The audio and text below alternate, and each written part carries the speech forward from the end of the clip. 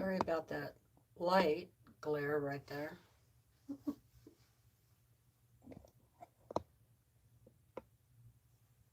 I guess I could turn that off. Hello, hello, hello. Today is Sunday, Sew and Chat. My name's Teresa Louise, and I'm so glad you could be here with me today. I know I'm a little early, but I wanted to get up here and get stuff done while I'm feeling good, right? So we'll see who comes on. In the meantime, I'm just going to get going. So my plans for today is work on the layer cake, and I got some of the math figured out yesterday, and then I might want to prep a little more stuff for the collage quilt and maybe work on that also. Might be a long day in the sewing room. So let's see if we have anybody here.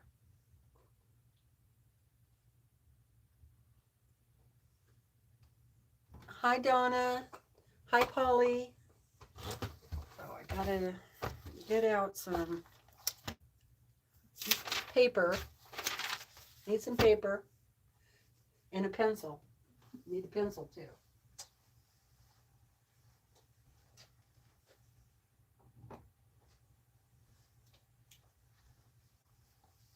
Because I need to write the math down for this layer cake. Layer cake quilt.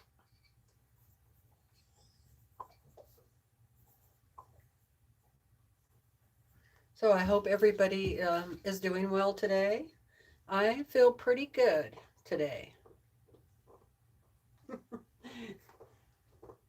It's always good to feel good, right? Okay, let's see. Hello, Nina. Hi, Cindy. Hello, Linda. Hey, Mel. How's it going? Hello, Nikki. Welcome, everybody. Thanks for coming in. So glad to see you. Hi, Candace. Well, I haven't seen Mel in a long time. I hope you're doing good.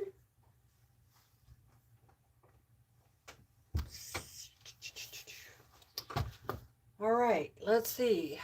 I'm going to just gather stuff that I need. I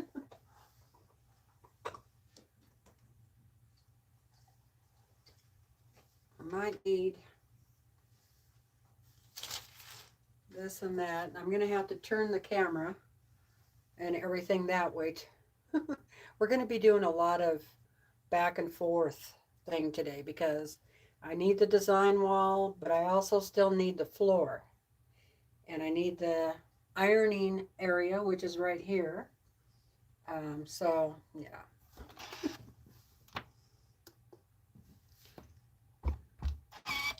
So a lot of moving around today. That's one thing about having everything spread out in your sewing room. You tend to move around a lot, right? I should set it up like the kitchen, you know, a good triangle.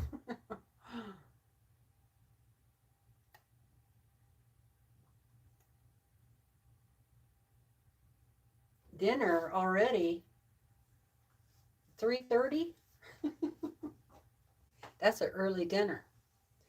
My dinner is in the crock pot, so I don't have to worry about it. I kind of like to do that on Sunday, have either crock pot or pizza.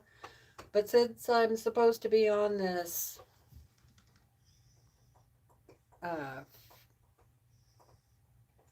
better health, I was going to say diet, but I don't want to say the word diet because as soon as I say that word, then I want everything that is yummy and I want to eat everything. So it's not really a diet. It's just eating healthier and trying to get my cholesterol levels down.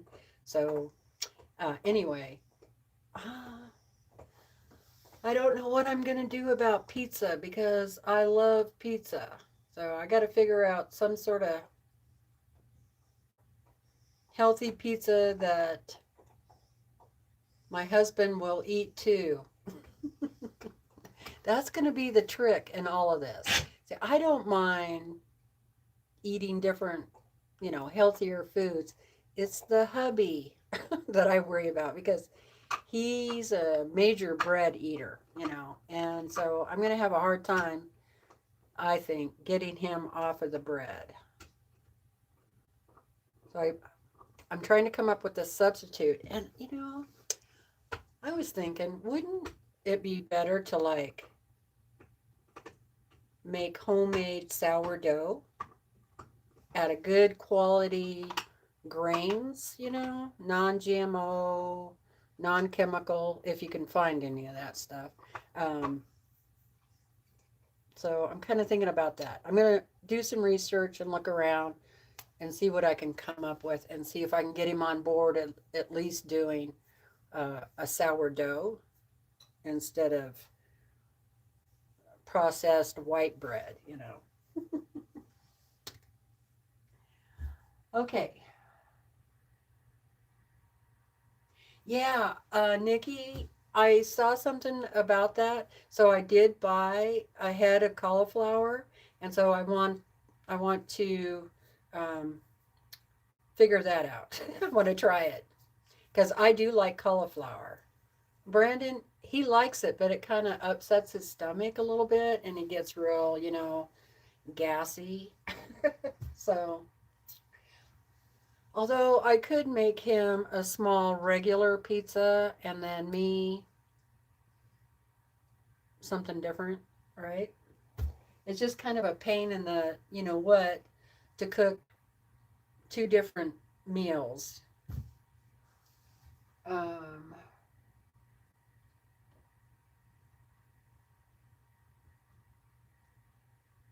Hi, Mona.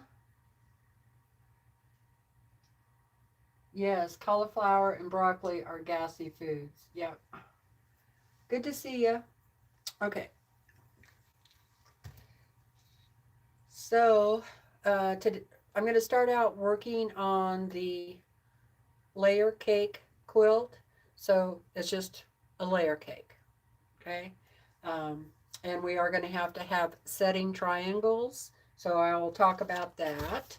And I'm going to turn the camera around that way. And I keep forgetting to go out to the garage and look for that stool that I want to put over there. Dang it.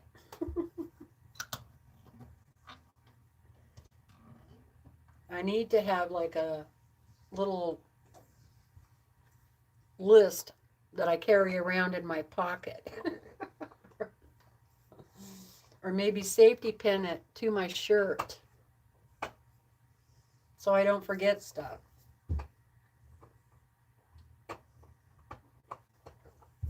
And I'm just having hot peppermint tea.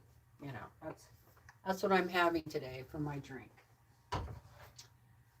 Okay, I'm gonna turn this laptop around. Sorry, Willa, but you're laying on the cord, baby. I know. Here, right. Have here. Have that back. She was laying down there over my cord. I have to keep my laptop plugged in because it's really old and the battery doesn't work anymore, so. Alrighty. There we go.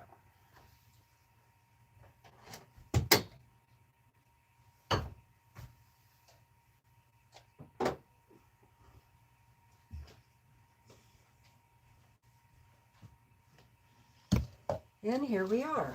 Okay. So, most of you probably already know about this layer cake quilt, but I will go through it again.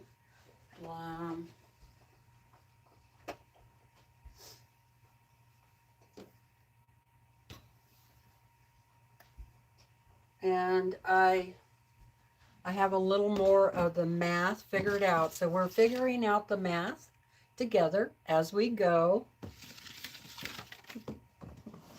Right? That's what we're doing.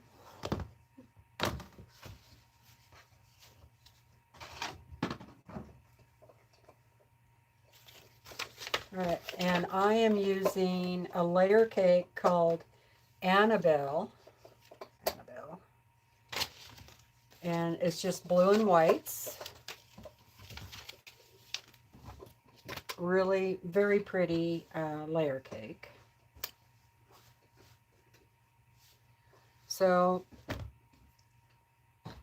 right now I would say I'm pretty close to a 1.5 layer cake, but we'll count the squares sometime today and we'll know how many 10-inch squares we need to have all together. All right. And of course you can keep making this bigger and bigger and bigger. I also should be able to figure out pretty close how big this quilt is going to be, and I'm pretty sure it's going to just be square, right? So, all right. Hi, June. Hello, Brenda. Let's see if I turn this on. Yeah, it kind of shines in my eyeball over here, so I'll turn that back on. All right, so let's see.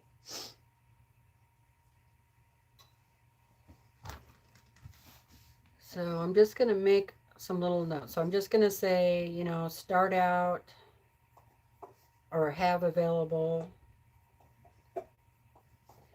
2 layer cakes.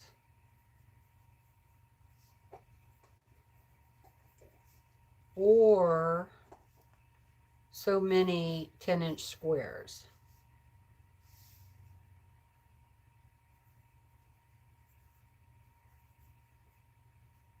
So I should know today how many that is. So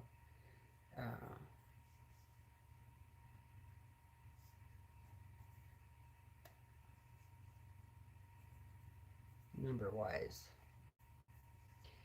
And then you're also going to need triangles.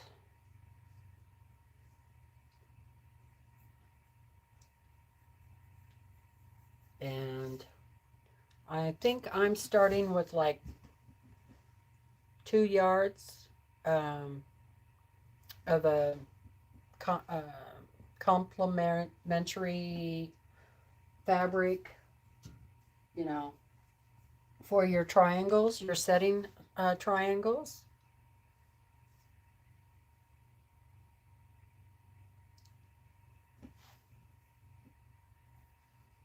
And I'm going to have to lay part of this quilt back out on the floor over here because I don't have enough room. But I did figure out the math yesterday for those triangles, so I'll go over that. All right, so yesterday, if you were here, we talked about these setting triangles, which you need up here in this corner because these are on point. That's what you call this. Your block or your square is on point. And when you do that, you end up needing setting triangles up on the top, side, bottom, all the way around. You also need a triangle on each corner. So I started out just asking people what they thought. And then I also looked in this all-in-one quilter's reference book. And I did a test triangle. So in this book, it says if you have a square size of 10 inches, then you need, for your triangles, you need to cut a piece that is 4 1/8, or not 4, 14.14. So 14 1/8. Okay, so I actually upped it to like 14.5, and it kind of worked, but it was too close. So if you didn't sew perfectly 1/4 of an inch, it wasn't going to work. So, I mean, that measurement was just, didn't give you any wiggle room whatsoever. Okay. So I don't recommend this measurement. So what I ended up doing was cutting squares that are 15 inches, 15 inches square all the way around. And then you take that 15-inch square and you cut it into diagonally one way and then the other way. So you're going to get 4 triangles altogether out of that 15-inch square. Okay. So I just changed it in the book. I made a little note here, 15 inches. And that seemed to work really well.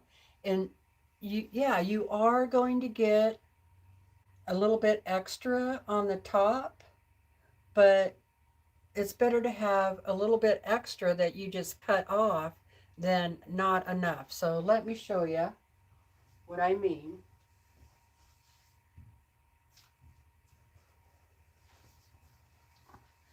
So, this is going to be the outside edge, right? And as you can see,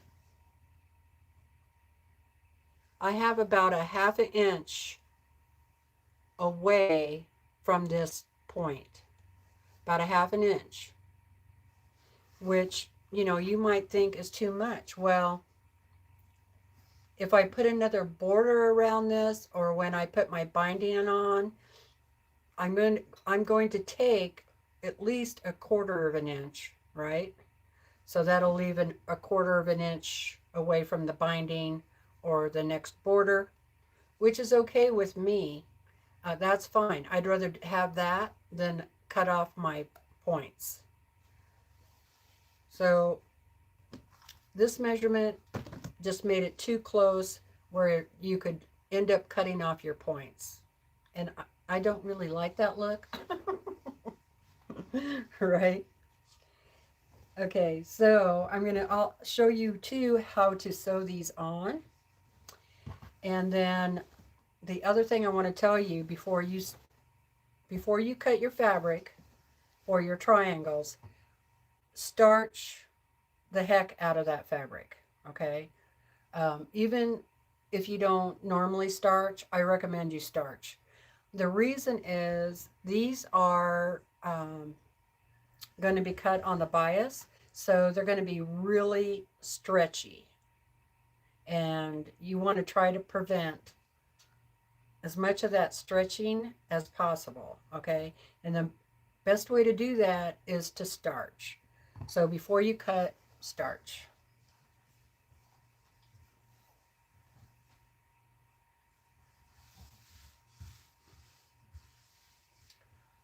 I don't know how many total triangles we're going to need yet, so that's something else we will be figuring out today. Hi, Amanda. Hello, Judy. Let's see. I think that's all the new people that came in so far. All right. So I hope some of that helps for this project. If you have any questions, be sure and ask. Hello, Sylvia. And of course, I'm happy to repeat myself. Or you could just back up the video and, listen to the beginning of what I said. All right, so the first thing I'm going to do is finish starching this fabric, and then I can cut my squares and then cut my triangles. And let's see. Yeah.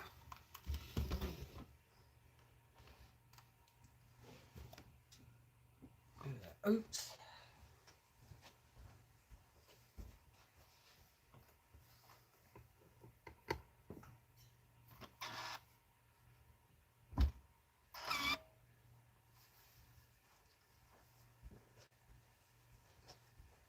Almost got that cord in my iron. That's not good. Okay, just set that stuff right there.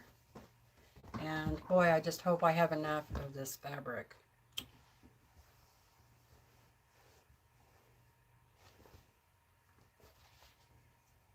I don't know. I might not. I wonder if I have any more of it. Oh boy.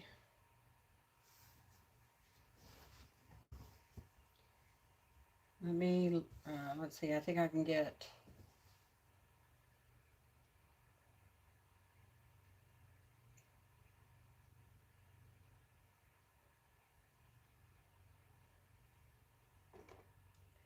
Oh, maybe. Have some more up here. Yeah. I might have to use... Okay, I got a couple of pieces up there. Okay. I might have enough. Might be close though.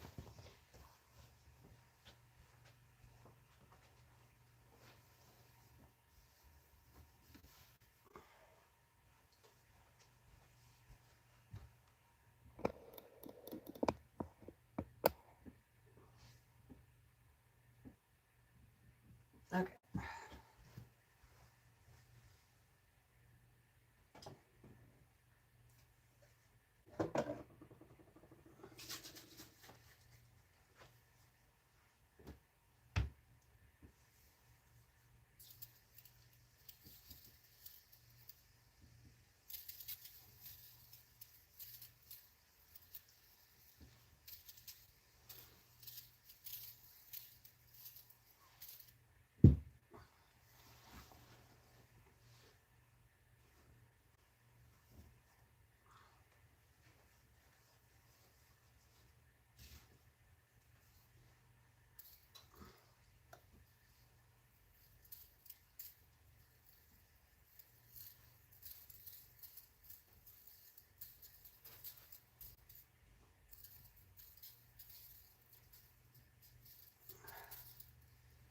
I need to clean the head on this.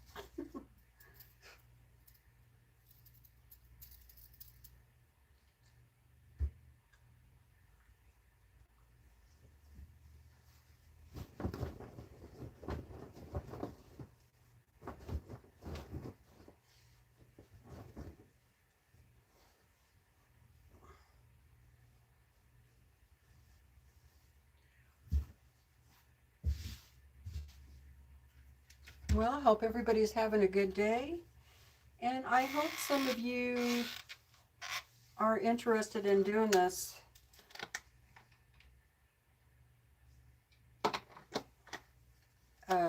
project, because I think it's going to be super easy. Of course, maybe you might want to wait until I get it all figured out, math-wise.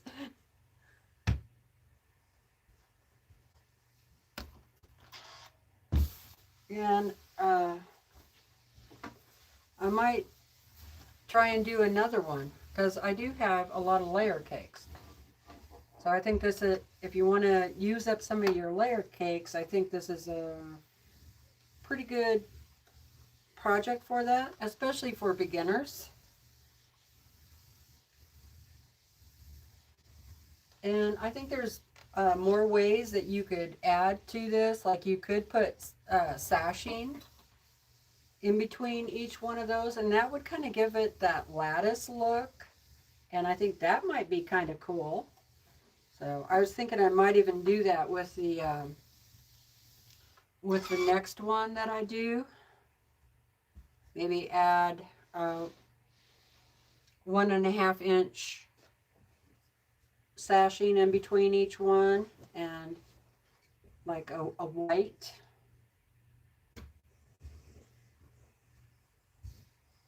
And that would give it that, you know, like I said, that lattice look.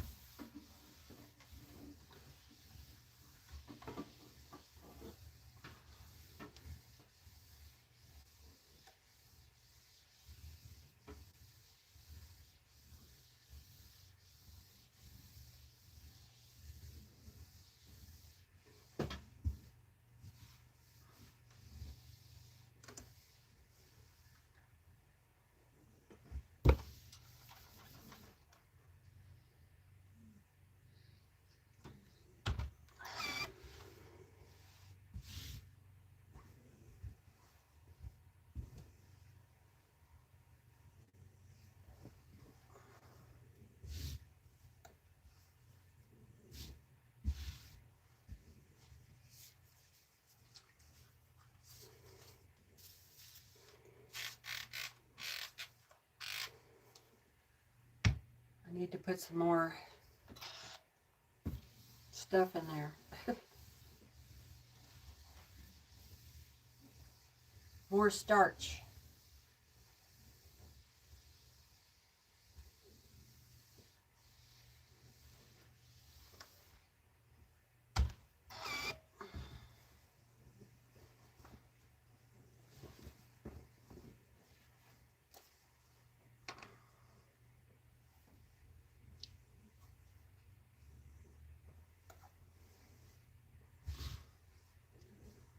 Boy, I slept really good last night. Maybe that's one of the reasons why I feel a little better today.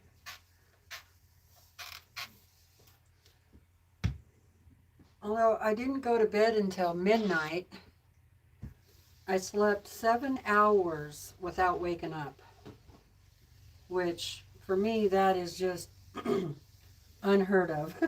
You know, I don't remember the last time I slept 7 hours without waking up in between there somewhere.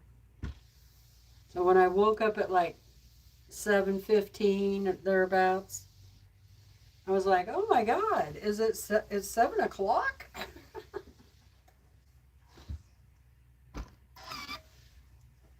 I just couldn't believe it. I was like, "Well, I guess I'll just go ahead and get up."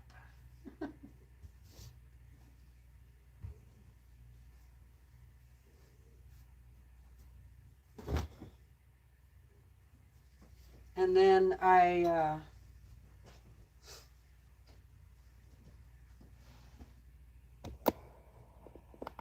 did all of my treatments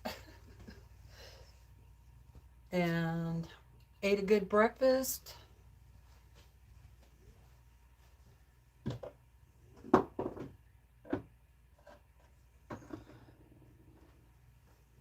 The only thing, I am a little achy, you know, all over. I don't know if it was from all that exercising yesterday, moving around on the floor down there. Could have been. Okay, let's see. Hey, Joyce.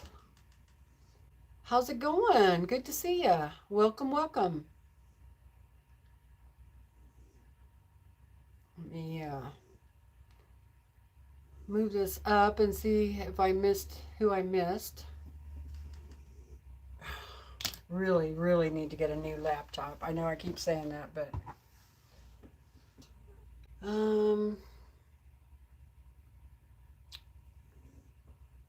it is fluttering. Damn thing.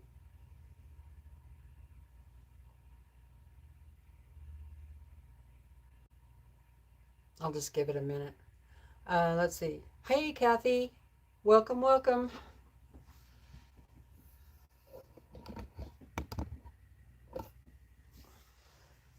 Good to see you. We actually have two Kathys here. Kathy R and Kathy Quilts. Welcome, ladies. Hello, Helen. Joyce. Let's see. I think I said hi to her already.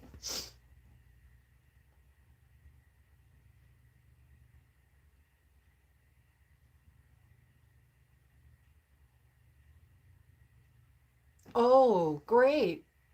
Okay, let me read that. Hi, Teresa. Now my chat just jumped.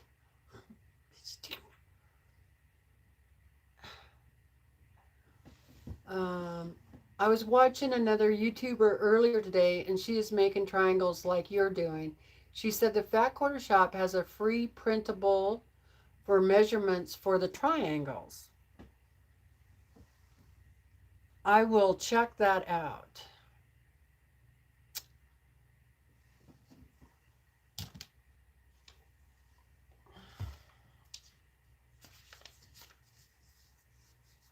With the problem I'm having with my internet right now, I don't think I want to do that, but Fat Quarter Shop.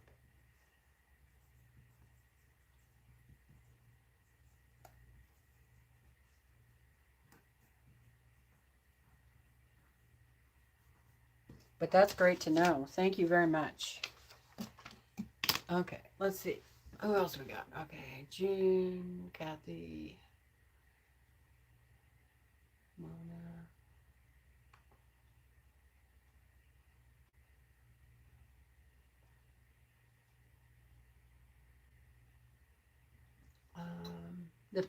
Sylvia, did I say hi to you? I think I did.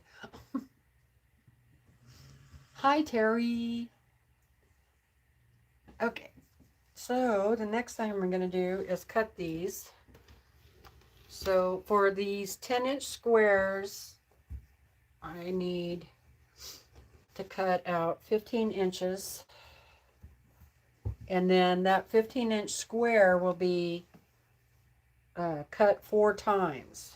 So, or you will get 4 triangles out of it. So you'll cut twice, but all right. So I got to cut off that selvage.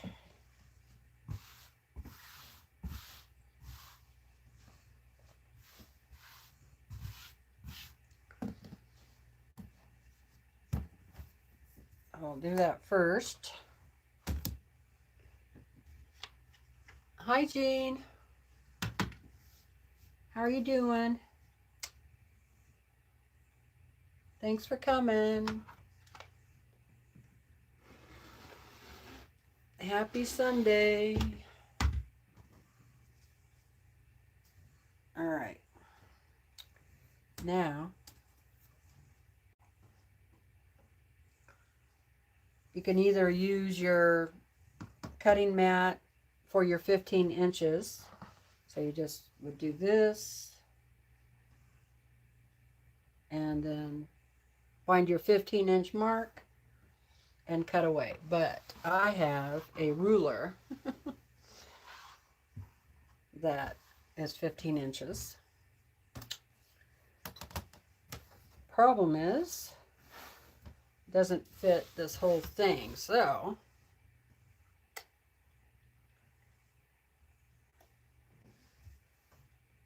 maybe I should just do it the other way. Yeah. Turn it back around.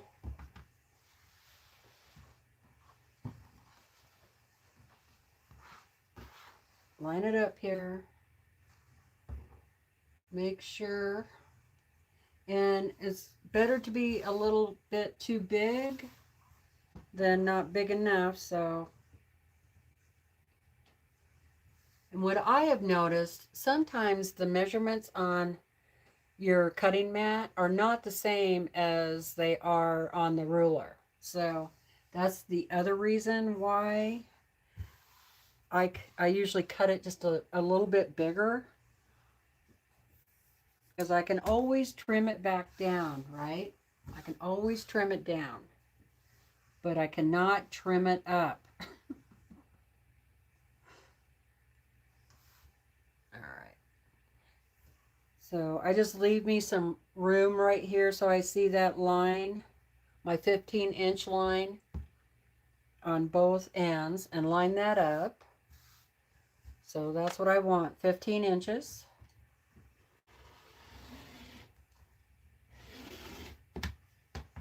And so that's one cut. Of course, that's not completely done yet, but that's the first one right there.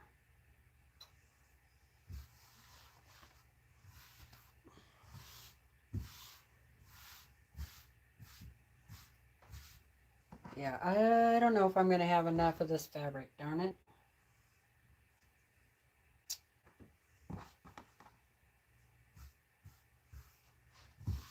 That's why I should have done the math beforehand.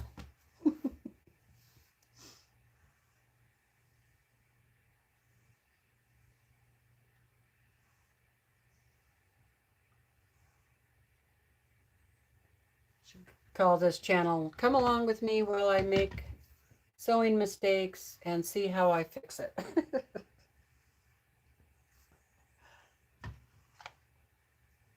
Yeah, this one is not going to be big enough. I can see that right now. So that means so far I'm going to get 4, 8, 16. This will give me 16 triangles.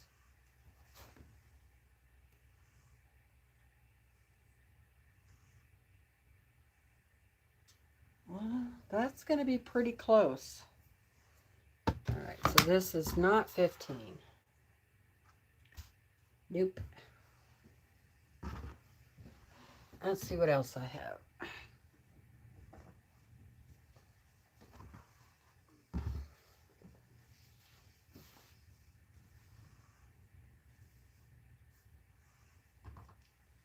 That's not 15. I might have to sew 2 together.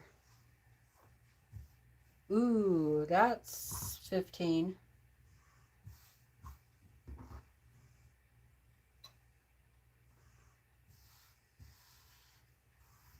Yeah, boy, just barely.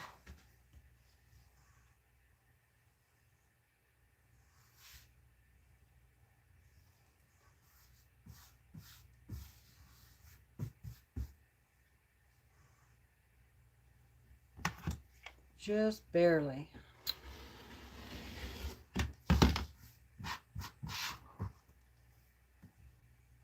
All right, so that's, we'll see. Fingers crossed.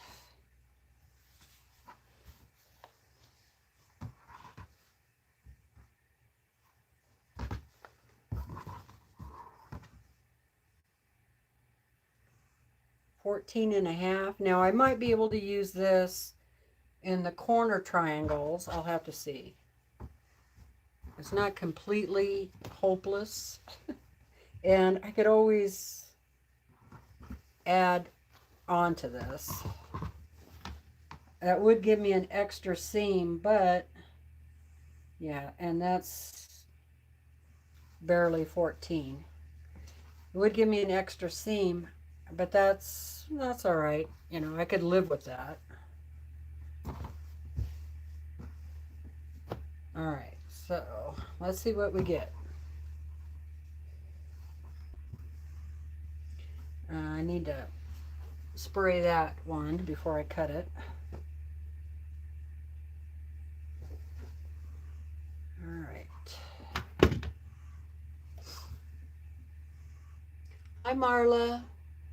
Hi, Day. Hey, Susie.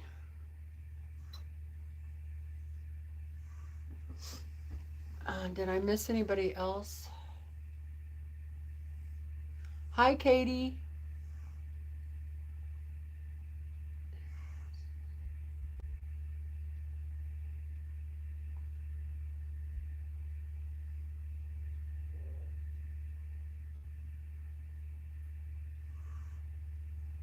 Oh, hey, Brenda.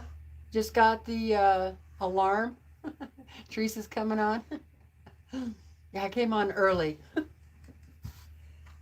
because I was up here and I wanted to get going. So I figured I'd just hit the live and just go for it. All right, 15 inches.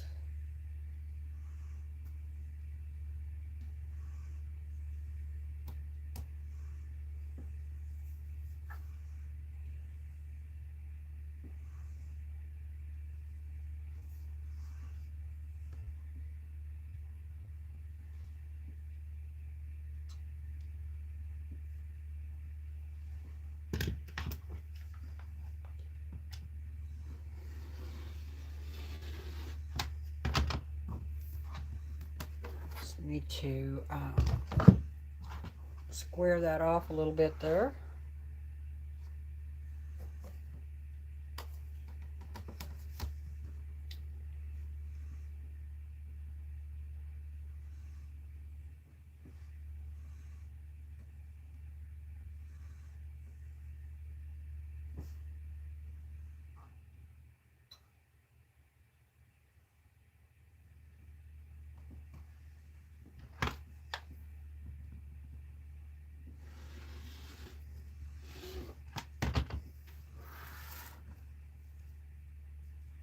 Okay, there's one. Now I could go ahead, since I have it on here, I'm going to go ahead and, there's my 15-inch square, and I'm going to go ahead and cut it on the diagonal.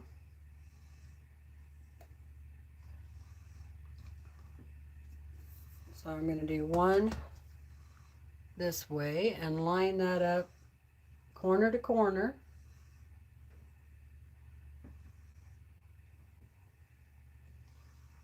You can also use your 45 line right here so that you make sure you're nice and square.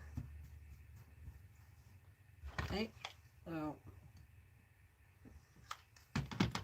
my ruler just slipped, so that's not good. Hold on.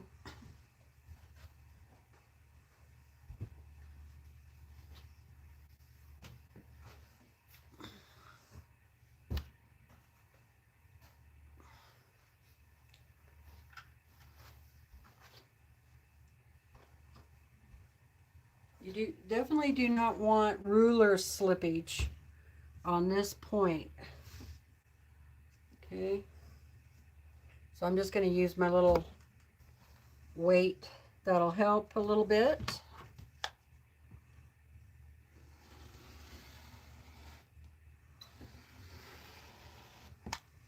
There's that way. And now lift that off. And I'm going to turn it the other way.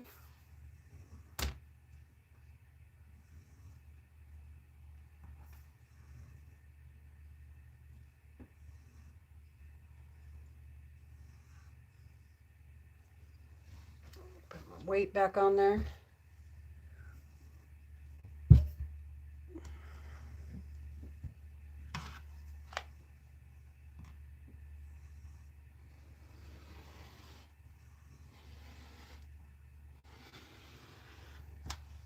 Okay, so that gives me 4 triangles.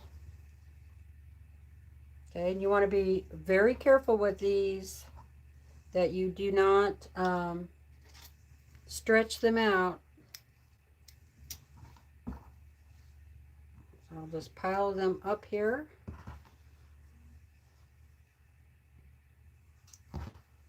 So that gives me 4. Yay. Okay. I know I need at least 4 more, so I'll just go ahead and do. And then I'm going to go lay the quilt out, and then that'll give me, then I can count everything.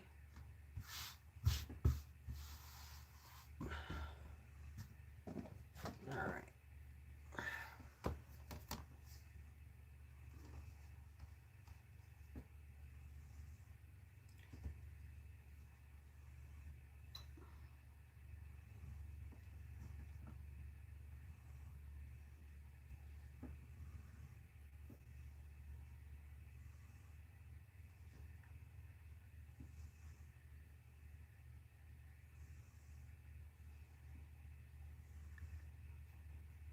Yeah, this one's going to have to be squared up a little bit better. See that right now. Good enough there and there.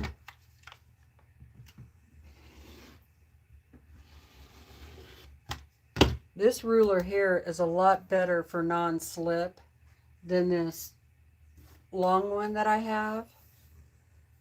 It doesn't have any non-slip things on the back of it. I mean, it does have a little bit of a, they're raised a little bit, but they don't prevent things from slipping. Whereas this ruler here has a bunch of circles. Can you see those circles? And those are all those non-slip things. It came that way.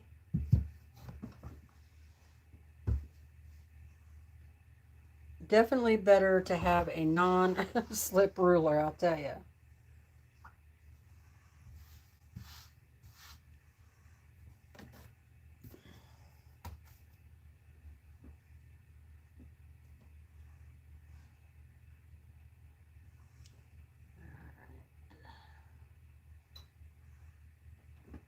this one off just a little bit,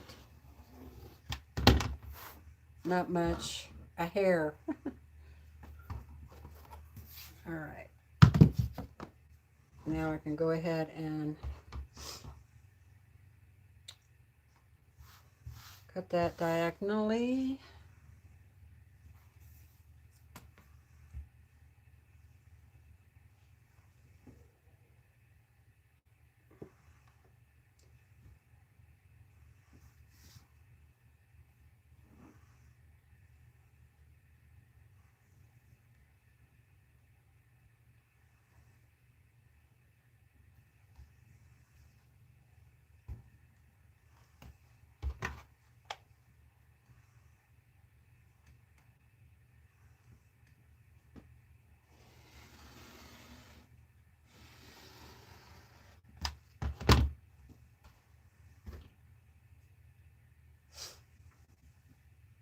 Hey Kay, how you doing?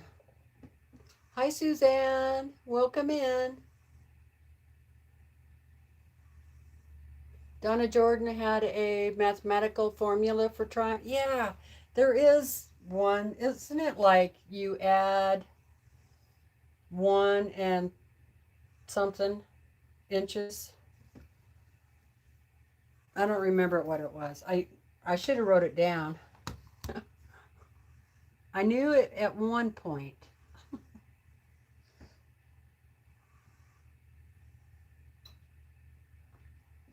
But this worked. So 15-inch square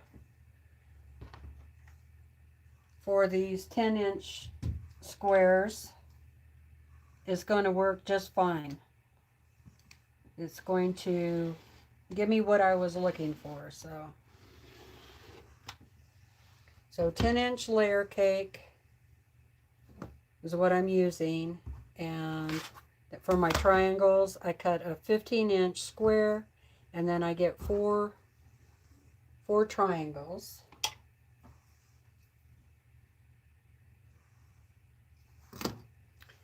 And again, so now I have 8.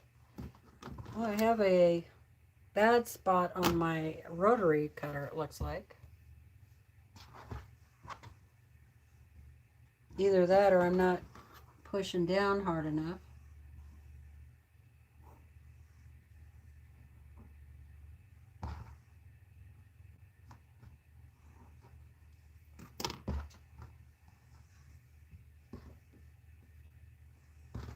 Okay, there we go. Okay, that gave me 8. And this one will give me 8. So that's 16. And that one should give me 8 also. 6. So I think I'm going to have enough. All right. So I'll take a break from doing this and lay my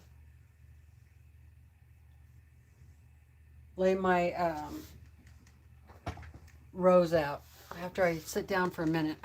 Take a little break. Oh, that feels good. And I'll read the chat.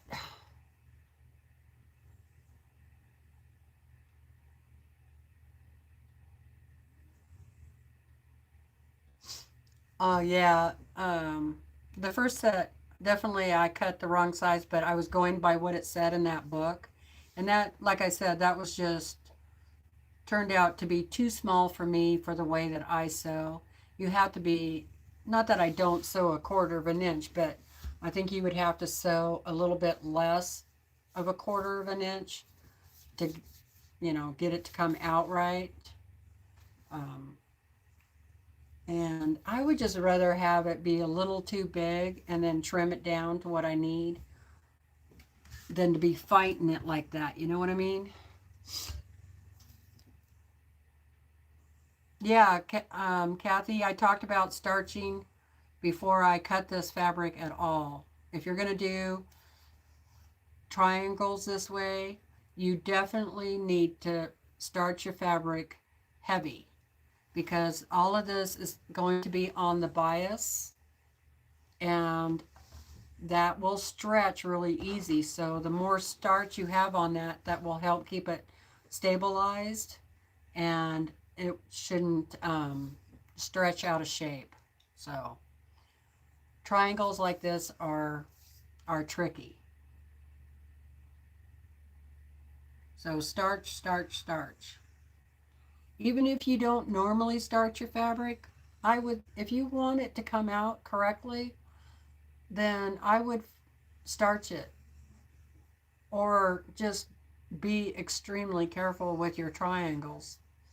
And there's all kinds of different starches out there. Some people say they can't take the way it smells or this or that. And I would say just try some different ones, and till you find something that works for you.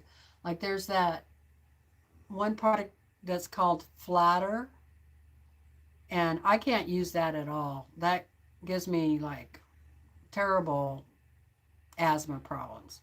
And which is a bummer because that stuff works really good to really flatten those seams, but I can't use it at all. So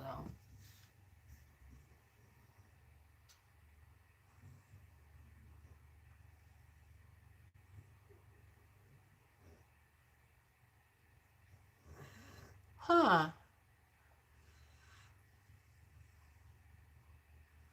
Hi, Angelica.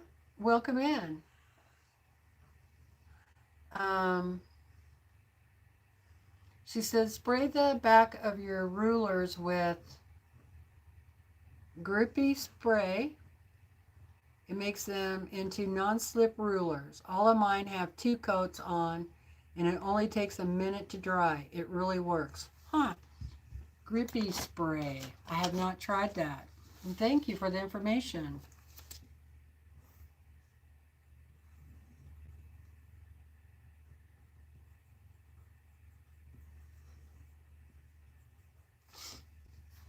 Interesting.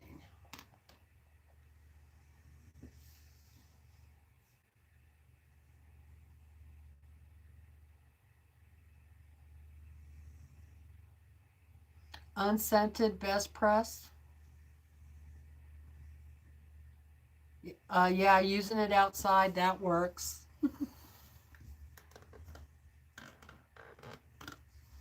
um, I use Stay Flow, and I got some other stuff from the dollar store, and I think it was pretty old because it doesn't come out of the can very well. And typically, I don't like to use aerosol cans, but I mean, they were only 50 cents, so I figured it was worth trying, right?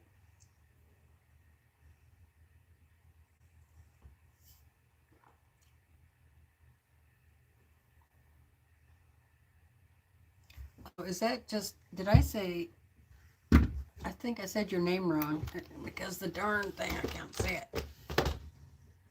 Oh, it is Angie. Sorry about that.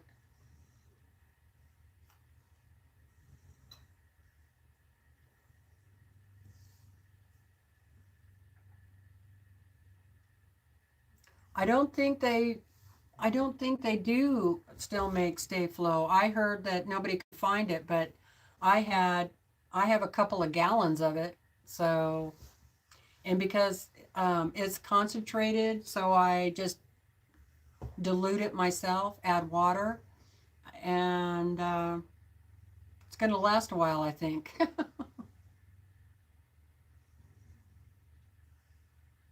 uh, spray them, and I usually only spray fat quarters. I only starch fat quarters. Unless if I am working with like a layer cake like this, but I'm going to be cutting it down smaller, then I will go ahead and spray them. Otherwise, I don't spray them because you want them to be at that 10-inch for whatever pattern you're doing. And once you spray them and use, and then if you use a steam iron, you're going to use, it's going to shrink a little bit. So you just have to be really careful about what you starch and what you don't starch. Think about shrinkage.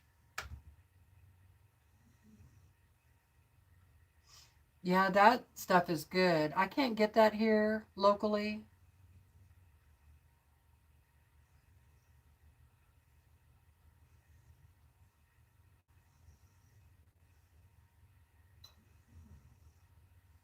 Yeah, that's me too, Day. I think I have a bottle downstairs and then one up here.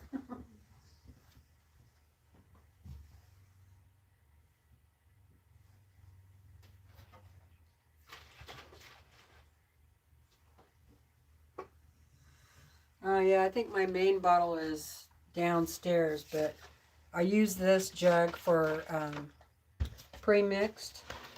So I could go ahead and fill up my bottle.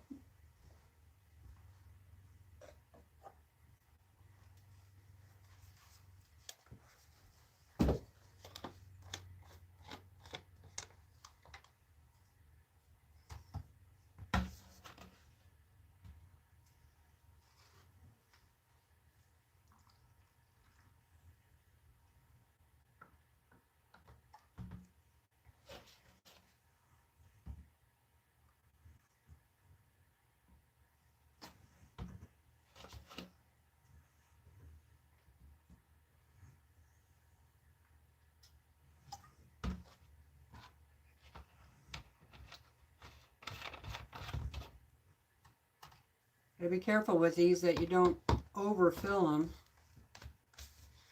I do like these spray bottles though, the nice fine mist.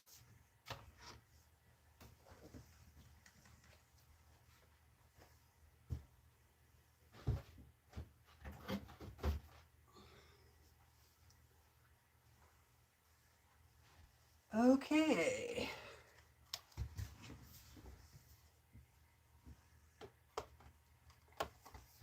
Put that over there.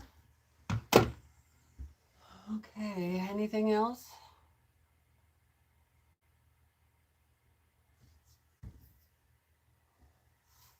All right, I'm going to start dragging those over to the floor. Then I can do some counting.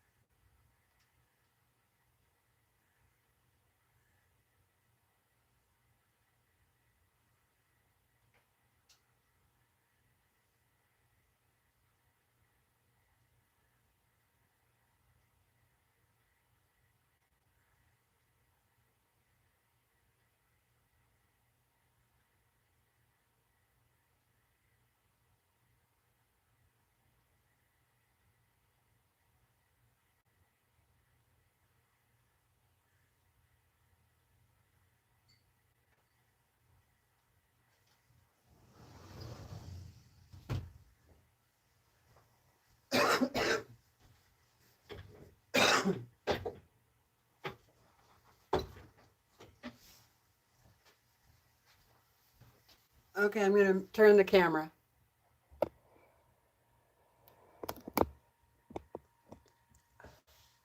guys aren't going to believe it, but it's lightly snowing outside right now.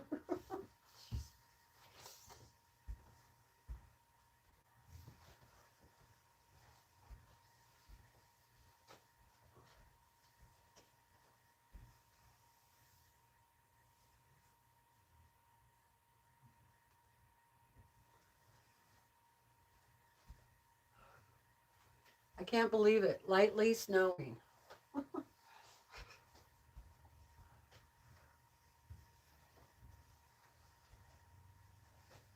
And I saw one of a local friends posted on Facebook earlier that yesterday they had a hummingbird come into the house, so they put out feeder.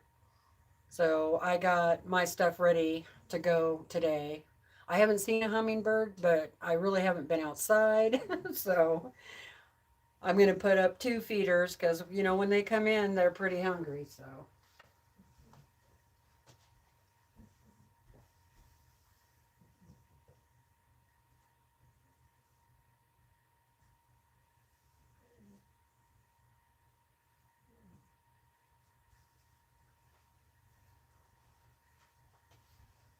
I should have had my feeders out already because they usually start coming in around the 24th, but I just totally forgot.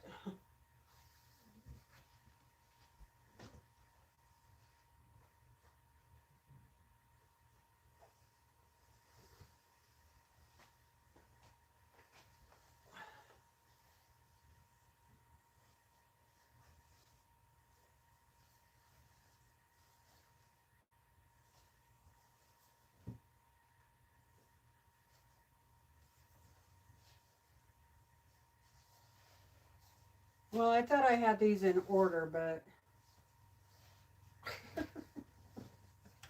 it doesn't look like it. Dang it.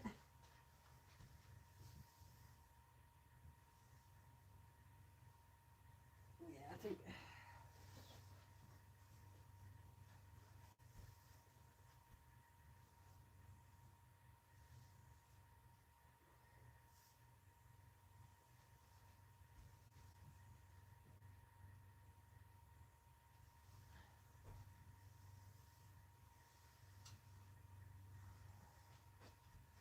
that one's almost got the same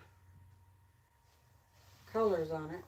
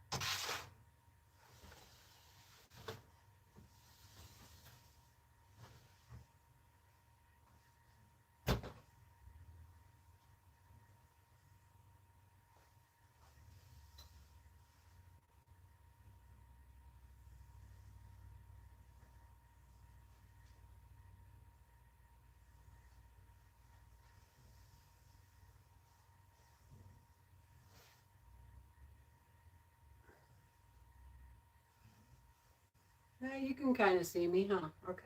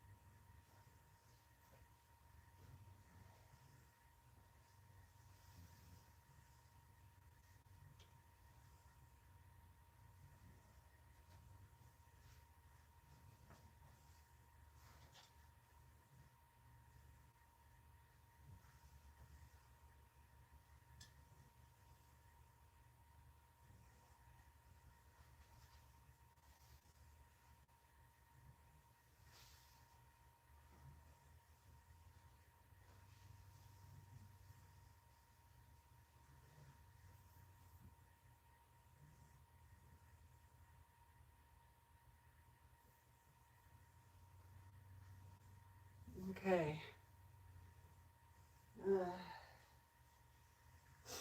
All right, now I can get my notebook back out. And let me see what you guys are saying here first before I do my counting.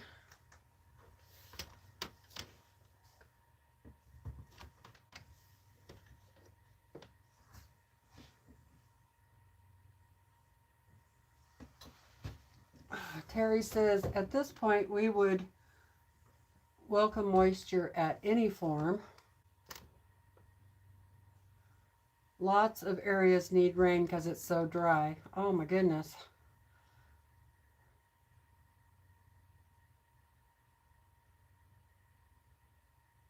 Oh my God. Oh, Andrea, I am so sorry. Oh my goodness. I'm so sorry, sweetheart. Her daughter passed away today. I'm so sorry.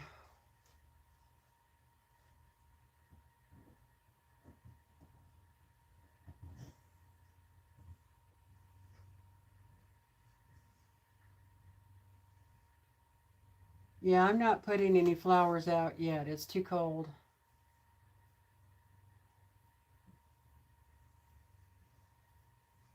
Yes. Sending out prayers, definitely. Prayers to you and your family.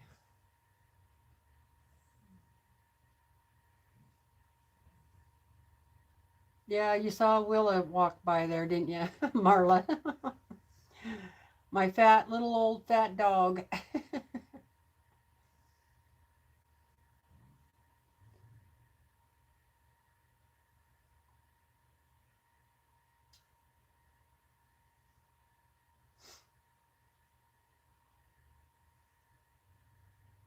Susie's getting snow also. Day has sprinkles in Charleston.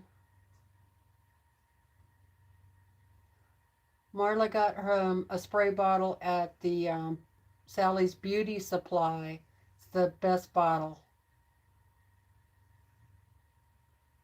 Huh. I don't remember where I got this one. I think it was from in the one of the boxes I get. I don't think it was the Fat Quarter Shop. I think it was Creative Notions. Oh, that's right. Actually, I don't think Will is too fat. It wouldn't probably hurt her to lose a couple of pounds, but I think for what, 10-year-old dog, I think she's doing pretty good.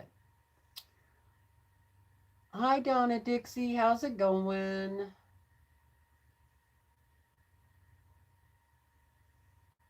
Hello, Mama. Mama Fo.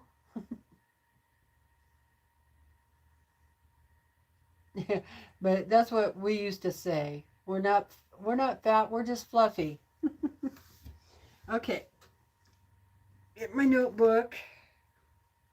Um, and the dance class, I used to teach dance class, and I used to tell that people that We are just well-rounded.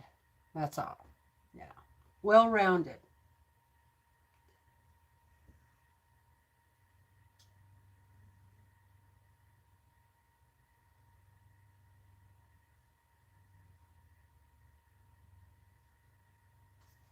Okay. Doing some math now. She went over and got on her big fluffy bed right by the door. I'll show you. I'll give you a little ride.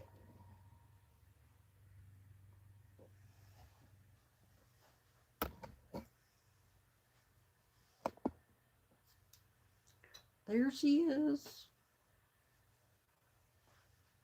Those are two really big king size feather pillows. She loves them. Okay. We have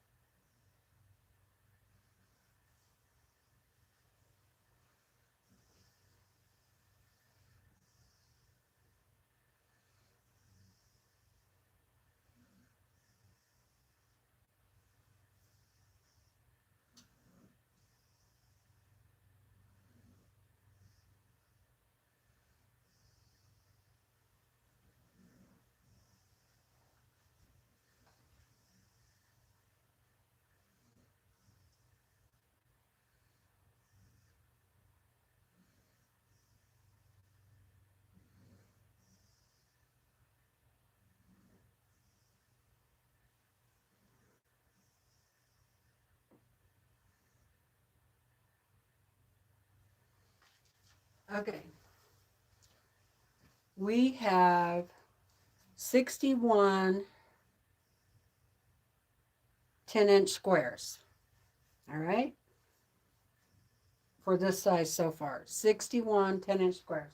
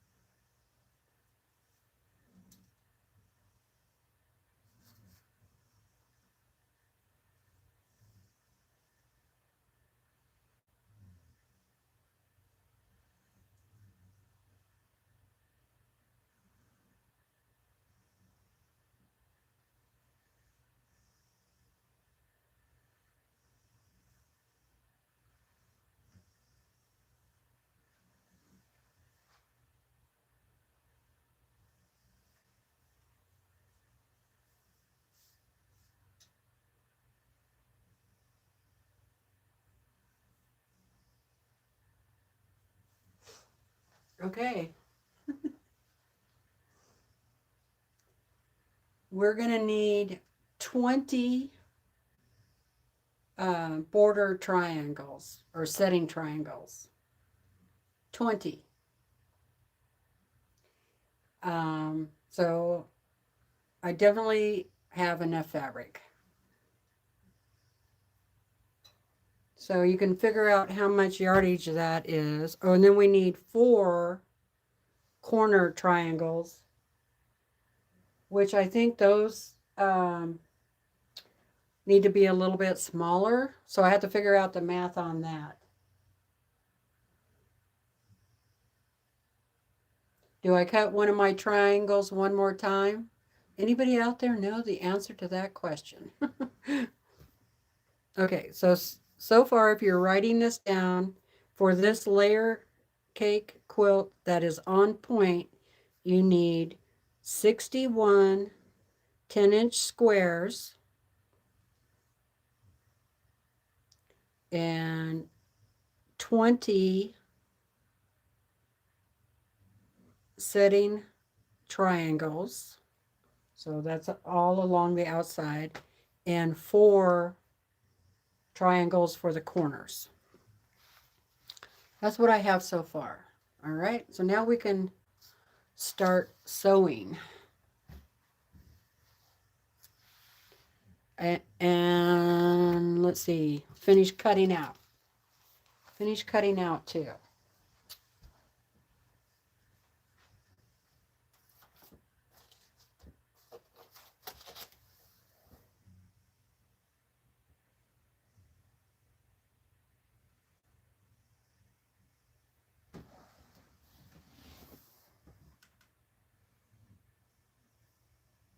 Okay, I'm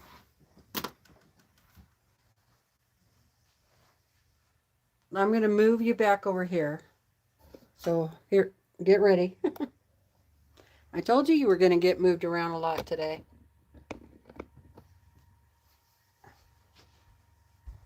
Okay, so for your setting triangles, you need to cut out your fabric at a 15-inch square, and then you're going to cut on the diagonal twice, and that'll give you 4 triangles altogether from each 15-inch square. Okay.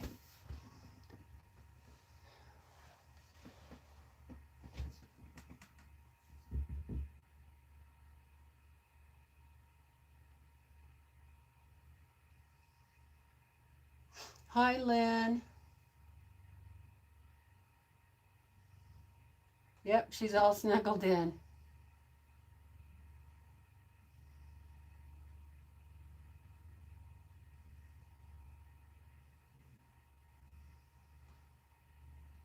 Yeah, I have to wait till the middle of May for sure. But I can get flowers growing inside, so they're nice and pretty.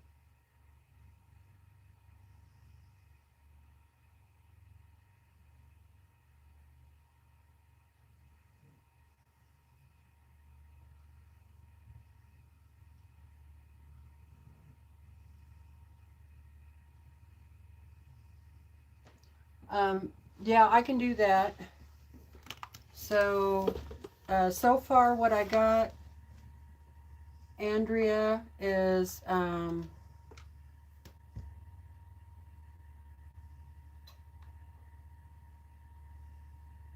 it's called Annabelle. That is the layer cake that I'm using. It's called Annabelle. And I think I got it about 7 or 8 years ago from Missouri Star Quilt. And it is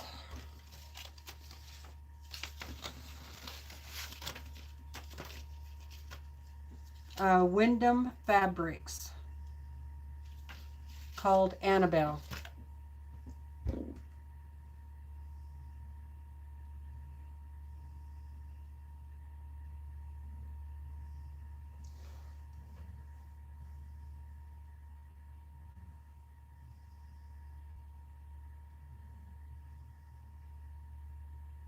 I need the size for not the side, but the corners, 4 corners. Is that the same thing?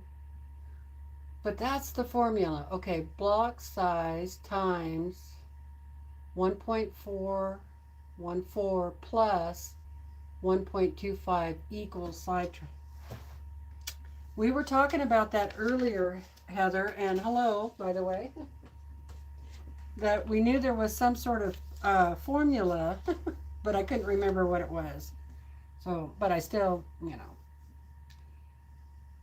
for me, the 15-inch square and then cut it to where you get 4 triangles. Comes out perfectly the way I want it in my quilt. So I got to write that down though. Okay. Block size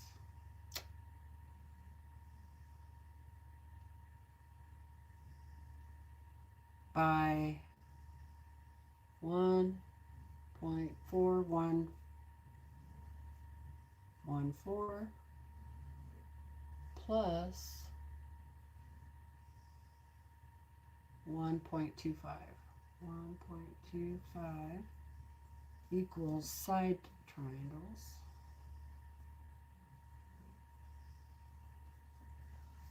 All right. Okay, block size plus 8.75. Okay, thanks, Heather.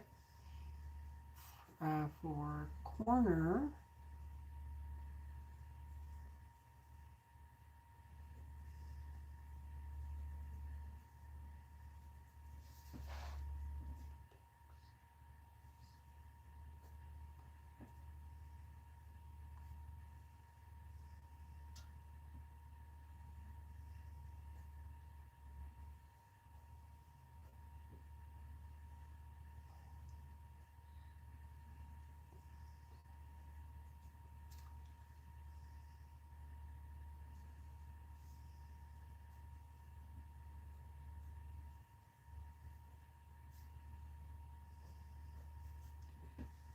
okay, so there's that information there, Andrea. And then right now I have used 61, and then my keyboard is not working again. Remember to divide the second one. Yeah, divide. Gotcha. Okay, 61, comma,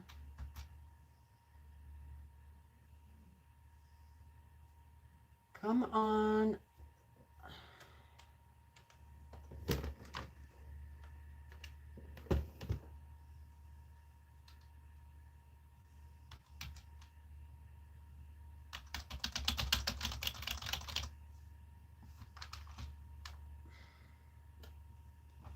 I think it's time to get a new everything.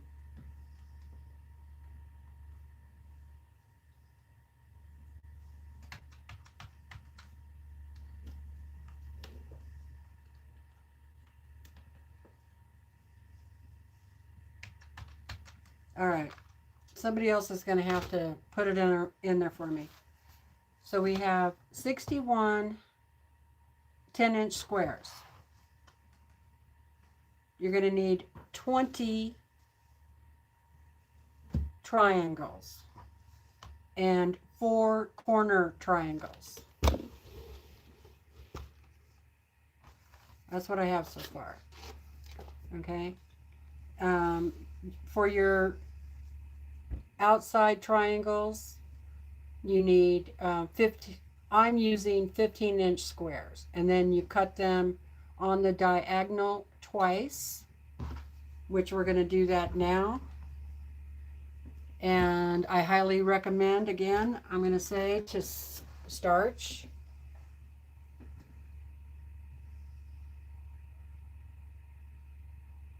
Exactly. Thank you, Day. Appreciate it. All right. So let me see what I got going here.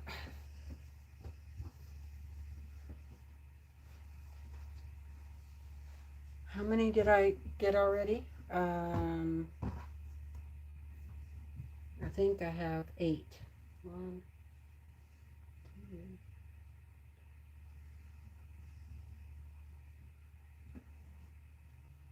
Yeah, 8 there, but I've already got 4 over there. So let's see.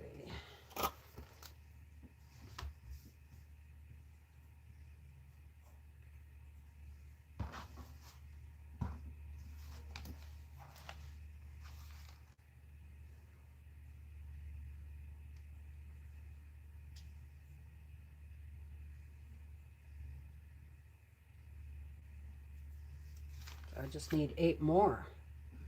So yeah, I have plenty of fabric here.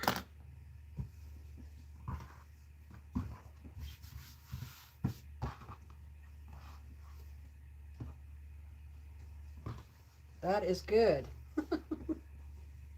I had more than enough.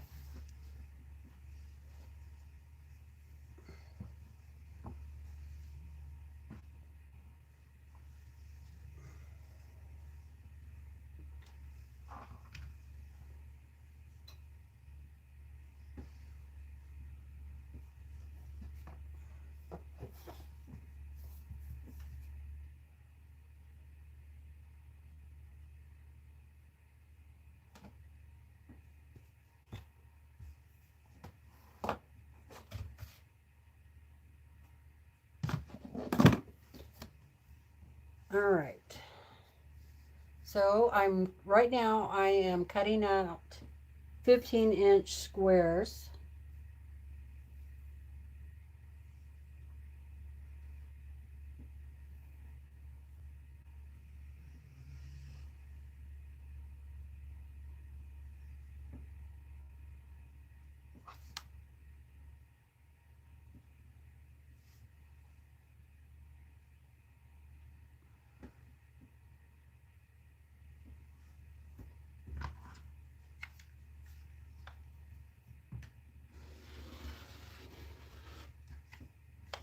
I think I need a new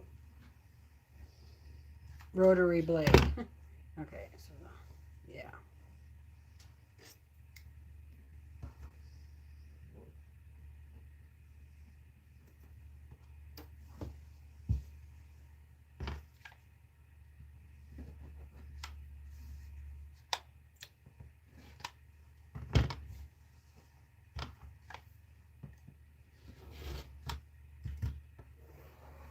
Or a new mat, one of the two. All right, so let's. I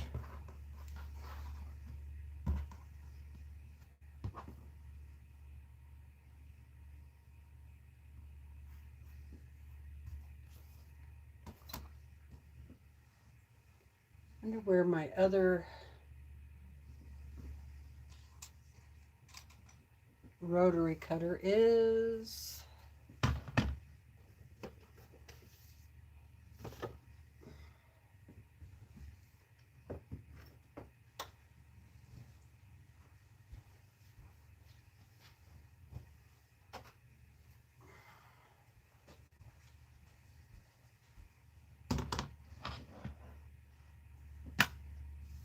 All right.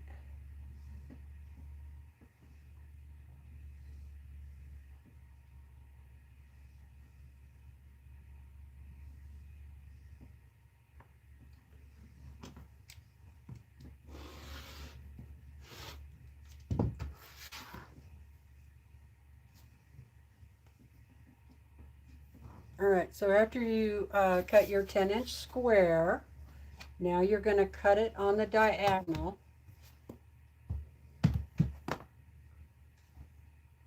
All right, so line that up corner to corner.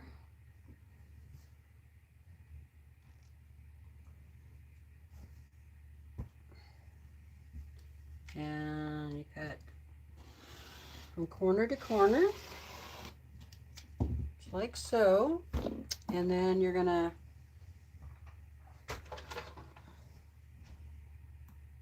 turn it, do it the other way, corner to corner.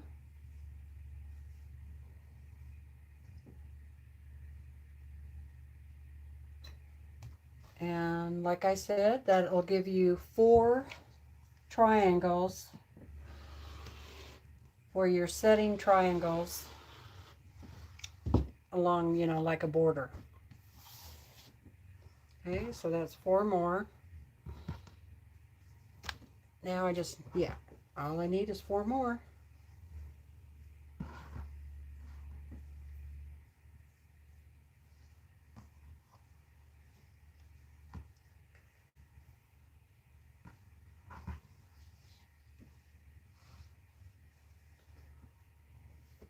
All right, one more time.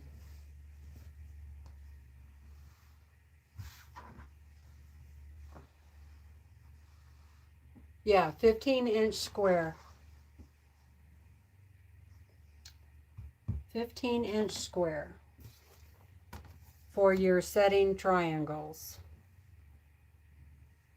And, you know, those all go along the side.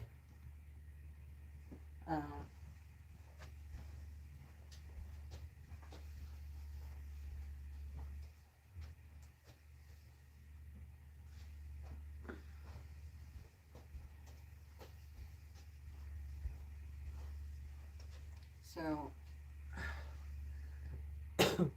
these are your setting triangles.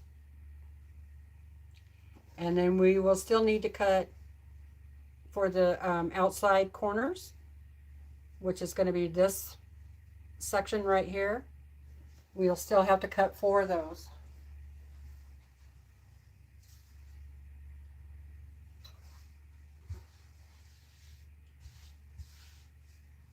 All right, so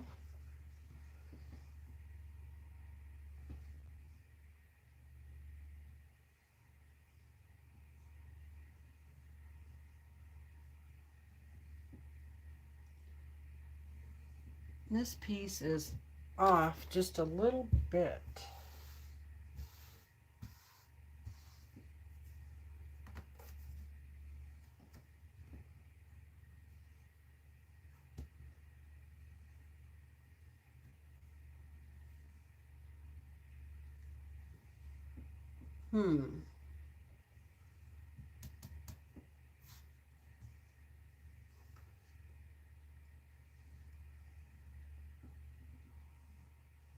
Maybe I will save this piece for the corners.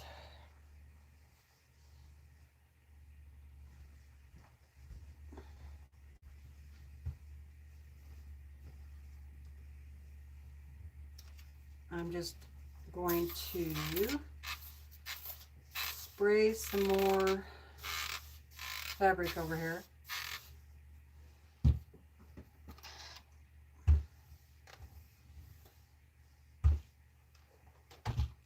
All right, that iron needs to heat back up. I better make sure this is...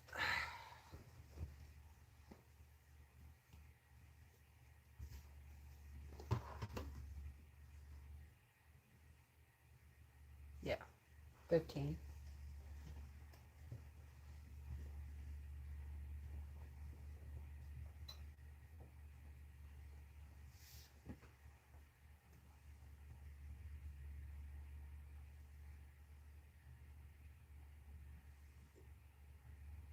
Yeah, I made the weight. Thank you, Day. It's called, what did I call it? Seam press rice bag. Something like that. There's a couple of videos on how to make this. And I have like 3 or 4 different sizes. And of course it's Tula Pink fabric. Isn't that cute?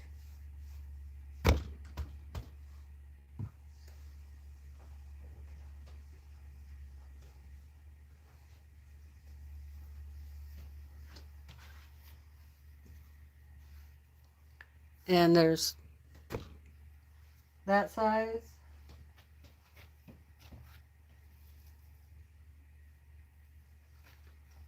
So instead of using a clapper,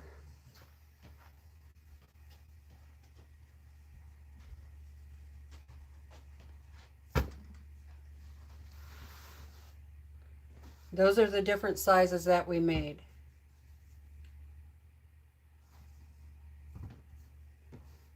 Yes, there is a video on how to make those. And yeah, I think it was seam press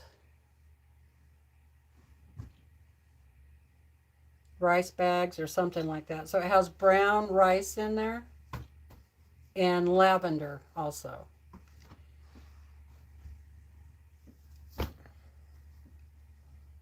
And they work really good, you know, for your, you put them down on your seams after you press your seam down, and it really does absorb the heat and makes your seams flatter.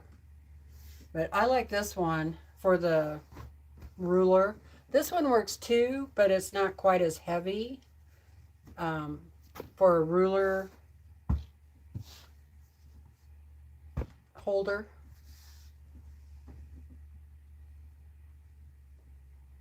I don't know how much they weigh.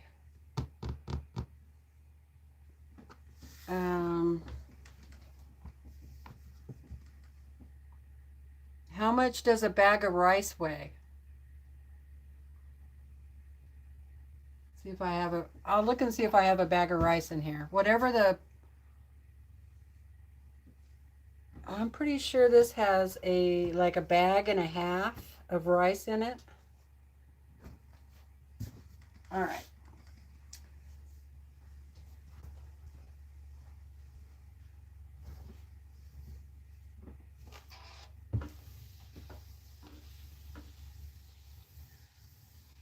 I know I have some more bags of rice around here somewhere.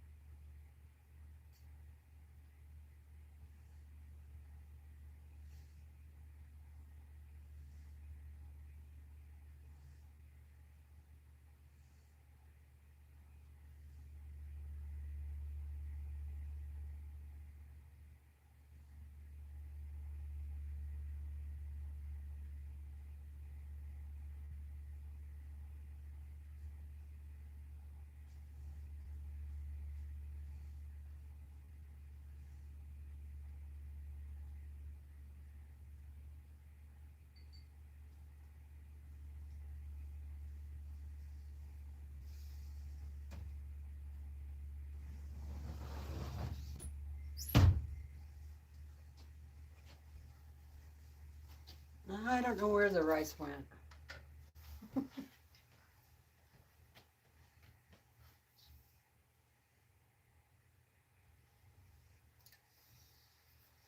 I must have used it all. Yeah, just a regular bag of rice.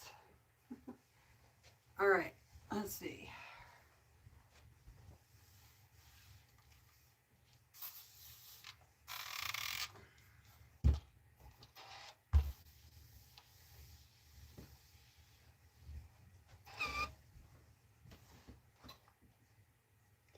I think this one feels like 4 or 5 pounds.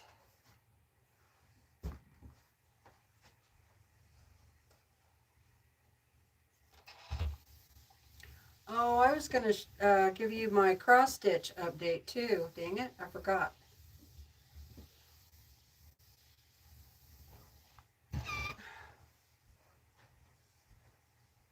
And then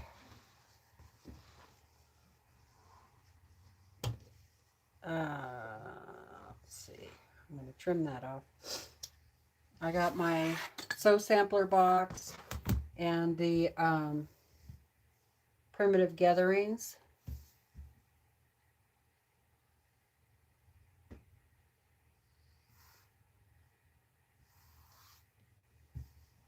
Box. And I know a lot of you were here the other day when I showed them, but if there's anybody here that hasn't seen them, that would like to see them, let me know.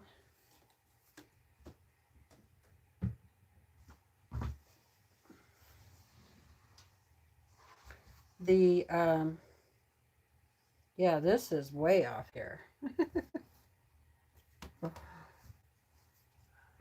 The Sew Sampler box was pretty good this month. And it was their 10-year anniversary. Yeah, that is. I'm going to have to angle it. 10-year anniversary. I cannot believe they have been doing it for 10 years now.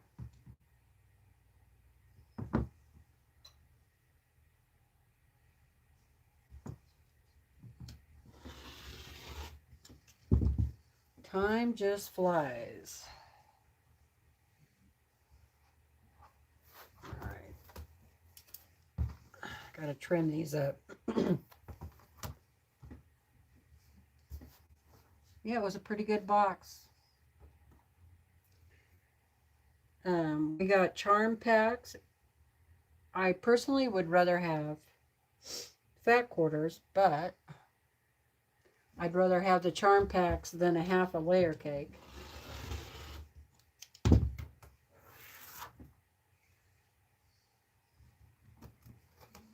Okay, one more.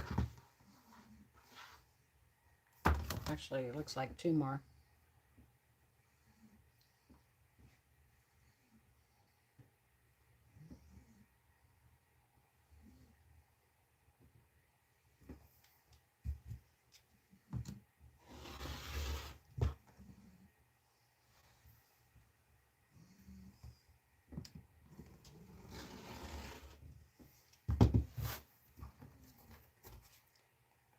Okay, now I can.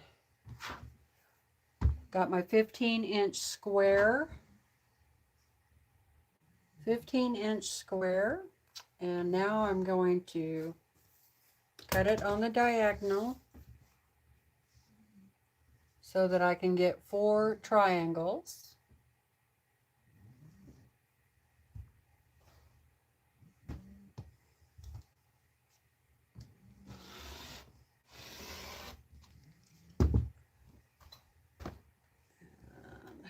Go ahead and turn it.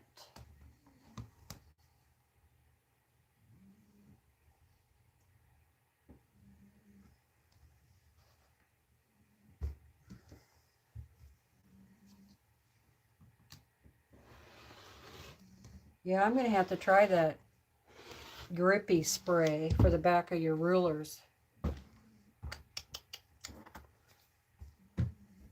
That would help. Okay, there we go. So you need 20 of those.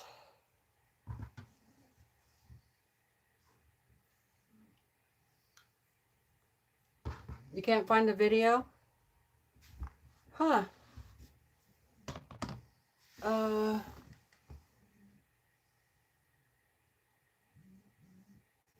Yeah, 3 charm packs. Happy with the fabric? Cool, Sarah, and hello, welcome. I don't know. Yeah, I don't know why you couldn't use walnut shells.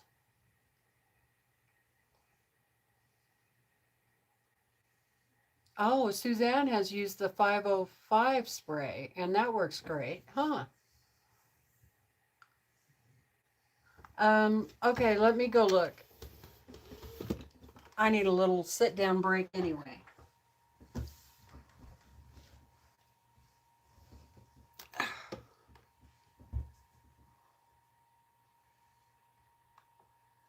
If I can get my computer to work. Might take a few minutes, but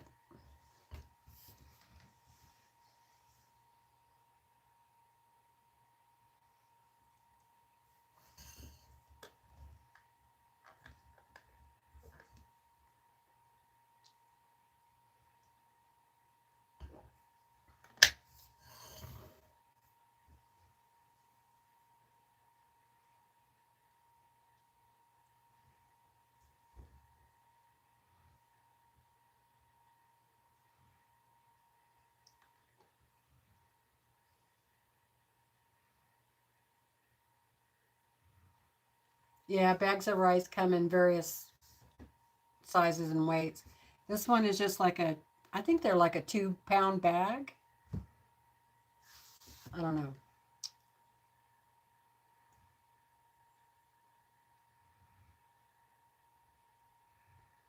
I think I had all of that information in the video I did. I just, sorry, I can't remember.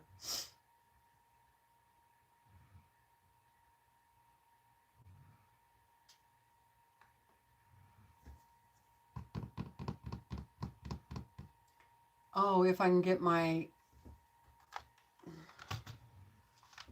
keyboard to work.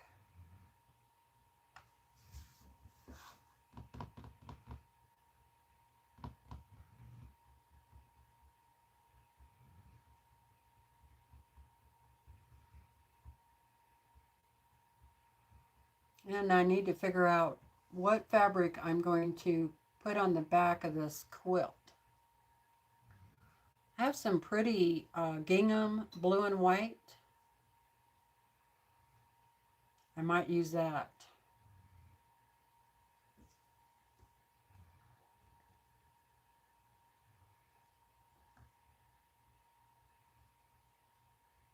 Yeah, I wanted to make that project that's in the sew sampler box. I wanted to do that today too, but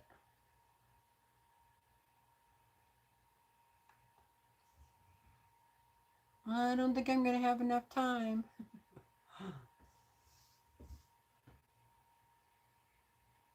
Come on, come on.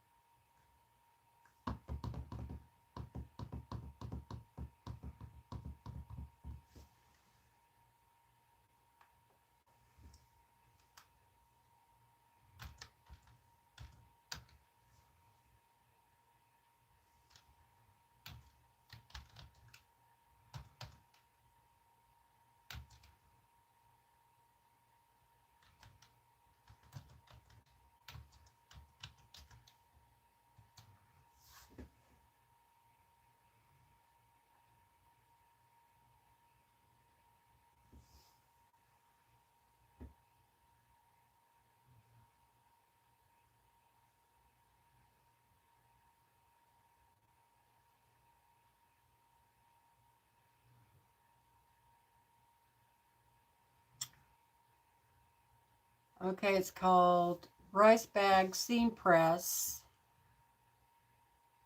/ Clapper. So let me, hey, my hair's shorter.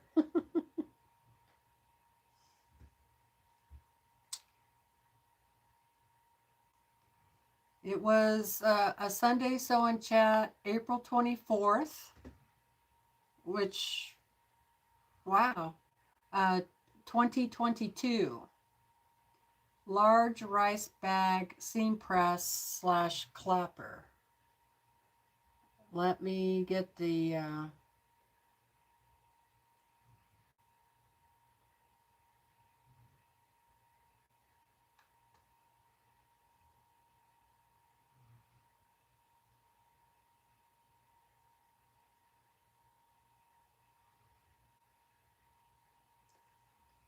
let me copy the URL.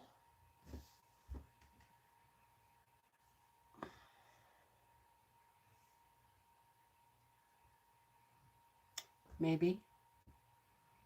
And my hair was like,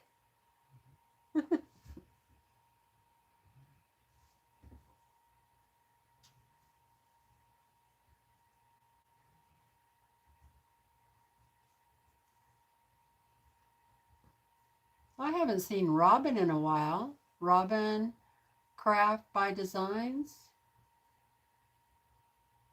Paula. Kim. I'm looking in this video. All right.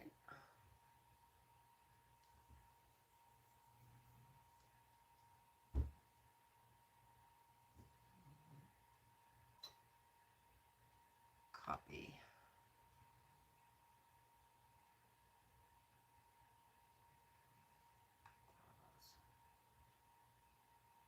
Ooh, and I'm having a nice cup of coffee too. All right. I think I got it copied, so here we go.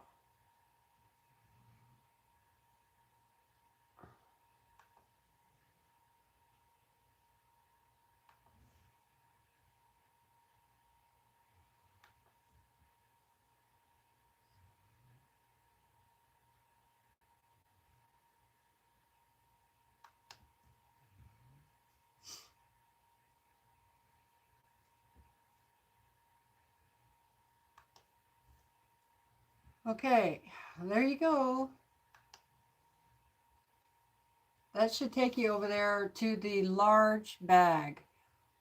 Um, but that kind of will give you an idea, you know, how to make them. And you can really do your own measurements and stuff. So I think the large bag was this one. But they are still kind of named the same thing. So you should be able to find the other ones now.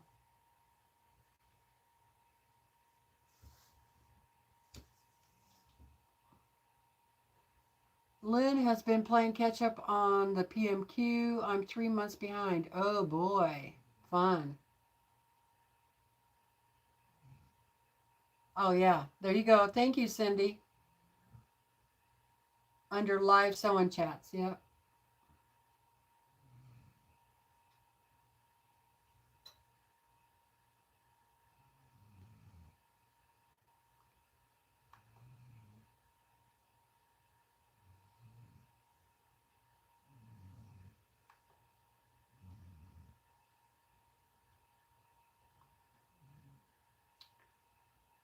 No, I don't have one. Hi, Mary. Yeah, April 24th. Can you believe that? That was a long time ago.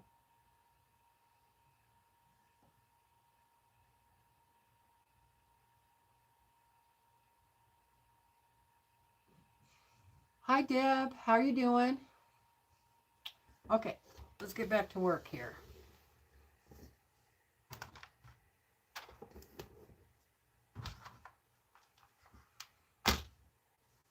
Um,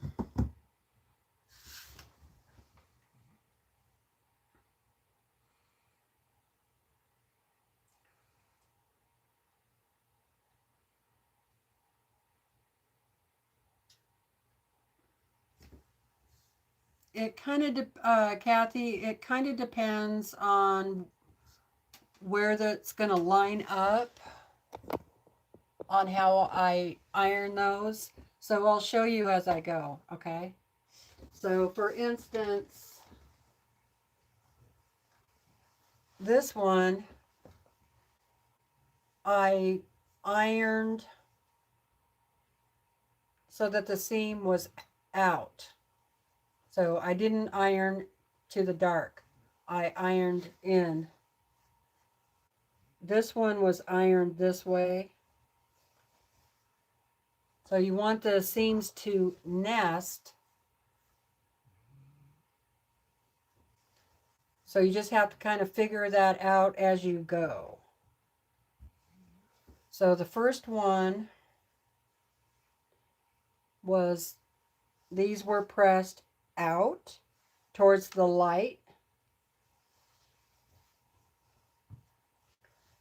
So these, they're going to be pressed towards the light. So press them out. And then the center one here, these were pressed to the inside, and that way I could nest my seam right here.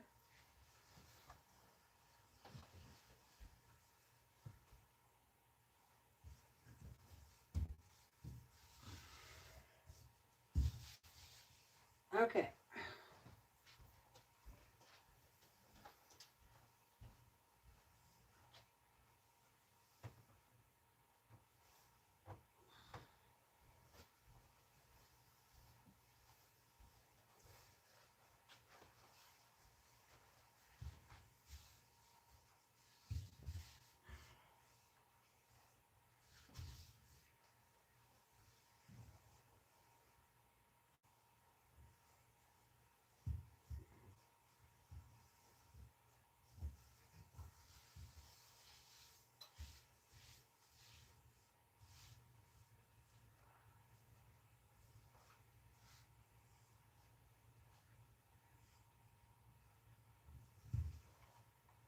All right, so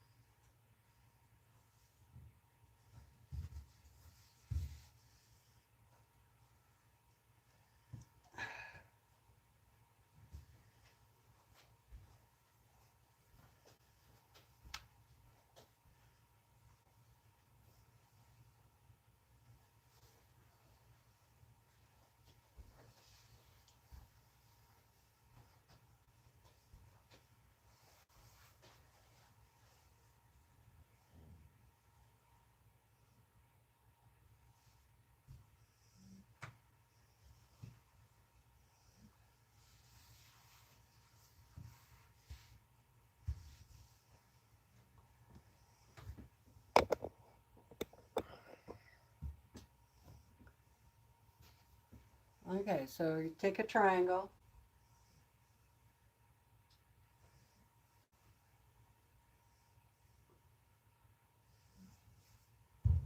And it's going to go right up there. Take another triangle. And it's going to go right here. All right. So I'm going to go ahead and take this down so I can sew it.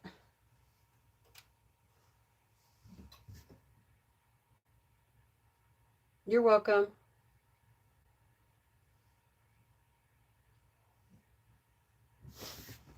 I hope my latest packet for Under the Sea arrives soon. I'm anxious to get it completed. I bet that is going to be really pretty. We got the calculation to do the measurement, but I haven't actually done the measurement for the corner one yet.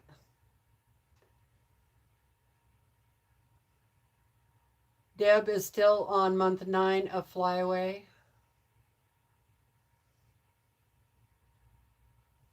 Okay. Let's see.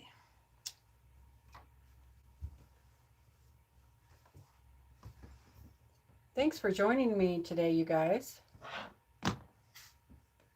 I want to hear something funny? I actually thought I would be done with this by now. Does anybody else do that? Estimate your time and you think, oh, 2 hours when it's really 5 days.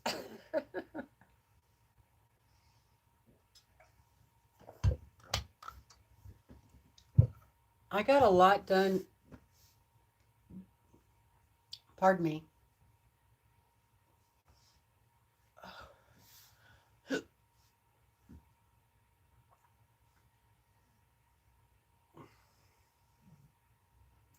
Sometimes things hit my stomach wrong, like that, like this time, right now. I got a lot done on the horse yesterday, so I am going to work some more on that today.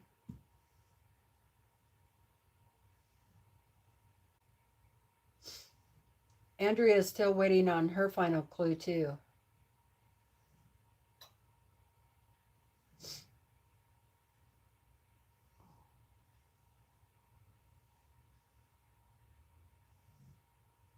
Oh, I love the blues too, Lynn. Okay, I'll be right back.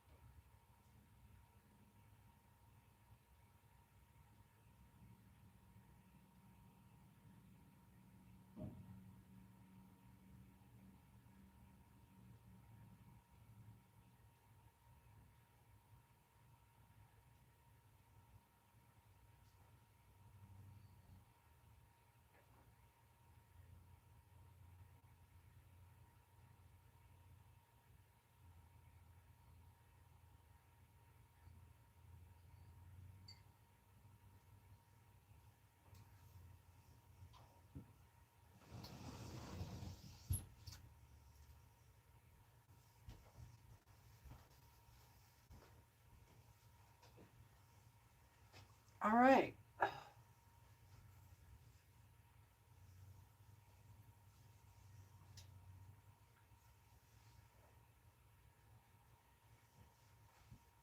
Here we go. So my question is, can I have lentils on keto, on my keto's diet? Or pearl barley?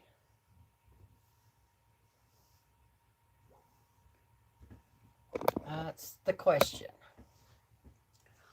Okay, so this part up here away from me is the outside edge, and this is going to be the inside edge. So what I do is you line up your corners here. Okay. Line that corner up and pin it. And line it up very carefully. Don't stretch it. Just line it up. And this tip is going to hang over about a ½ inch. And that's what you want. You want that to hang over about a ½ inch. Okay, so just go ahead and pin it. If you don't normally pin, I would recommend that you do so now.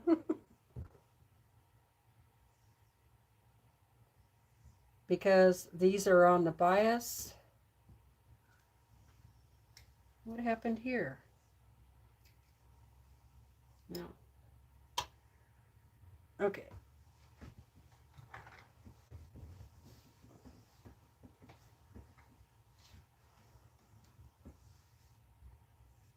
And I like to start sewing on the corner, not on the tip. So just flip it over.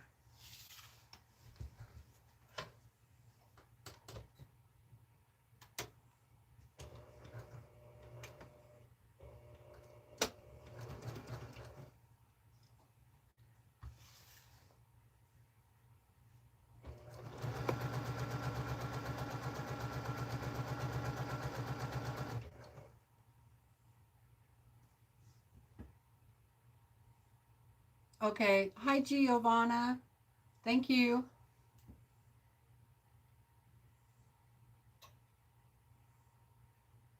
Okay, Lynn, back to lurking.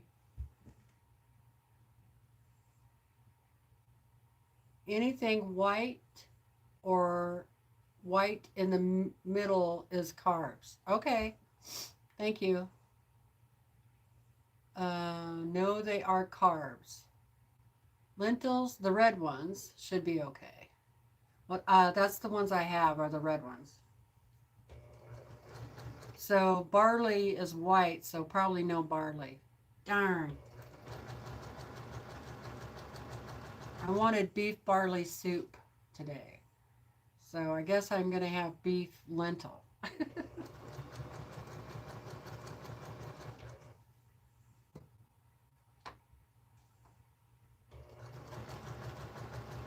Okay, when you get to the edge of your fabric here, just go ahead and keep sewing. Sew all the way off. Go all the way off the point.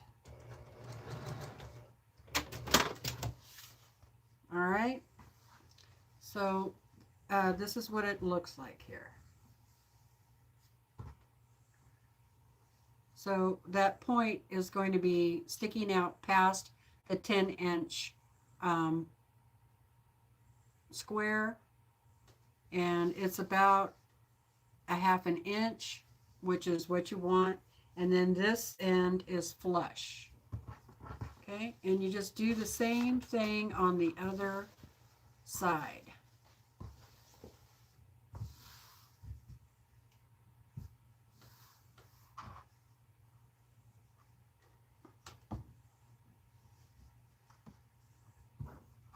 Okay, same thing. So I'm going to line this up so that it's even, and my hangover is at the top.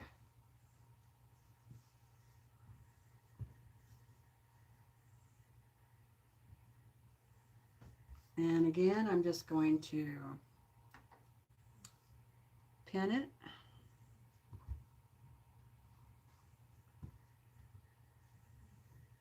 And I'm just being very gentle with this. As if you have never worked with fabric that is cut on the bias, you do have to be very careful with it. Just like when you do half square triangles, you have to be really careful with half square triangles too.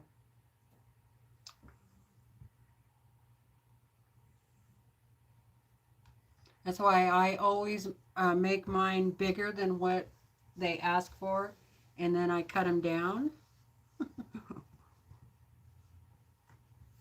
because they just get wonky so easy, you know.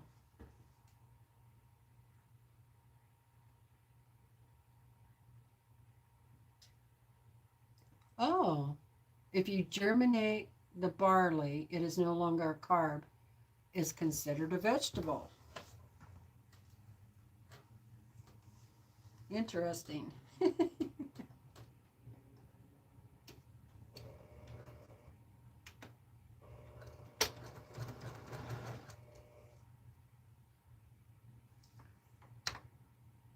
Well, it quit snowing, but now the wind is blowing. It's still cloudy and cold. Yeah, boy, the wind is really picking up out there.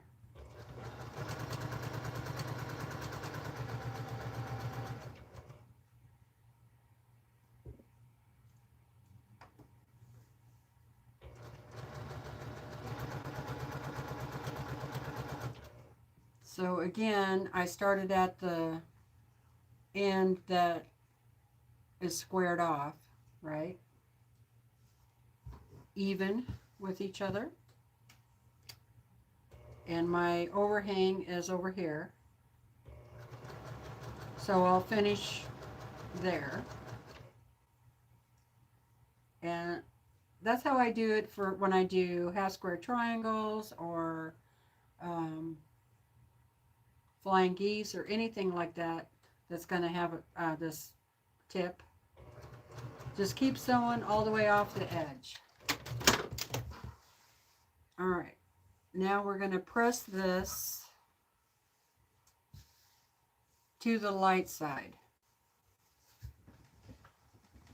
on both ends.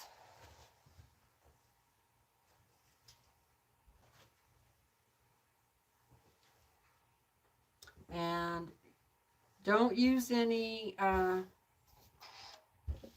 starch at this point because we already starched. We don't need to do any more. So just be careful pressing.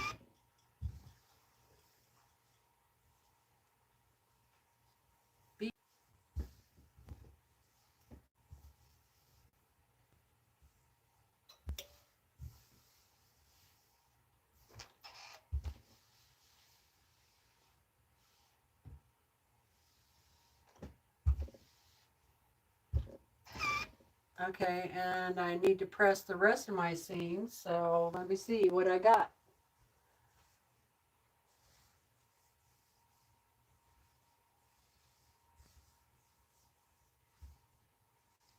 This one's going in, and these are going out.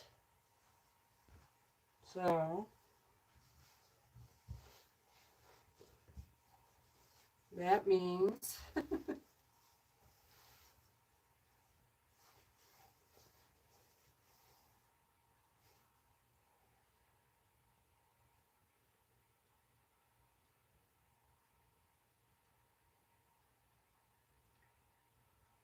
my middle one needs to go out.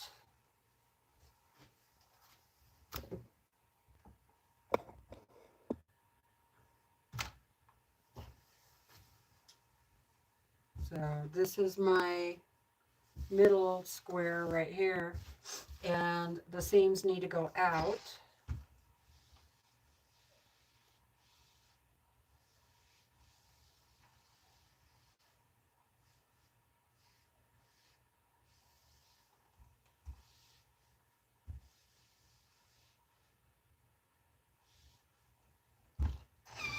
So if those are out, then the next one over is going to be in.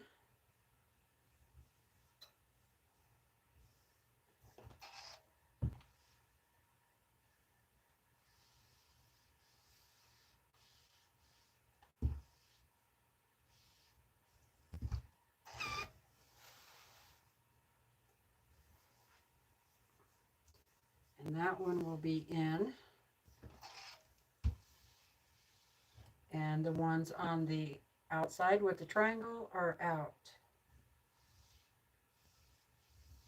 Or, you know, if you would rather, you could just press your seams open and then you don't have to figure out, you don't have to figure all that out, right?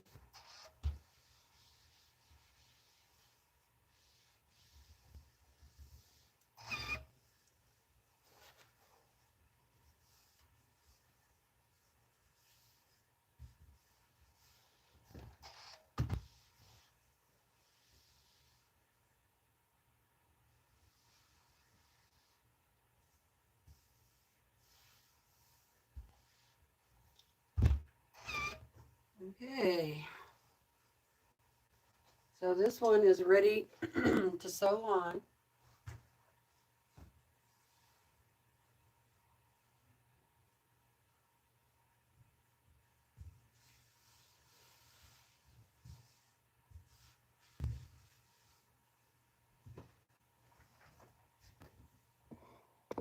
So you could go ahead and sew it on to the main section, or just leave it for now and go to your next piece. And I'm just going to go to my next piece. So I have a couple of them there that I need to sew together. A couple of rows. Okay, Giovanna, go ahead and go into lurk mode.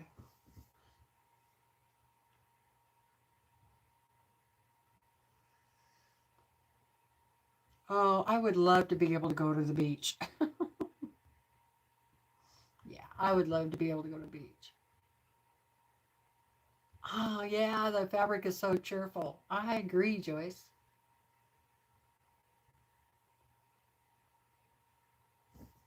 I would love to go to Italy. It would be nice to travel.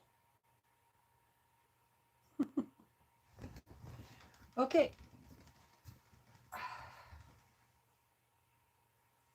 so you just keep doing that.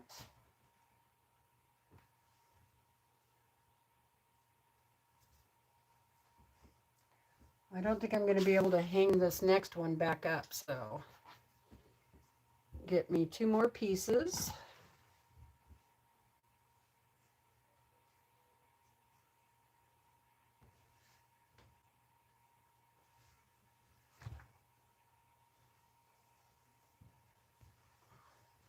I think Brandon's up from his nap. All right, once again, take my triangle here.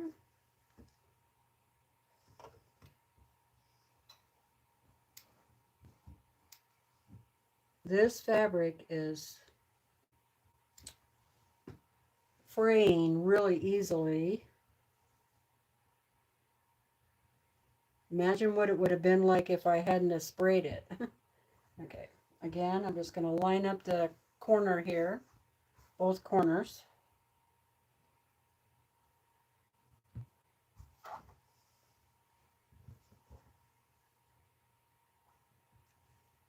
And pin that. And I suppose you could use those clippies if you wanted to. I don't really like using those clips for when I'm piecing. I like really thin pins.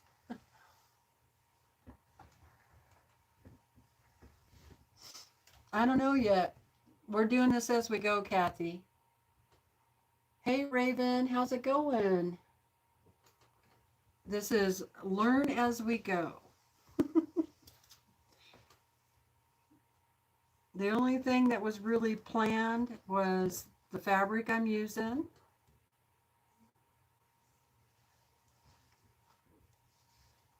Currently, the layer cake and the triangles.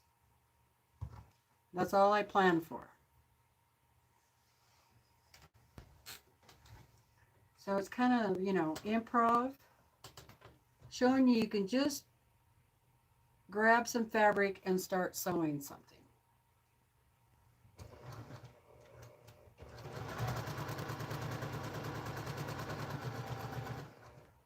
Even if you don't know how to do it. because you have so many people to help you, right? Got all my friends to help. I'm guessing it's probably going to be something blue. Something in the blue family.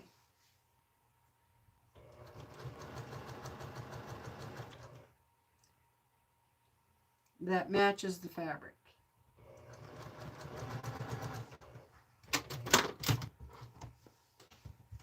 Okay, there's that one. So I just lay it out so I know which side my next triangle goes on.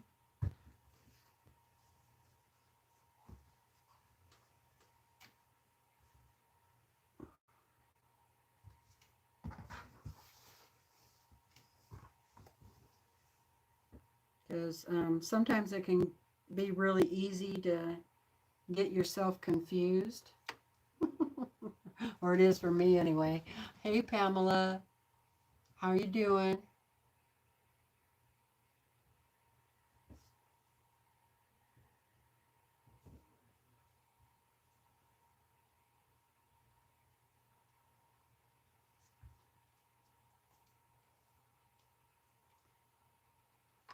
I'm going to do, I need to throw this needle away. It's crooked. I use an old medicine container for old needles, pins, rotary cutters, whatever.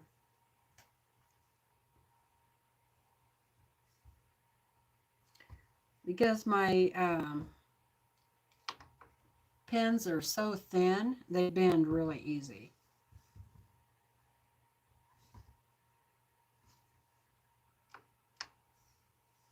And I like using glass head pens.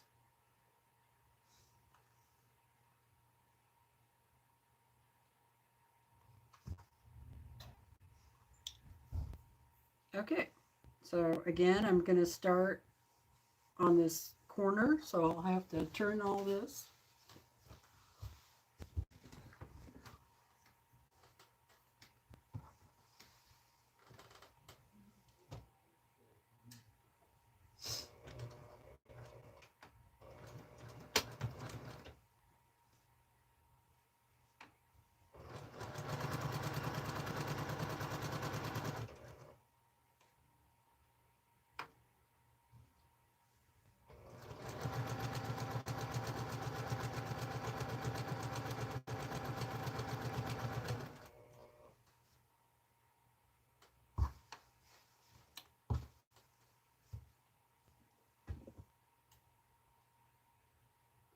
How many squares are in the center row? The longest? 11.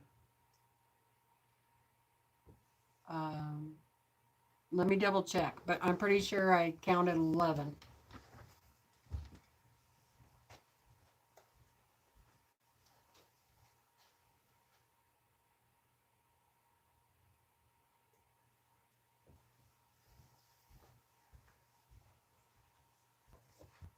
Yes, 11. So let me write that down real quick.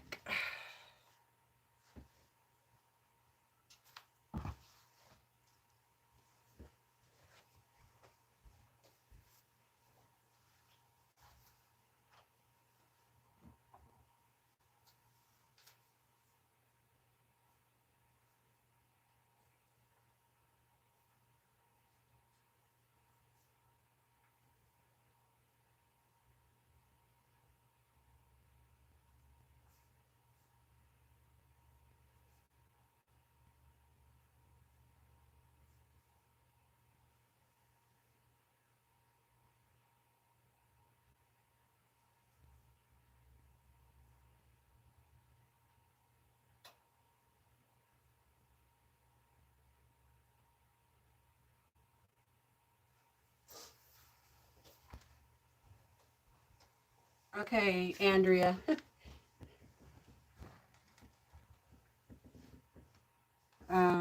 Row 1 is 1. Row 2 is 3. Row 3 is 5. Row 4 is 9. The center row is 11.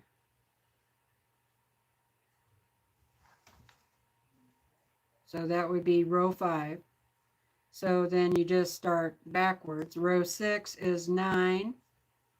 Row 7 is 5. Row 7, 8 is 3. And row 9 is 1. Right? 1, 3, 5, 9, 11. 1, 3, 5, 9, 11. Yep. Thank you, Pamela. Does that help, Andrea?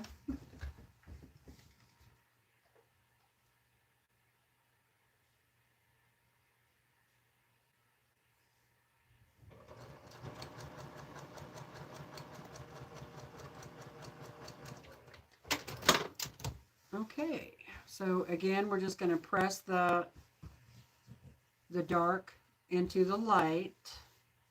So pressing it out. And then I'll have to figure out which way to press all the others. See, I have not pressed any of these yet at all because I knew I would have to figure out how to press them as I went. So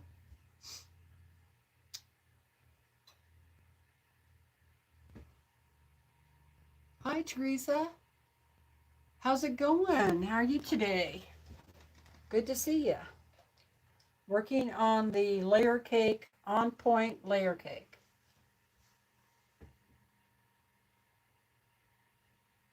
Okay. Well, you could always send it to me when you get done writing it.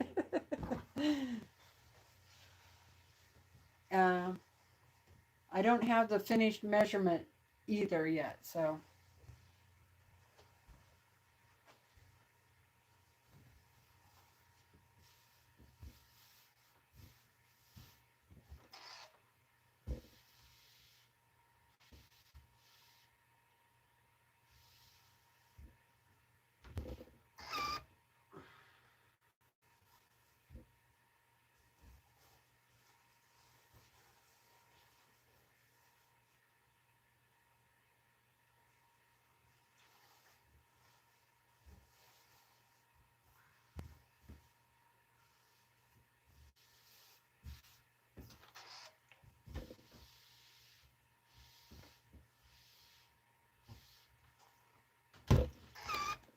Okay, so I know this one is out. Yeah, so this one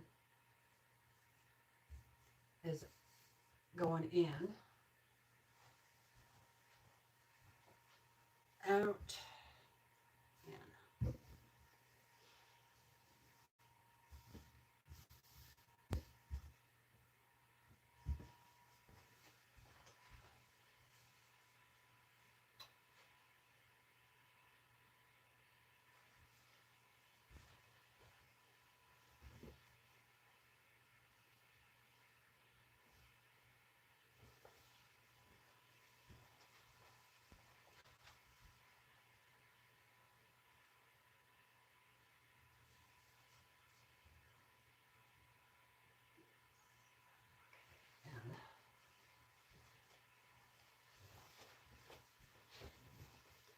Okay, so yeah, the first one goes that way.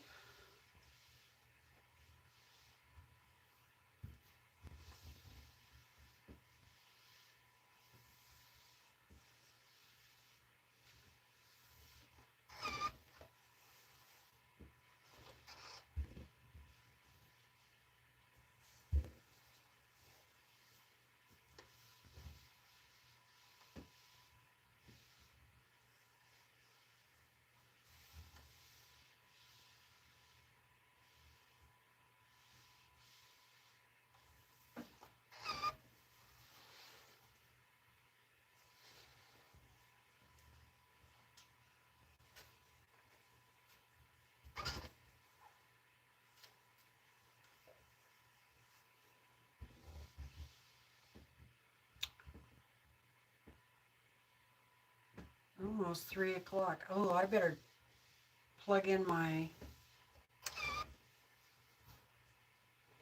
phone.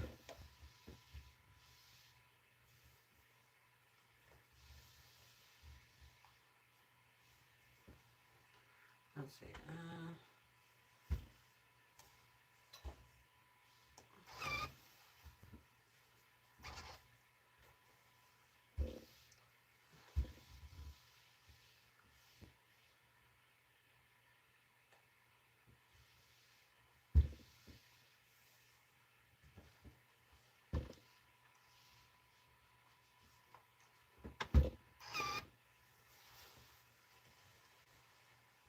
Okay.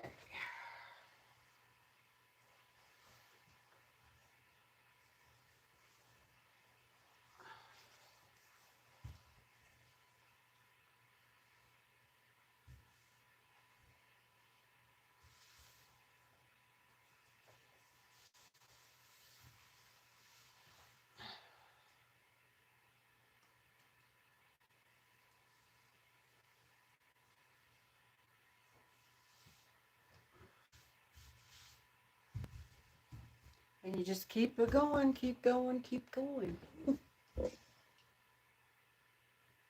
But I would like to work on the horse for a little while. So, oh, thanks, Andrea. Stitch length, uh, about a 2.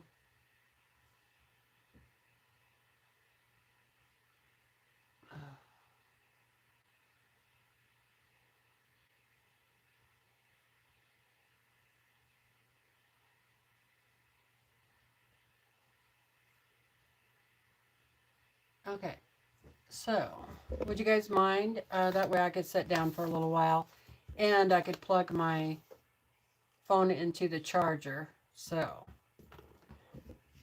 right now what we know is that for this layer cake that is sewn on point, you need 61 10-inch squares. Then you're going to need 20 setting triangles, and you're going to cut 15-inch squares for that. And you get 4.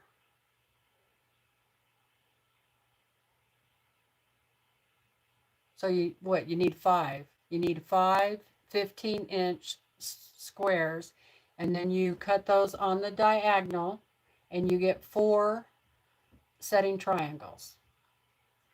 And that's what we know so far.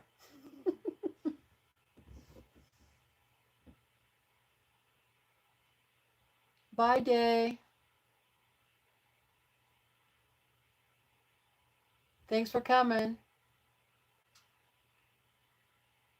You would love to see the progress on the horse. Awesome. Okay. We have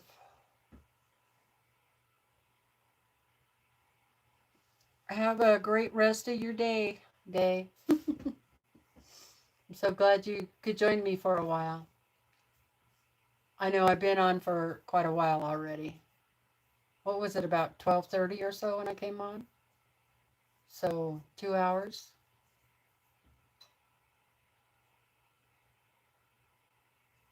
Okay.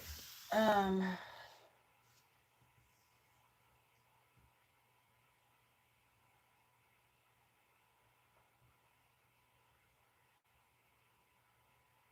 got to pick up.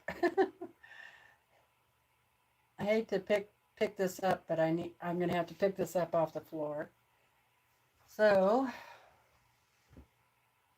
Sarah is cutting but still listening. Awesome.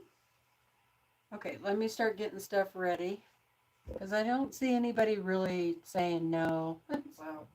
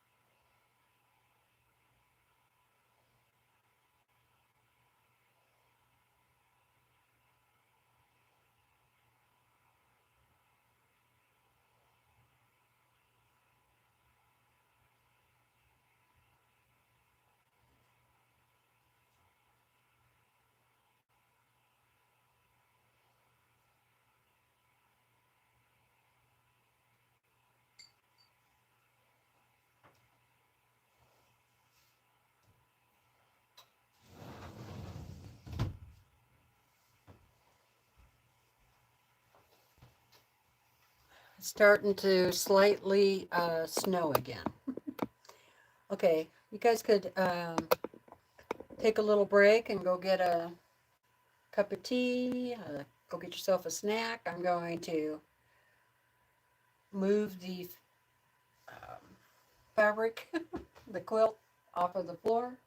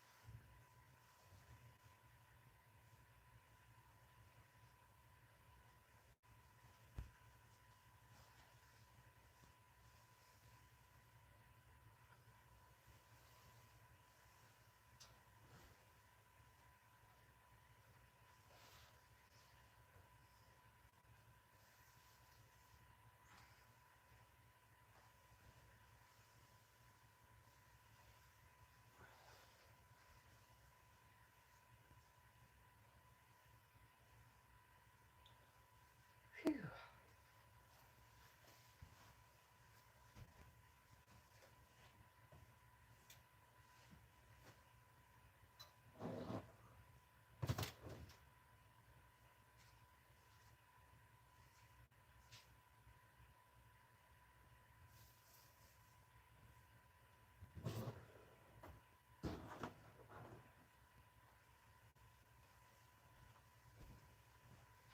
Let's see, I think I want to, I have a couple more fabrics that I want to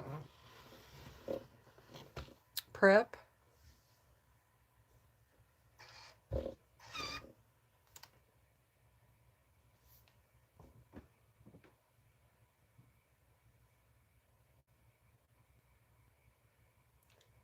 I think Katie, I think it's in a half hour.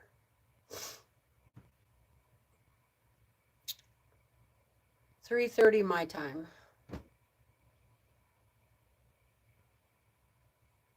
Okay, have fun at the grocery store. Brenda would love to see the horse. Okay, awesome. I love working, watching you work on the horse. Hopefully some of your talent will rub off on me. Bye, Giovanna. Thanks for coming. Get a good night's sleep. Okay, now, first thing I gotta do, because I'm gonna use Seam Steam, is I'm going to flip this over because I already have sticky on there.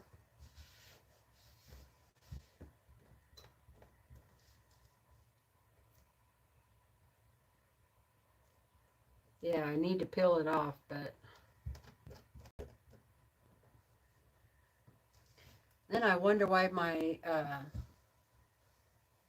iron gets all sticky. All right. Where are those pieces? Oh, here they are.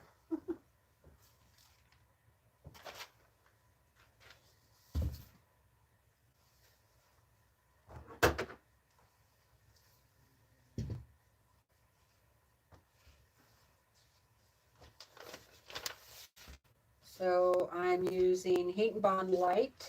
And I think I just need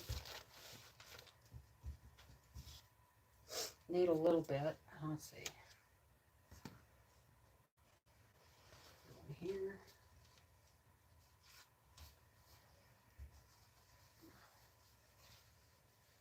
And this one is all not square.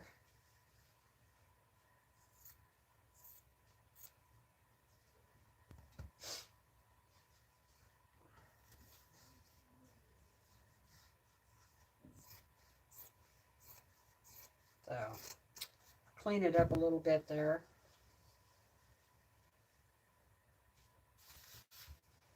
And let's see, I already did this one, that one.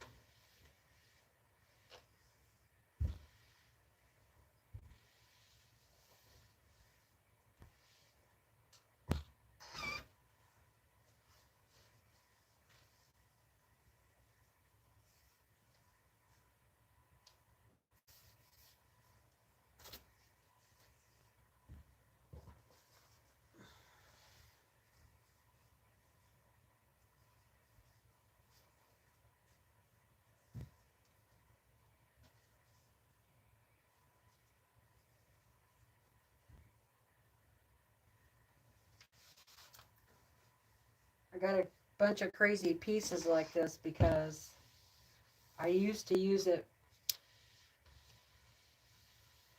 without heat and bond on it, and it's much better to put the heat and bond on.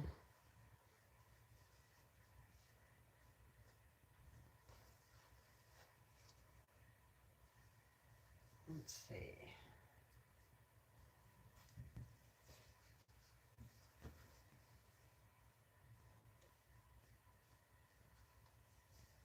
And sometimes what I do is just overlap, and instead of trying to cut everything to fit, just overlap them, and then some of them get heat and bond on it and some of it doesn't, so no big deal.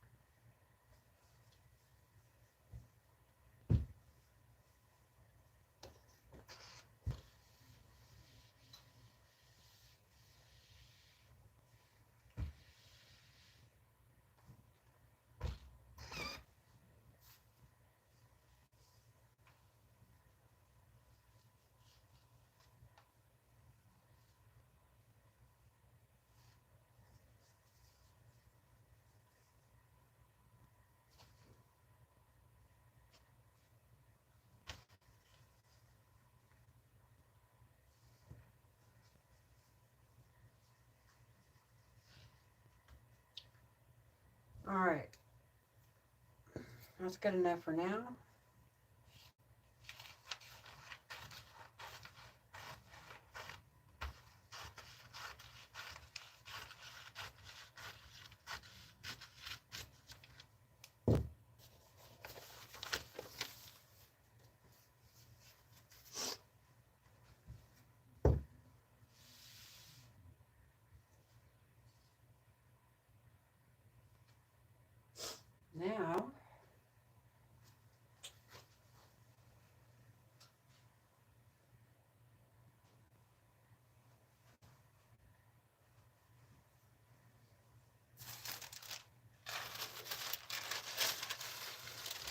I like using parchment paper for this.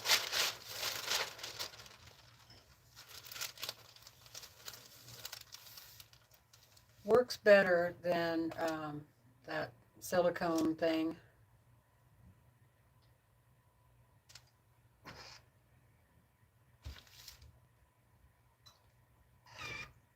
Make sure your iron is nice and hot.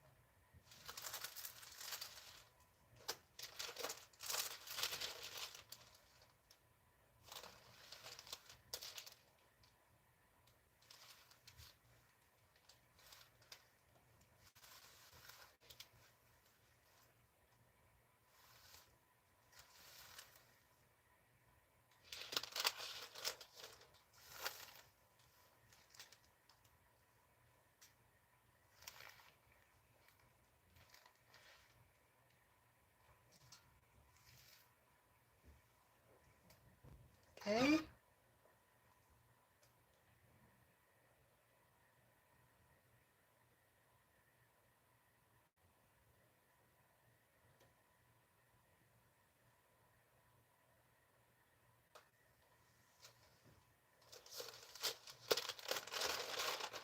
Same horse, Kathy, I think. As soon as I show it to you, you'll...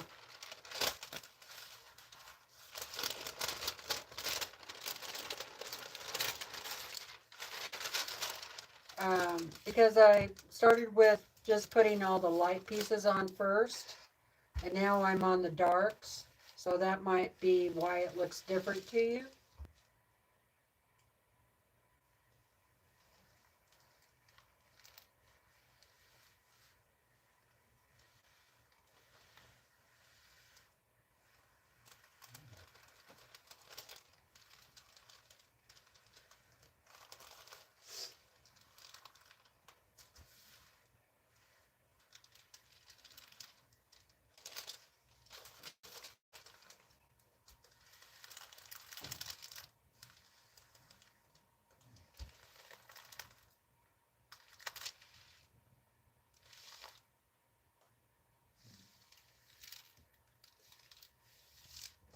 Okay, now you have to flip it over and do it on the back side.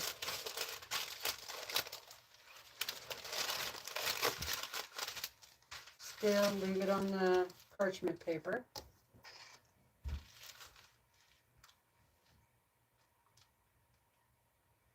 You're welcome.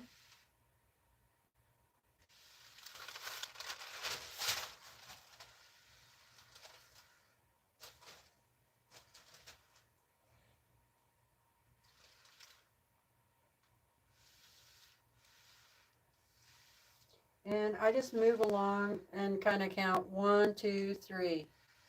1, 2, 3. 1, 2, 3.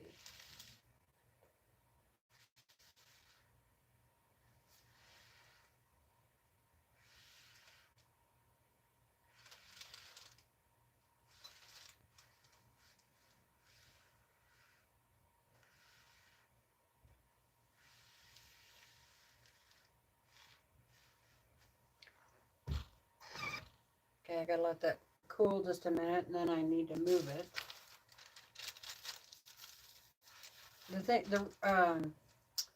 One of the reasons why I like to use parchment paper instead of that silicone sheet is that the glue really doesn't stick to the parchment paper. It does stick to my ironing area though. Whoops.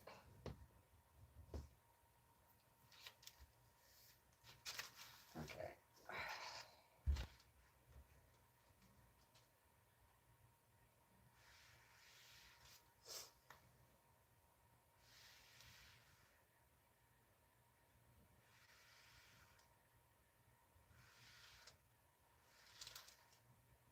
I noticed on my silicone sheet that it sticks to it, so.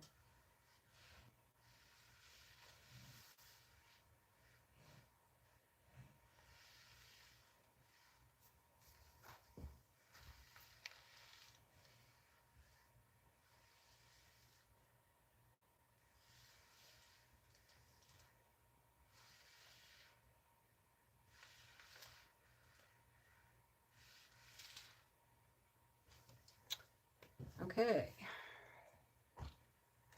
Turn that iron off.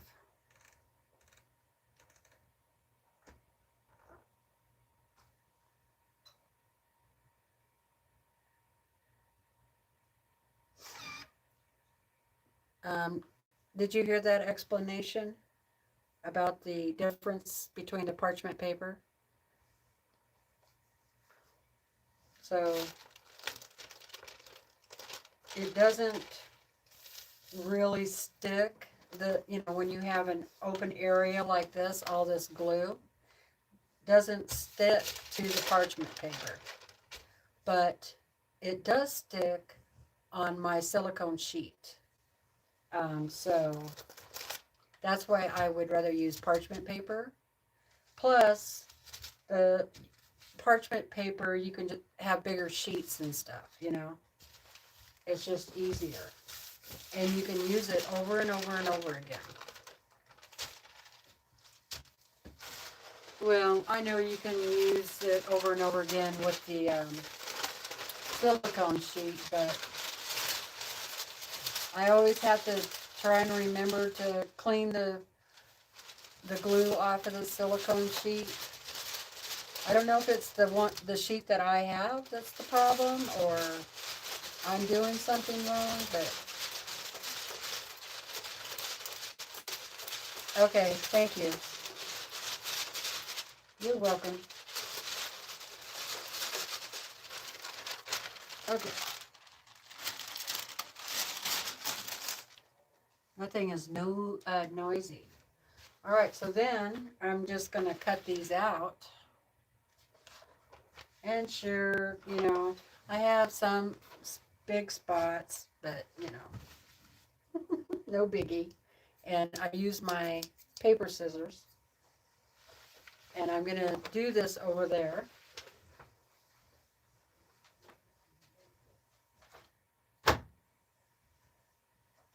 Oh, I need to turn that iron off.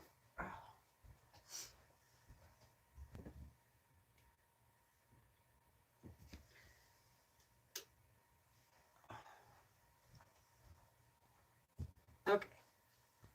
Let me get you moved over. I'm taking you for a ride now. So here we go.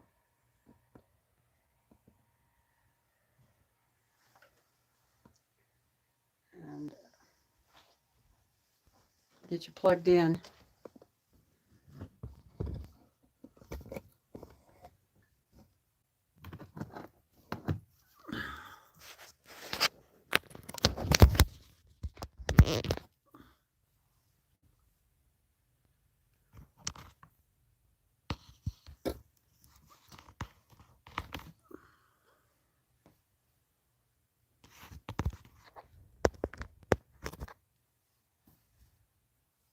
Okay, it says I'm at 25%. So hopefully that's still charging.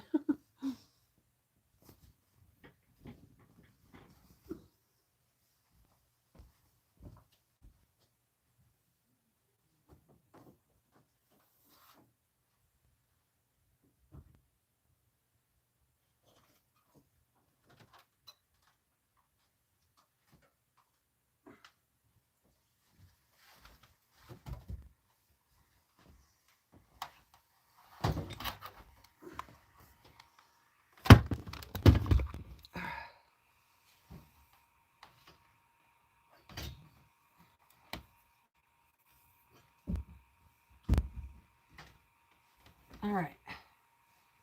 Hey, I lost you. What the heck?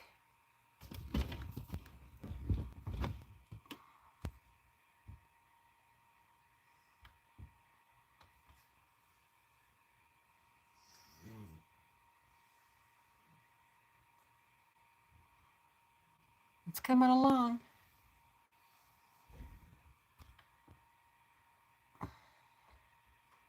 Oh, there we are. Okay.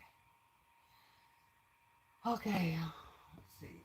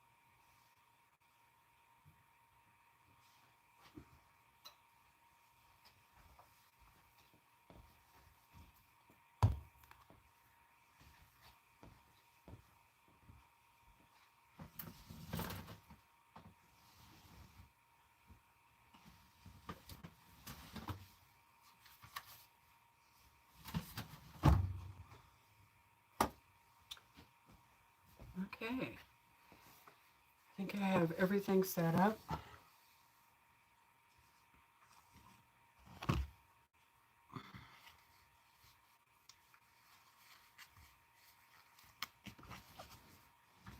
Oh, my back is starting to hurt. My legs are aching.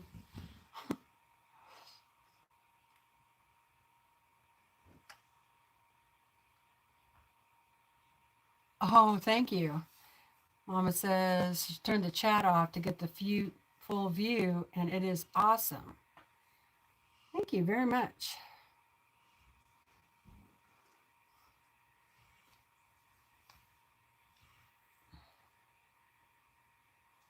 Oh, I only got 46 watching now. There was 70.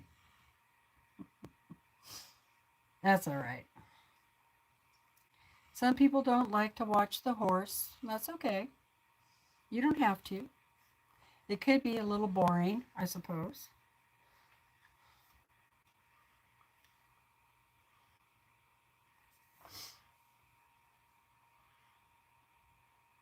Thank you, Kathy. Thanks, Joyce.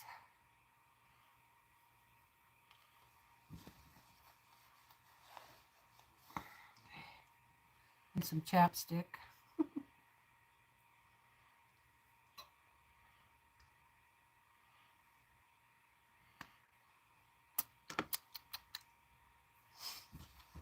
Probably could use some water. Yeah, supper time. And I think Katie's coming on here pretty quick, so that's okay. I've been on for a while. Doesn't hurt my feelings.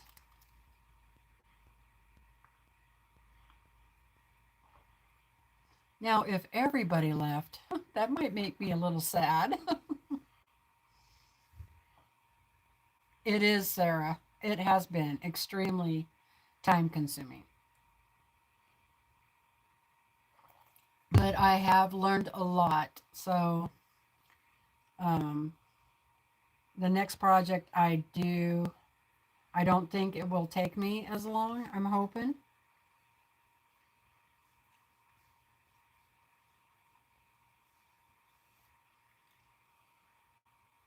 Okay. Thank you, Candace.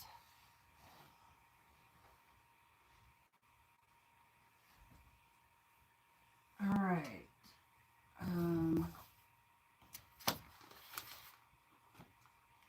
I'm going to cut a few of these out because I needed some of these colors for this area that I'm working on.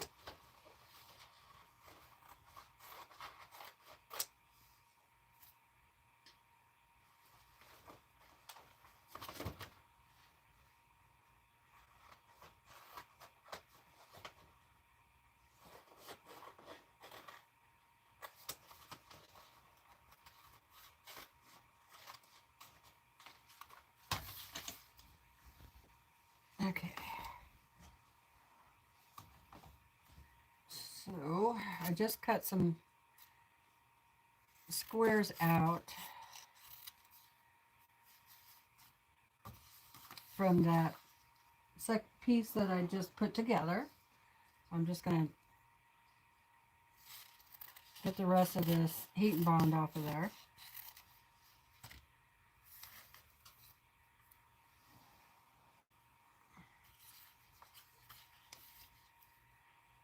And right now I'm working on colors of number 5. So they are dark, but not the darkest. And I just kind of ran out, so I must not have picked as many number 5 color shades. Plus, I've been using quite a bit of it, you know, so I'm worried that I'm going to run out of 5 and 6 because there's a lot of 5 and 6 over here. So we'll see. We'll see what happens. So I've been kind of digging through my fabrics and finding other things that'll work. Hey, Katie. Thanks for popping in for a minute. Oh, good. Hi, Brenda. I'm glad you're still here.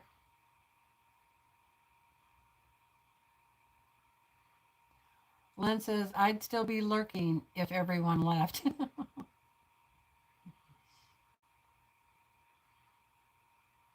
Oh, thank you, Lynn. Thank you.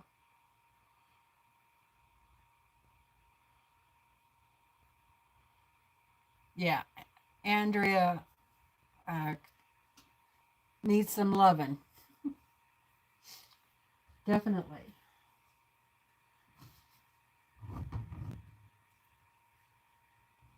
Okay. So, got my little iron on.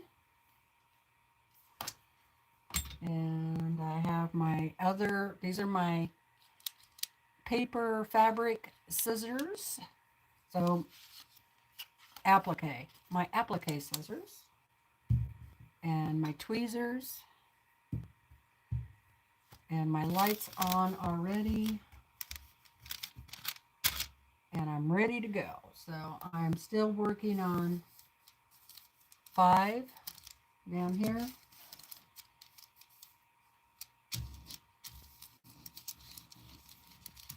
So I'm still working on number 5. No, it's not. It's a pattern. Okay, I'll just let you know real quick. I sometimes forget that not everybody's heard this this talk. So if you've already heard this talk and don't want to hear it again, this is a great time to go get a glass of water, a snack, or, you know, go to the bathroom.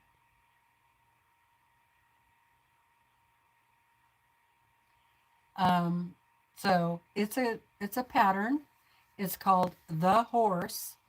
It is designed by Emily Taylor.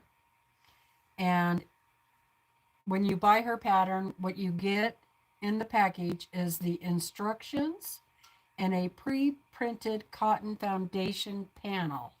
So under this, I use parchment paper that I lay over the top of the cotton panel that they sent, because I don't want to glue my pieces directly on here, because then it's a once and done. I may want to do this horse again, so I want to keep the pattern. And so this is why I use the parchment paper. Now, Emily Taylor, the Collage quilter, I learned this technique from her. So she does the parchment paper technique. And so she does have a YouTube channel if you want to go check her out. She has some really cool and easy designs. Okay, so you get a black and white, and I think I paid about 40 bucks for this. You get a colored photo, and I'm not really, following her colors. And I don't know if she does one that's an actual kit where you get the fabric too, because I wanted to pick my own fabric. So you get a value reference chart. Okay, so this is important. So you see there are 6 different values, and these values are on the pattern. Can you see that? The different dark areas and lighter and this and that. So each one of those is a different value. So I numbered it 1, 2, 3, 4, 5, 6. And then I numbered the same thing. The lightest one is 1, 2, and so forth. The darkest area is 6. So for each value, you want to go through your fabrics and pick 4 to 6 different fabrics that fit in that value. Okay, so you could end up with 36 or more different fabrics, but so you're going to have them in each of these values. So either 1, 2, 3, blah, blah, blah, right? Now I use batiks, so sometimes I can get 3 or 4 different values out of one fat quarter of a batik.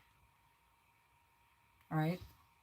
So because there's so many light, dark, all that. So everything that's dark in here would fit under number 6 for my darkest value. Everything that's light in here would probably be number 3.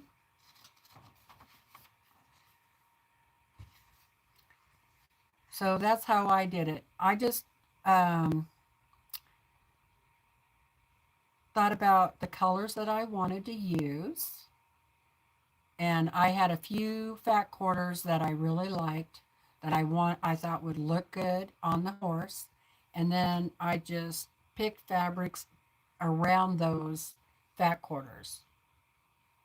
Okay, I hope that helps. I think that answers all your questions. So you get a supply list, instructions, the value chart, the panel, and you can get instruction videos over on her channel, her YouTube channel. And she has all kinds of patterns. She has this awesome bear panel, and it's as big, maybe bigger than this horse, and I would love to do that one next, but she hasn't reprinted it yet, so I'm kind of on the waiting list for that. And if I have to wait too long, I'm just gonna draw something myself and do something. But yeah, I would love to do the bear. And then I have another project that would just be mine, and it's these little bunny rabbits, baby bunny rabbits, poking their little heads out of the flowers. It's so cute. Okay, so I hope that answered your questions.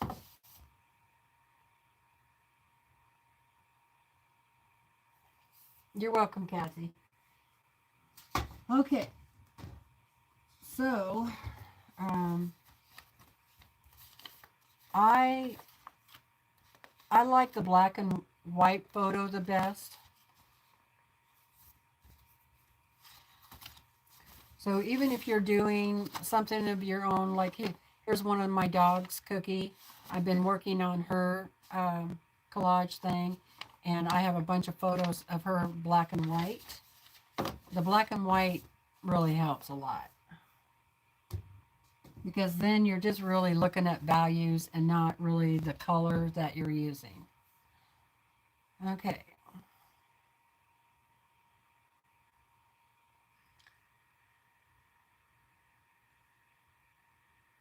Oh, what happened to Katie? Oh, I'm sorry. Well, um, I'll be here for the rest of your live. I had to postpone peace of mind. Danny is sick. I don't think, I wonder if I can add you. I don't think I can. Let me think.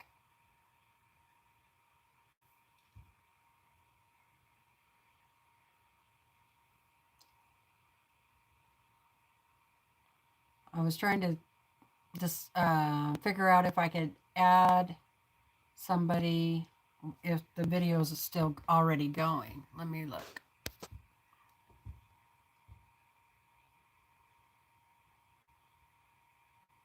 No.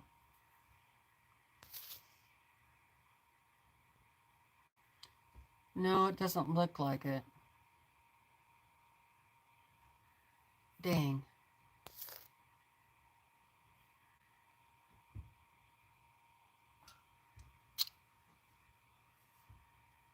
Well, I hope Dana gets to feeling better. I found out that I guess there's a stomach bug, a stomach flu going around. So there's a lot of people sick in town. So I was going to go to the grocery store today and I decided not to because, you know, I do not want to get sick. Yes, Kathy, I do. Right now, I use just batiks, but if I found a cotton print that I liked, that I thought would work, that for the, not for this horse, but for other projects, then, um, oh, well, I have made other projects with just regular cotton fabric. Like some of this, my little teacup. Some of it is just cotton fabric, like this piece right here.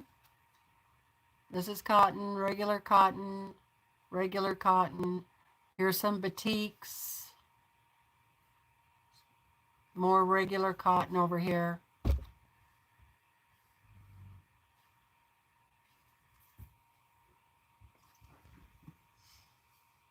And pretty little cup, huh? Pretty little teacup. And here's my little teapot. And same thing, there's cotton fabric in here and batiks. So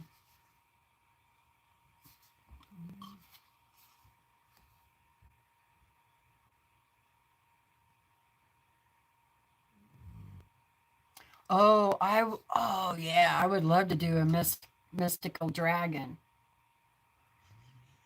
fact, I have the head of a dragon that I've drawn that I might think about enlarging and then finish drawing it out.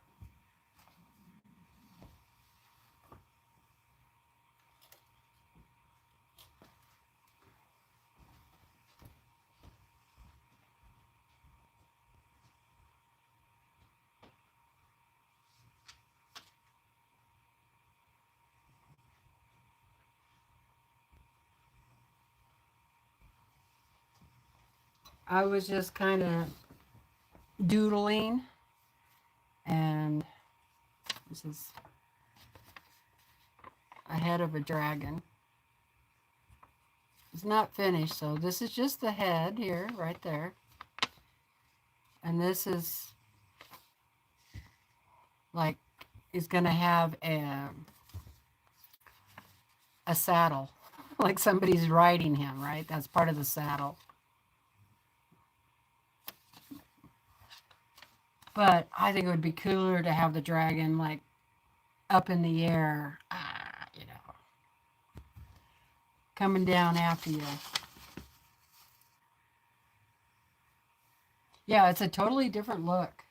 Yep.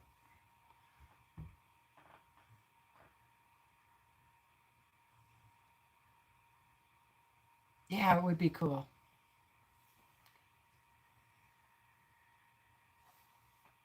I also have a picture of a mystical full dragon that is a diamond painting. I think that would look amazing with fabric. Oh, yeah. So there's just all kinds of things we can do. I think my next project, if I don't do that bear, I should do something a little smaller.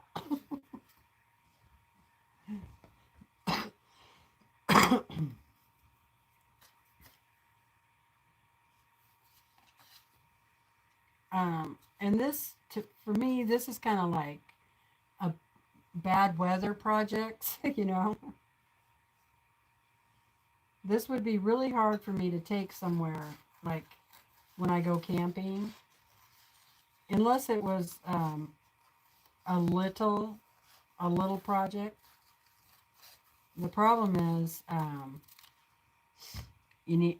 need a hot iron, so I'd have to figure out something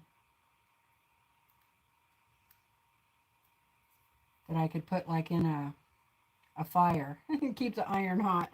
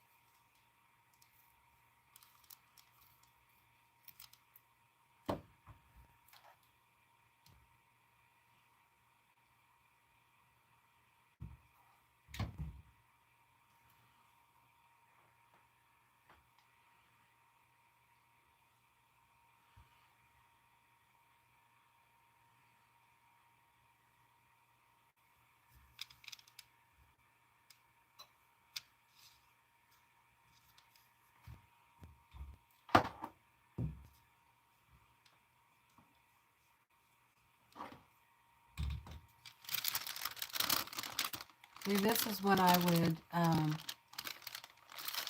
like to be able to play some music, right? This is number 5 right there. That way you guys would have something to listen to.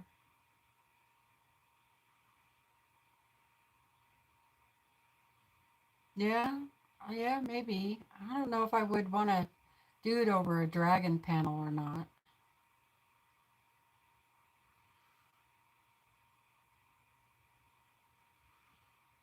Especially if I was going to put it like in a quilt show or something, I would feel, I don't know, kind of weird about that. In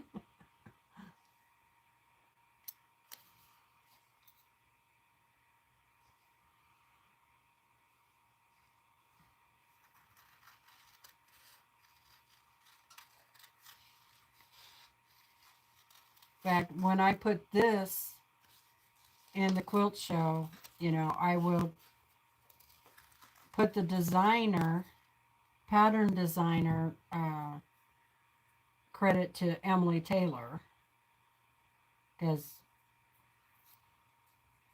and then, you know, because that's just the right thing to do.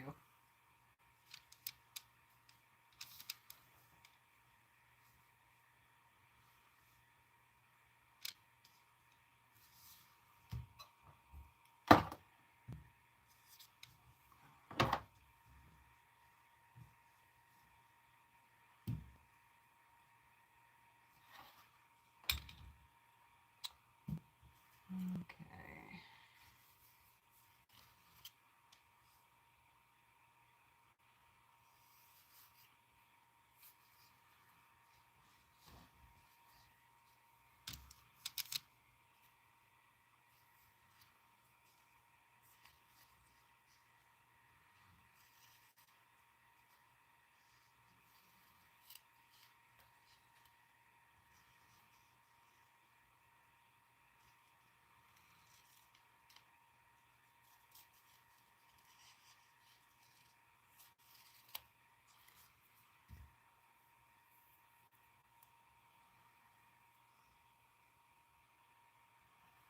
Hey, Day, you're back.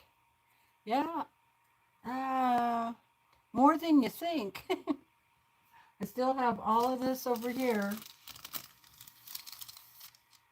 and then all of this down there, so I think I have more filled in than I have left, though. It's a coming along.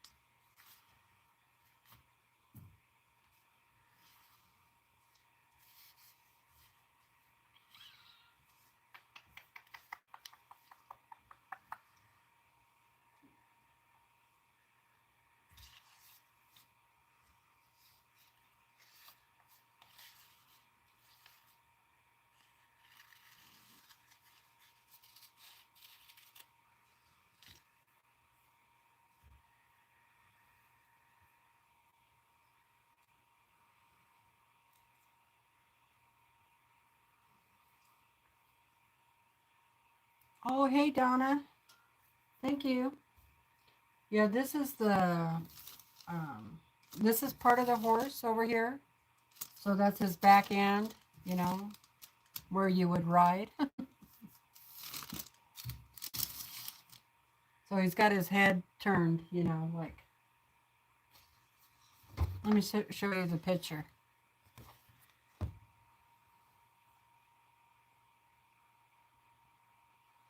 So I still have all of this on this side of his nose to do.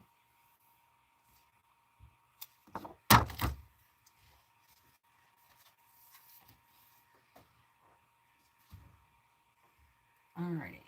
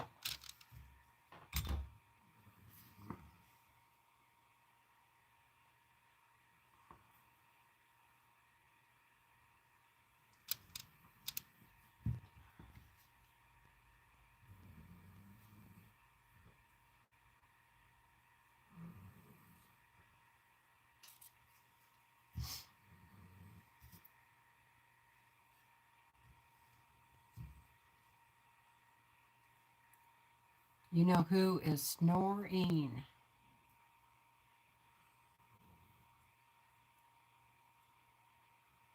Donna is listening and lurking. Thank ya.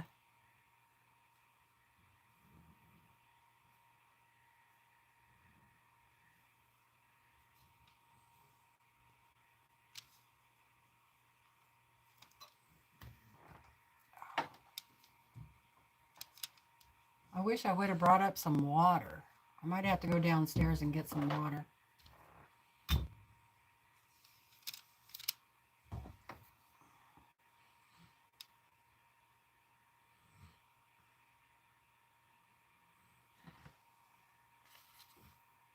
Let's see what I want there. I think I want...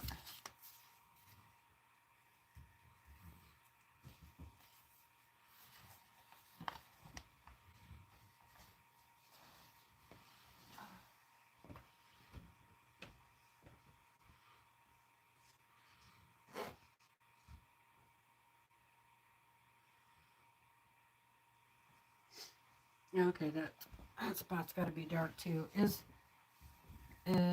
Mama, who was asking me about the seam press? Because I just found another one. I guess I had 4 of them.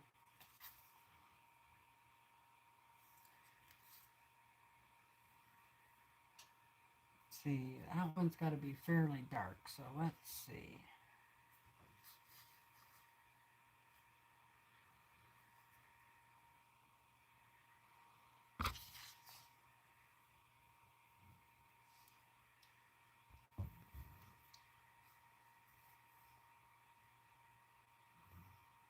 And I already have some purple in that, so let's see if there's something here I can use.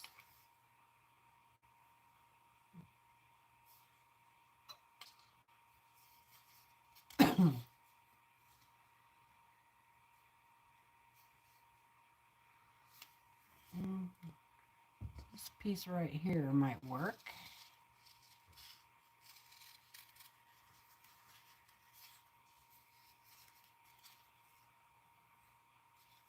Yeah, that's what I was thinking about doing, water with lemon.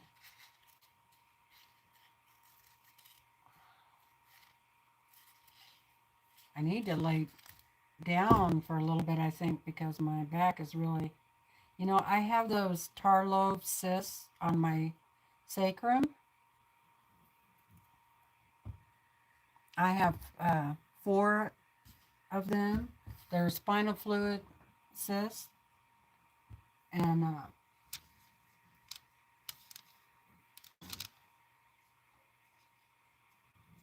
one of them, well, it could be more than one now, but one of them I know for sure is symptomatic, and it fills up with spinal fluid throughout the day.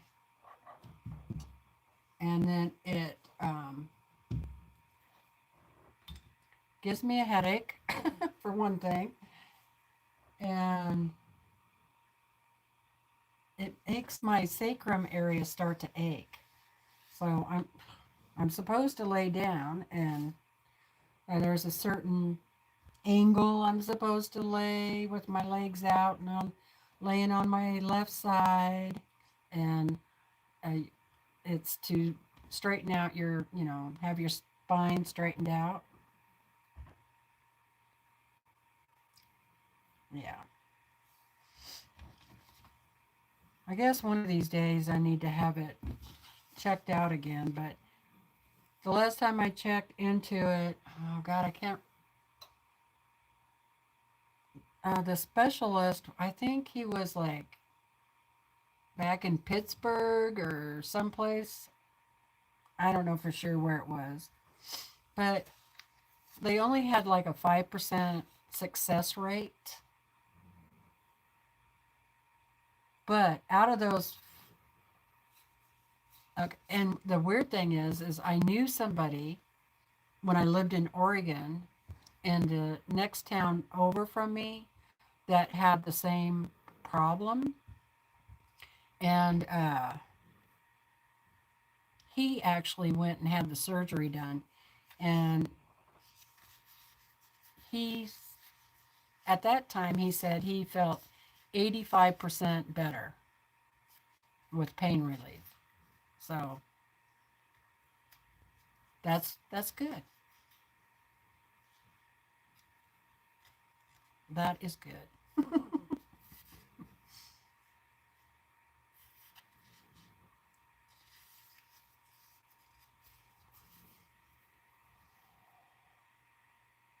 I figure I don't want them messing with my back until I can't walk. You know, because most of the time, you know, like my dad had back surgeries. He had 4 back surgeries, and he was just in, you know, constant pain. And Brandon's had 2 back surgeries, and I had a cousin who had 5 back surgeries. Yeah, I've never. Is there anybody? I guess is there anybody in the chat that's had a back surgery that is totally happy with it? It's still working for you. I worry is that I have you know, problems with my disc L4 and 5, and one of them was slightly herniated, and I'm afraid that if they mess with one, that it's going to cause the other ones to have problems, you know, because that's kind of what my dad had, you know. He had those rods in his back, and oh god, no thanks. And yeah, this all happened because of the ATV wreck that I had in 2007. So I had an ATV roll over on top of me and bounce off of my back end, and that, you know, I kept working until for quite a while, but I had to go through a lot of physical therapy, and yeah, a lot of physical therapy. Took a while.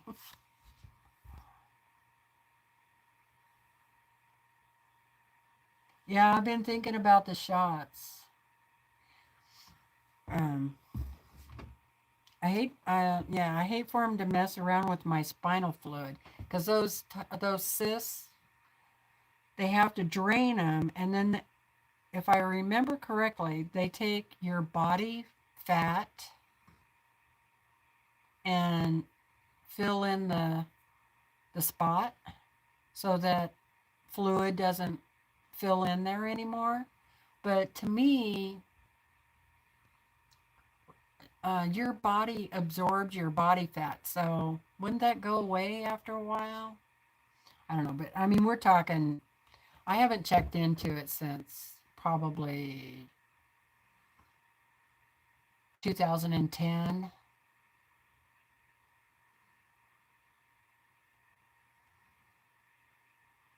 Oh, I'm sorry. Yeah, my cousin who had all those back surgeries, she actually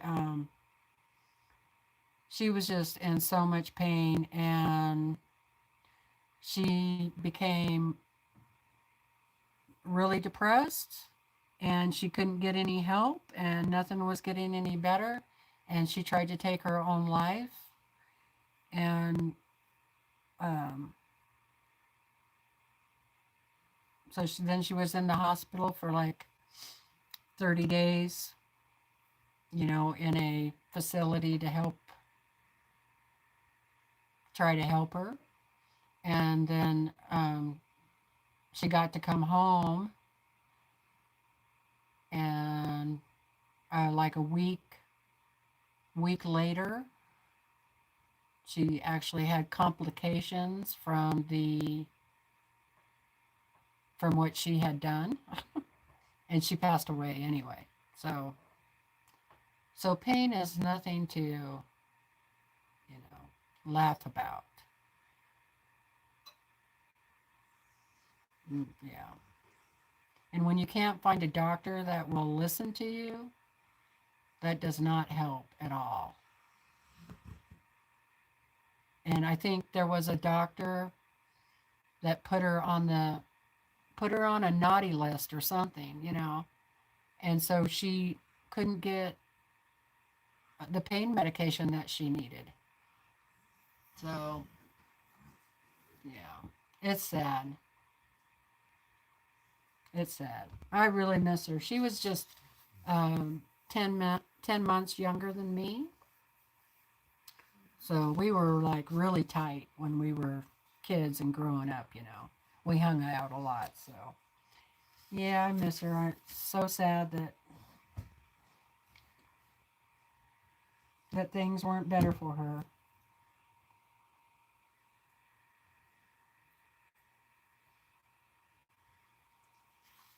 Stuff like that happens.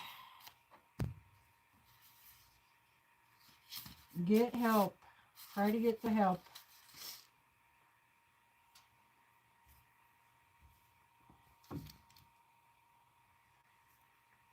I think part of the problem too was then she started drinking, you know, because she couldn't get pain medications, and that did not help the situation, you know.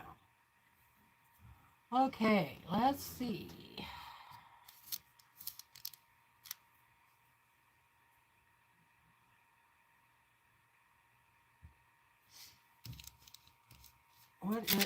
What spot is that?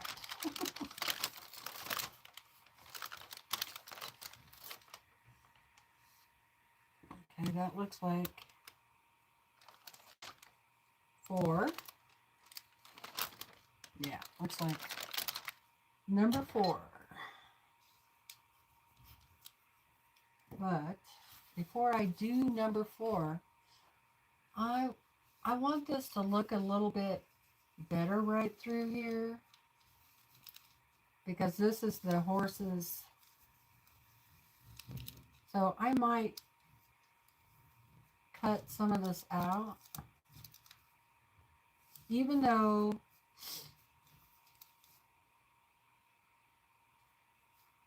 that's the way they have it, she has it drawn out. I think it's really weird. Let me look.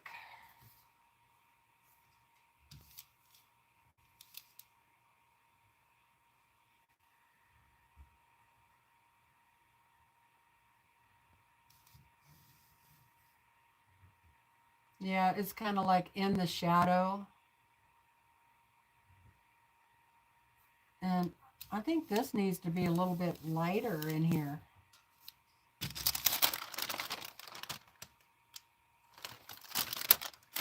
Yeah, right in through here.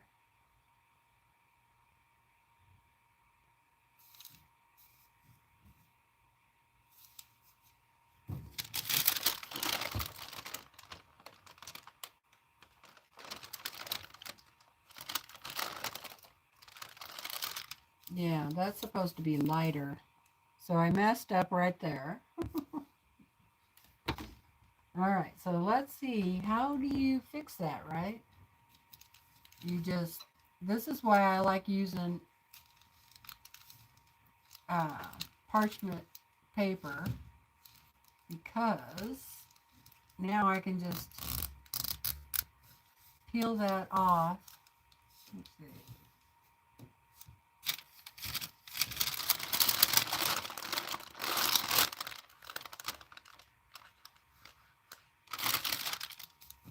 And I'm going to cut part of that off there.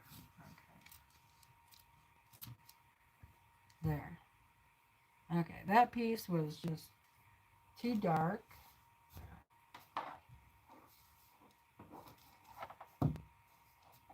Now you see how I did that? I just peeled it back, and now there's a good example. If you had put this on your fabric, I would not have been able to peel that off. So That's why I like to use the parchment. All right.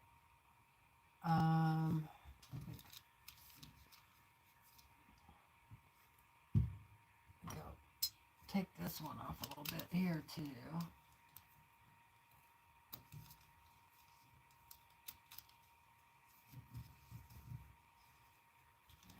I think.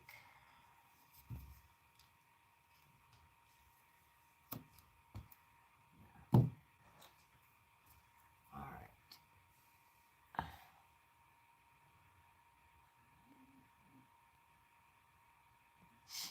Okay, Andrea.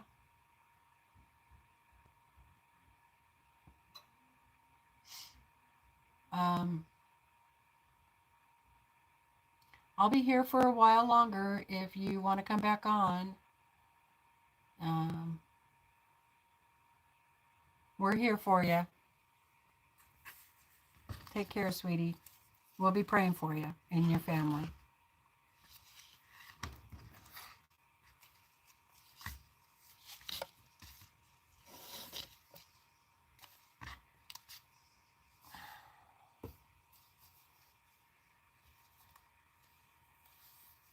Yeah, get some rest.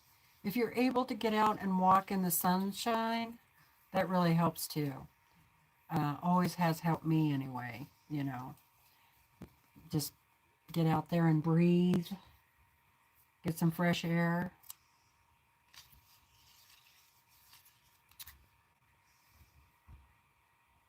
Okay.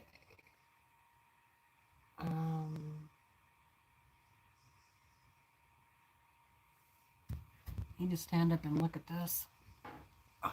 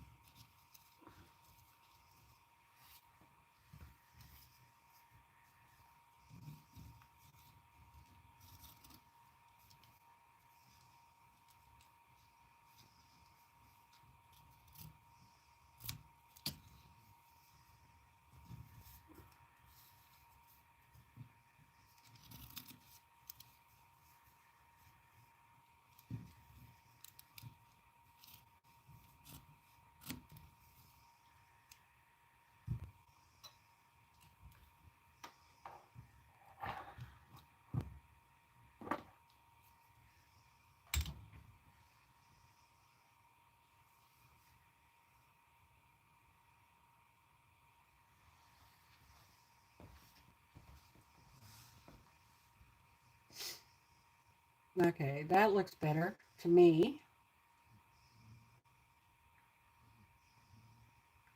So now I can come in with some lighter fabric along here for the head.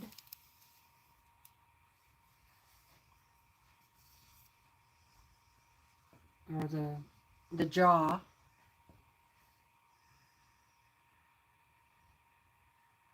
So if we look at this black and white, you see how the jaw is here. So that's kind of what I'm looking at. So I know I have this dark area here, and then this is going to be lighter but with some dark in it. And this is a little bit dark, but then under the head will be lighter. So I could come along here with some light and dark.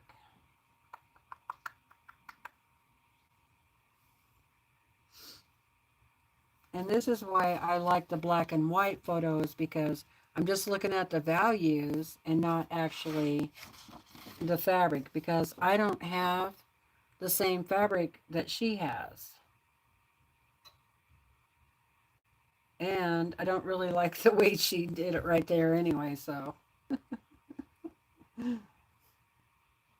Okay.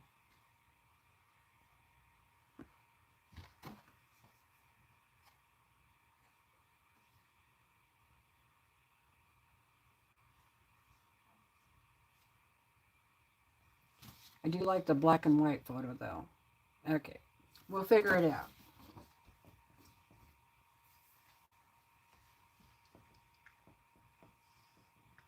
I just like to back up away from it because you get a much, I get a different view of how it looks when I stand back.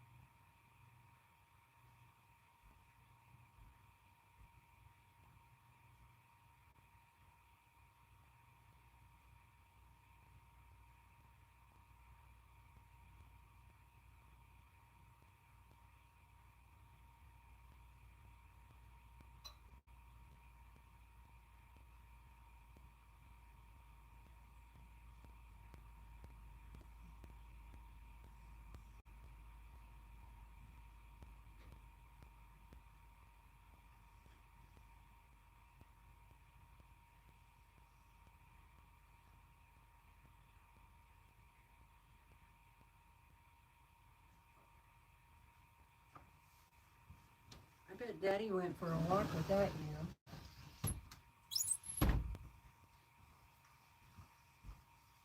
Okay, I am going to run down, get me a glass of water, and hi, Susan, and some pistachios. I'll be right back.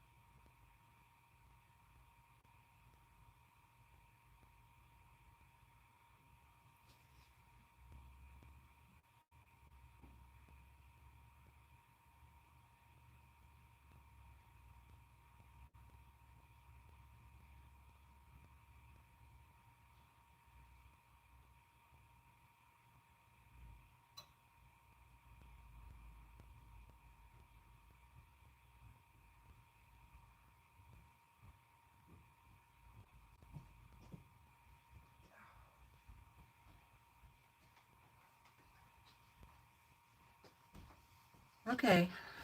Thanks for your patience.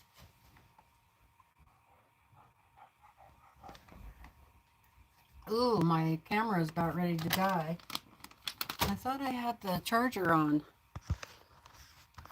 Dang it.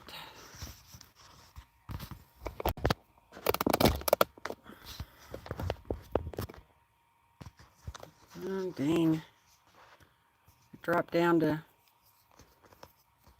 like 4%.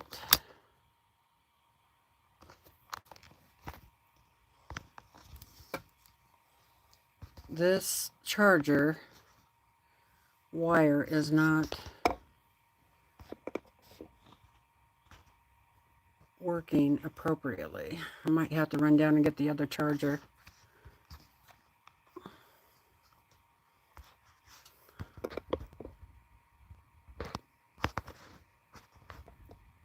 All right, I'll be right back.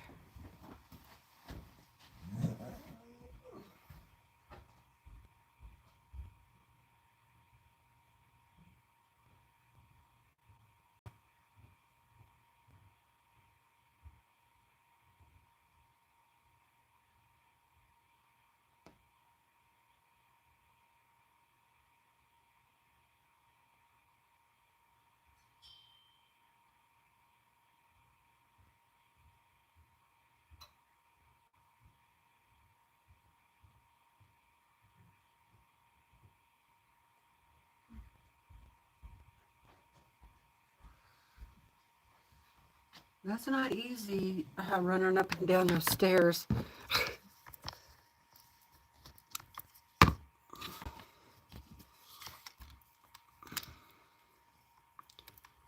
Sorry, you guys. I thought the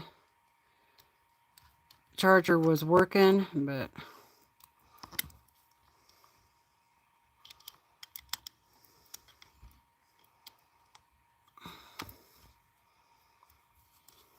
dang it.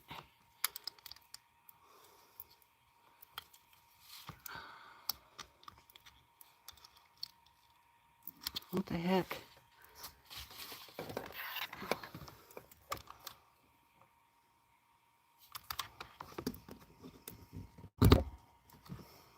Okay.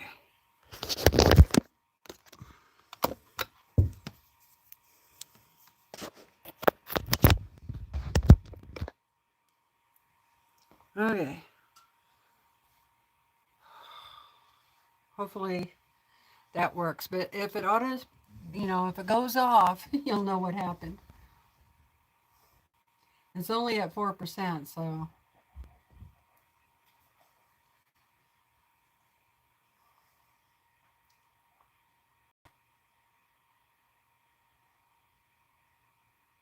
Oh, moving your stuff around again? Well, yeah, I do that all the time, every couple of years. So,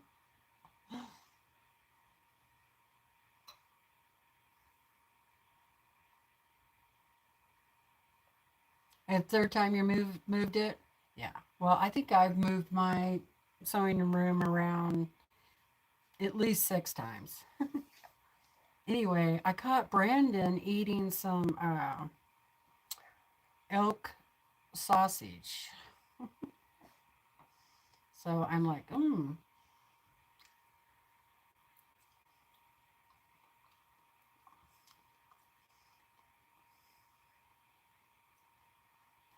Mmm. A friend of ours gives this to us every year. He has a bunch of it made. I should find out where he gets it made and send some of our meat in. This is really good.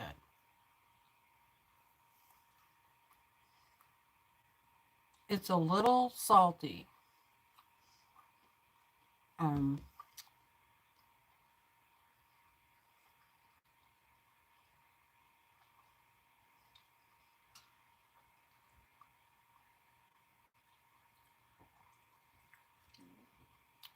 but I don't use that much salt, so it's probably just fine for Brandon. I mean, it's not bad enough there that I wouldn't eat it, but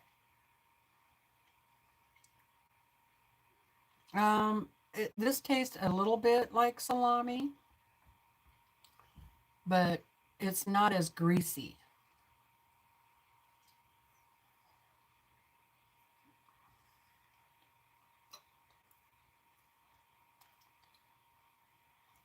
Oh, cool. Lynn's all caught up. Oh, fun. What legit kit are you doing? It's really good. And you know who wants a bite?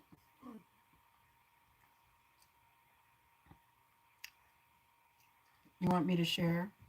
She wants me to share. There you go, baby. I'll share with her. Well, I should have got some cheese too. Oh well.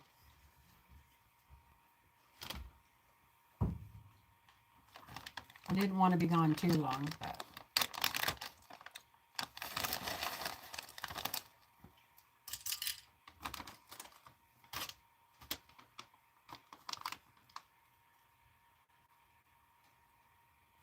so zero cholesterol. These are pistachios, but they do have carbohydrates. 8. Now I'm supposed to be able to eat nuts, right? Yeah. I'm pretty sure pistachios are on my list.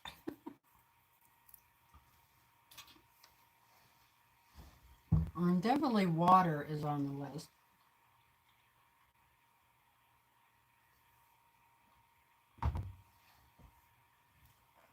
Okay.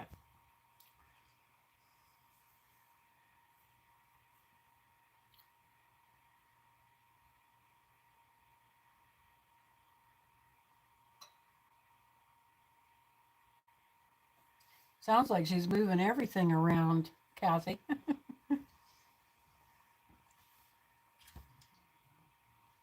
You're going to want my pistachio too, huh? All right, just one.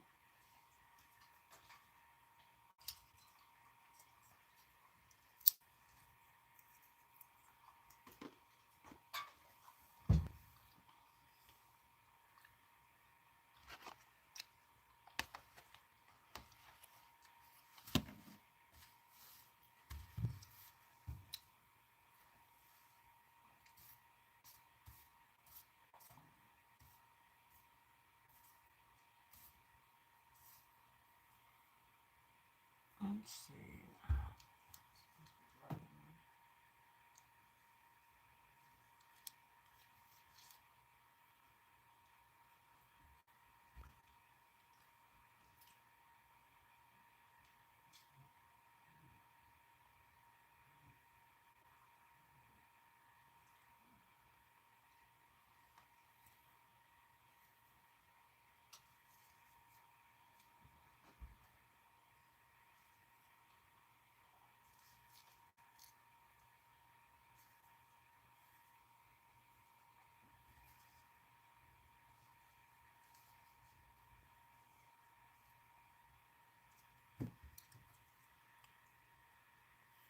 Brandon's watching the fights.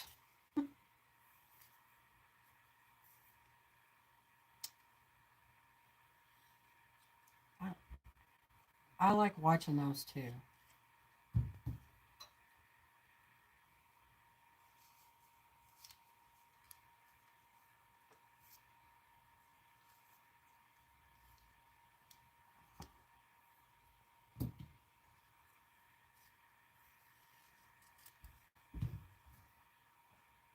It's not snowing anymore.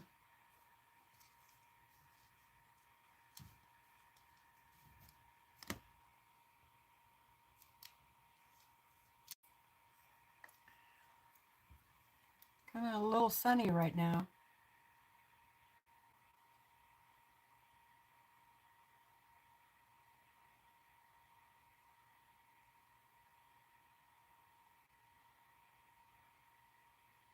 Oh, there you go. Good idea, Kathy. Well, you can go grab something to eat.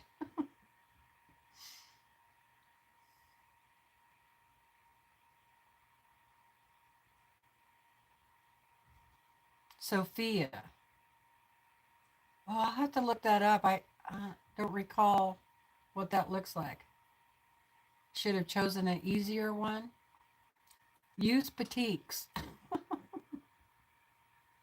I do have the rose kit as well. Yeah, one thing I like about using batiks, well, you get more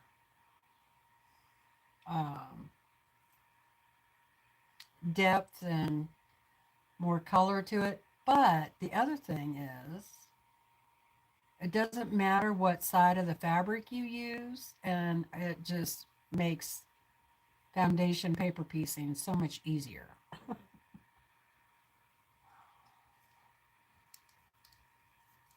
Because otherwise I gotta stop and go, okay, is this supposed to be right side on the paper or the wrong side on the paper, or you know.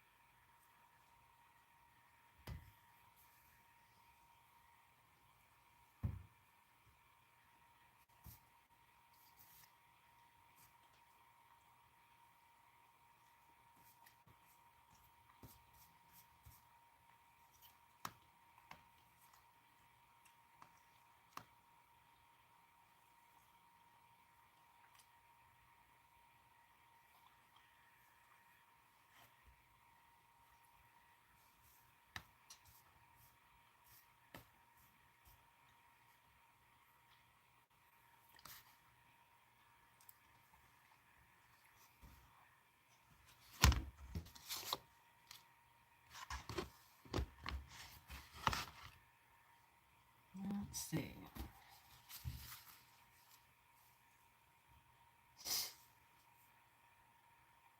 Something light.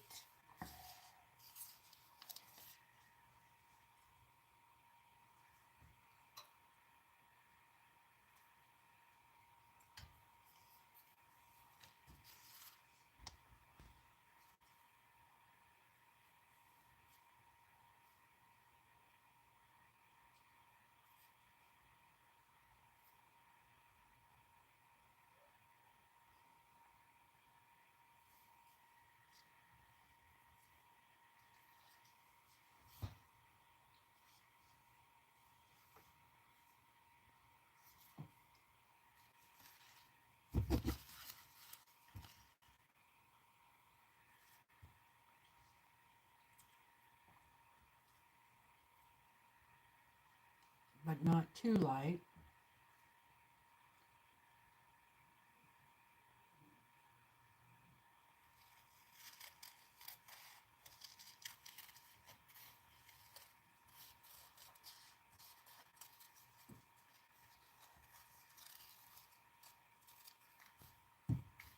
And I'm probably gonna go ahead and close up in about 20 minutes, because I know Tiffany's coming on. Or is she on already?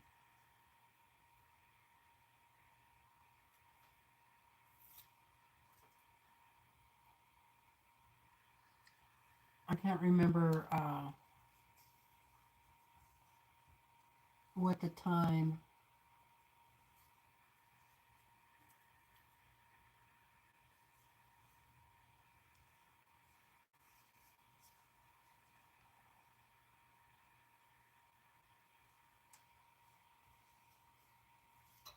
It's either 4 my time or 5 my time.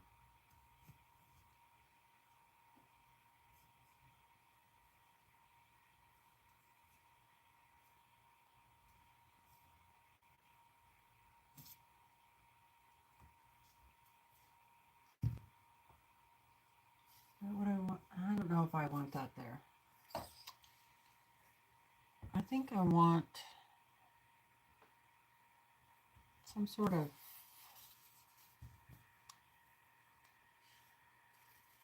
flower, or this looks like a bear paw right here, I think.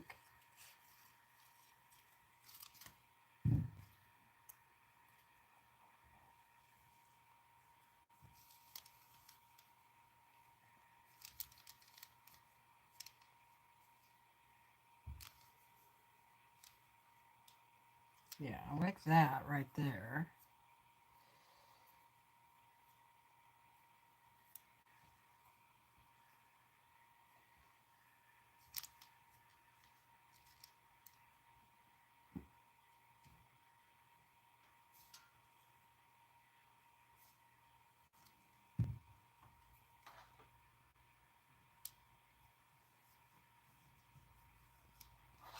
I like putting like little hidden flowers or, you know, animals in there that you don't notice until you really look.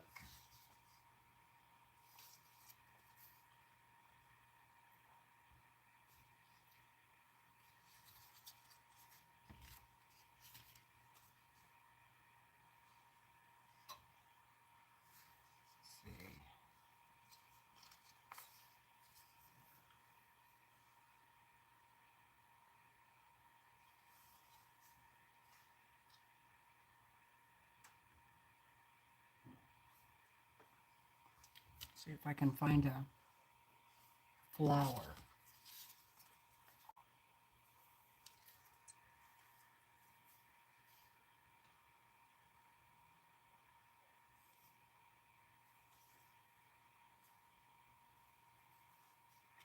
Yeah, here's a flower. Let's see what this will look like in there.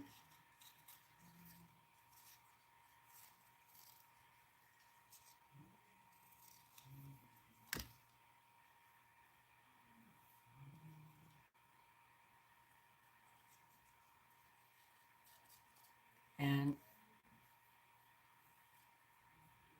just kind of fussy cutting it.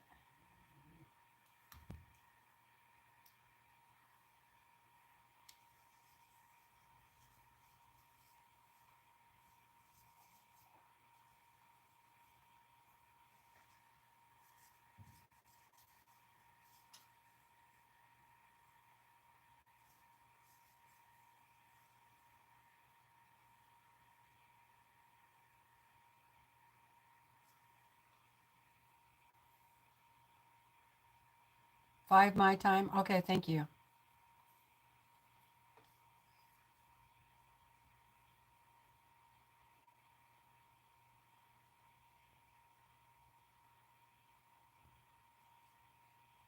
Oh, wow. Okay. Is on a antique sewing machine. It has teeny pattern pieces to it, so there is a lot of detail.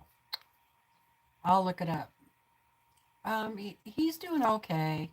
He's, you know, tired. He takes a lot of naps. We need warmer weather so we can both do stuff outside.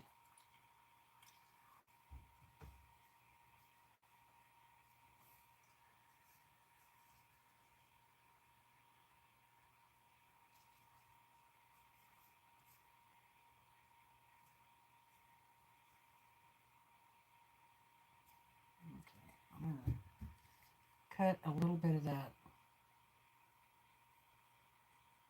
stem off.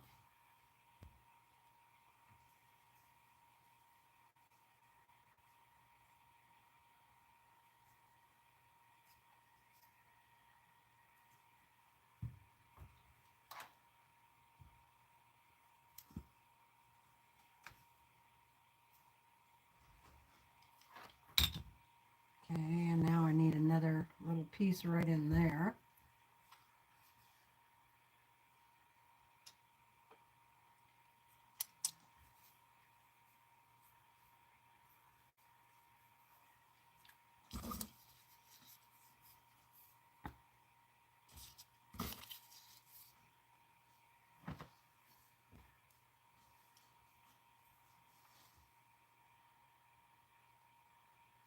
Yeah, it's just dragging on.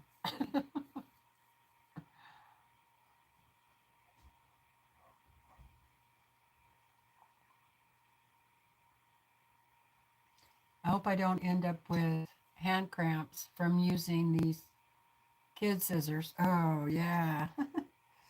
Me too.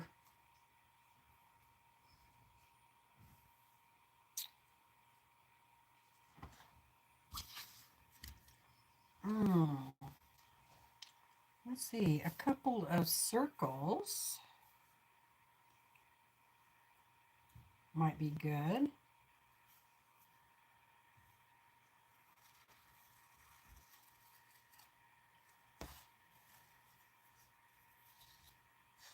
Okay, there's one. I can just kind of tuck it up behind there. Let's see. Let's find me another circle.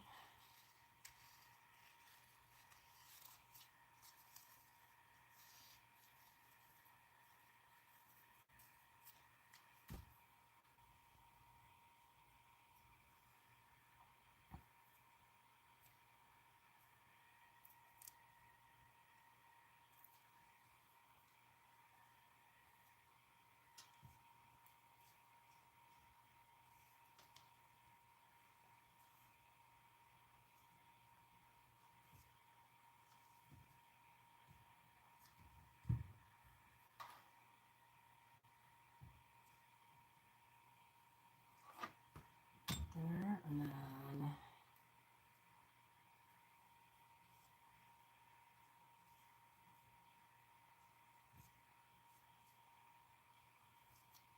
yeah, the one is might be a little too dark. Let's see.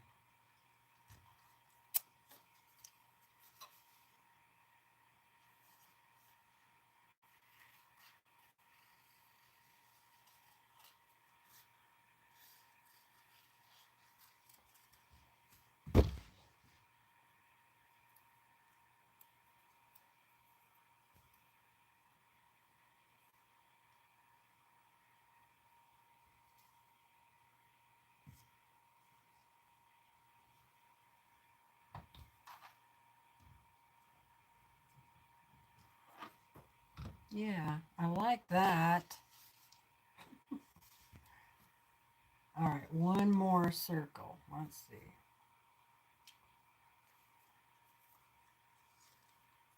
Can you guys see that?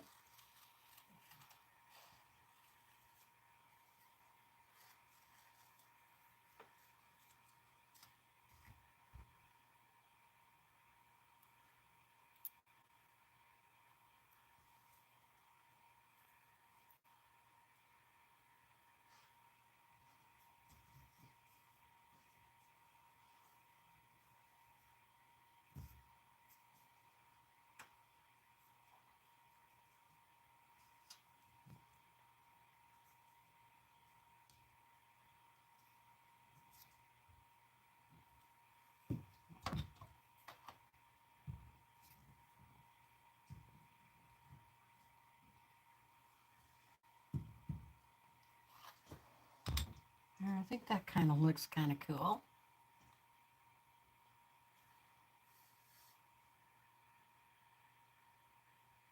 Oh, thank you.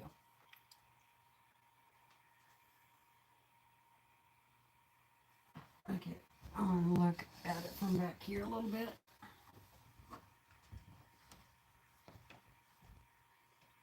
Oh yeah, that looks okay.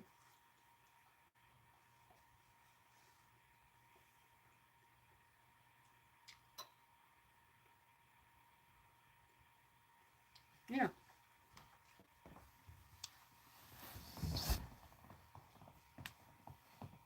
Okay. Oh.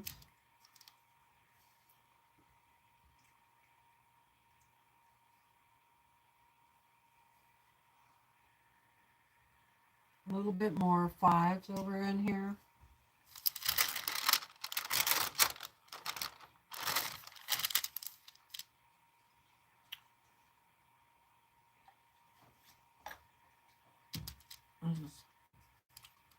5 and 5.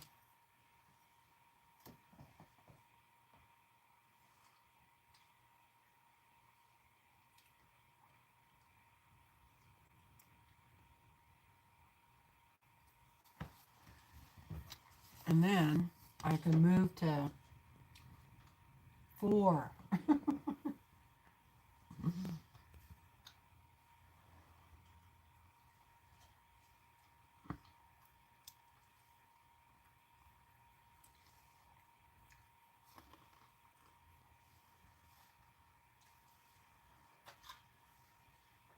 Okay, we got about 15 more minutes.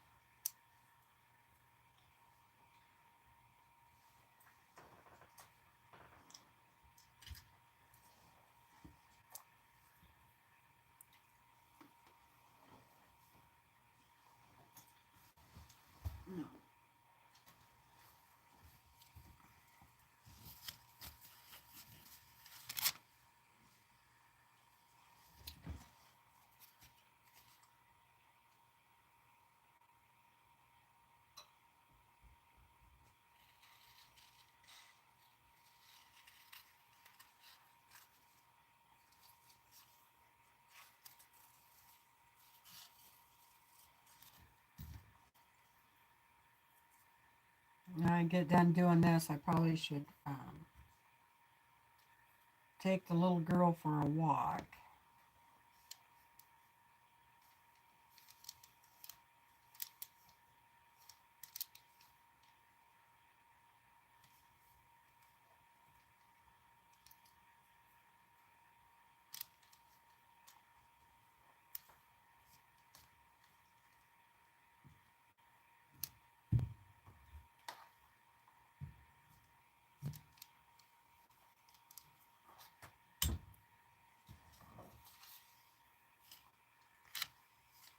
Five, five, five, five, five, five, five.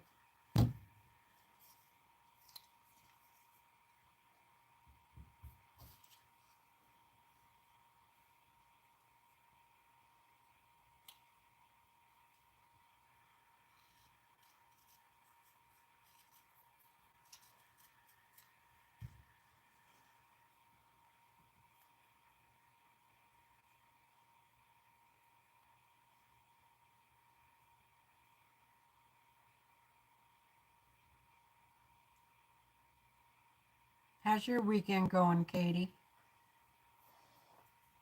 Did you guys get a lot done over with Sherry?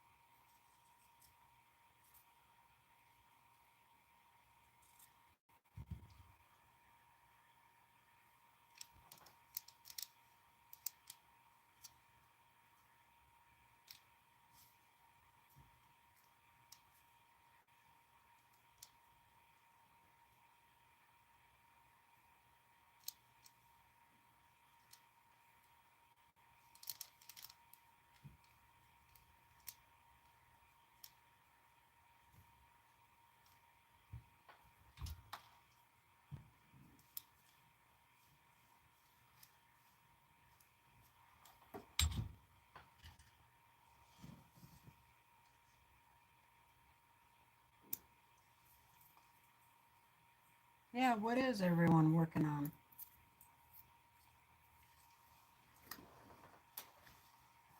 That's a good question.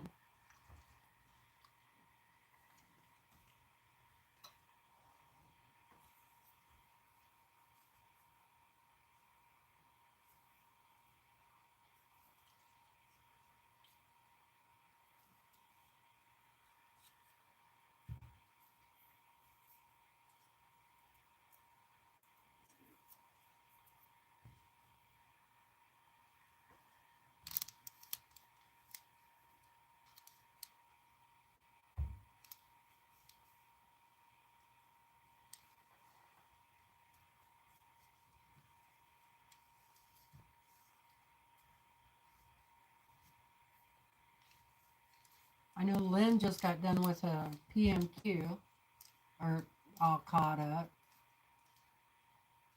and she's cutting out fabric for the legit kit.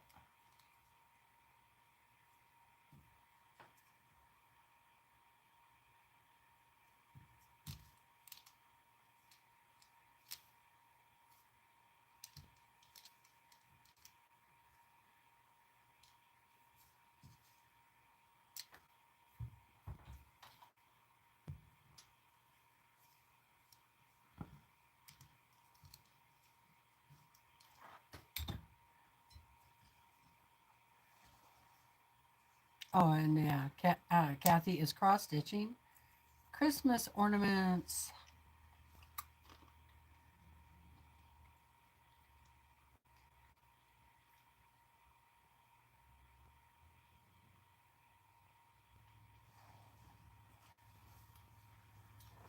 Yep, Lynn is having a great day.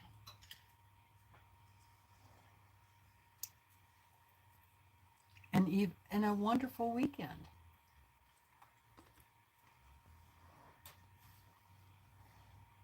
What are you working on, Katie?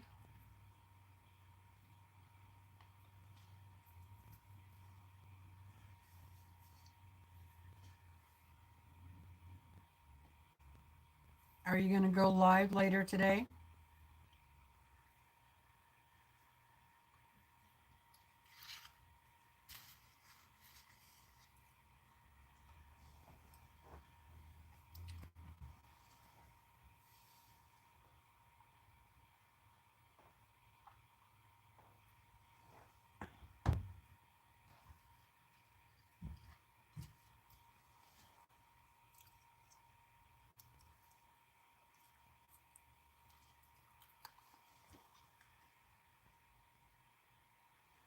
Hello, Marcella.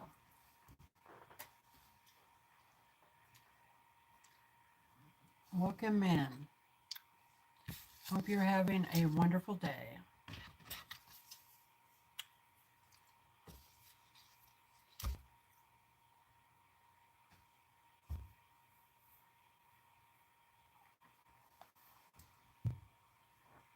Let's see, I need a good number 5 right there.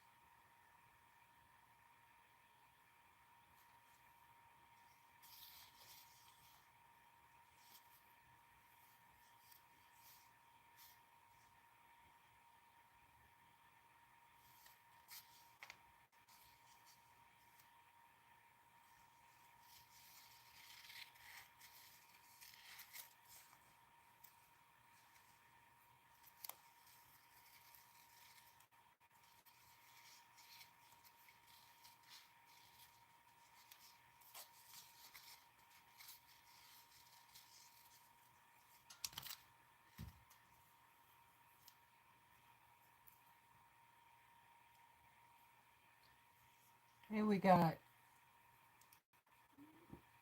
about 5 more minutes or so.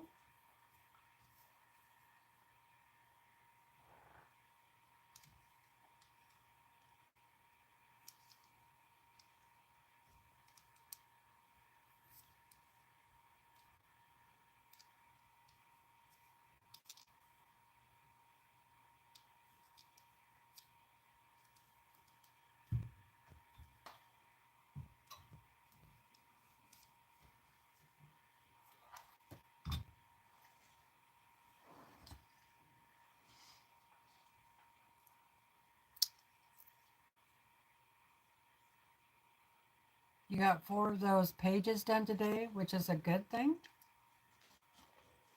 Cool.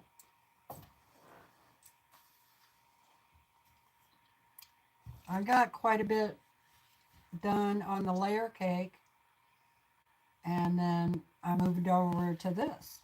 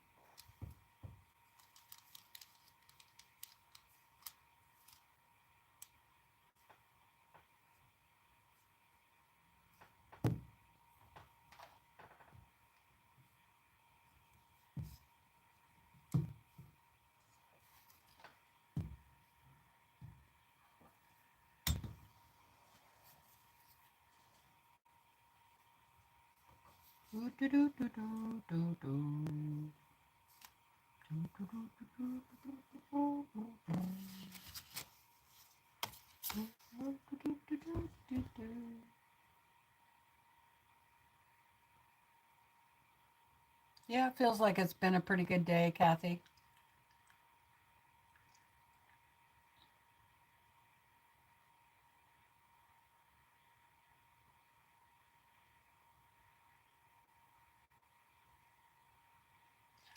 Oh, so you got 4 pages of legit kit papers for those done? Is that what you mean?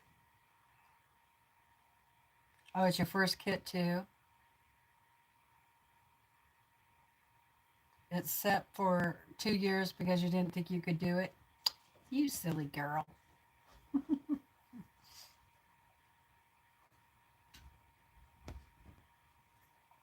I haven't done a legit kit at all, but I did do Violet Craft, the tiger. Pretty time consuming, you know, about as much as this is.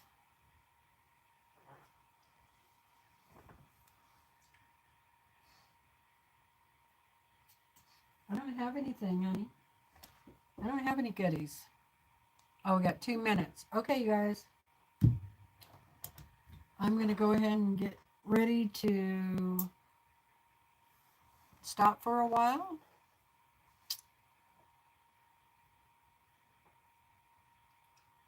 And take my little doggy for a walkie and finish whatever dinner is in the crock pot. What are you doing? You get out of there.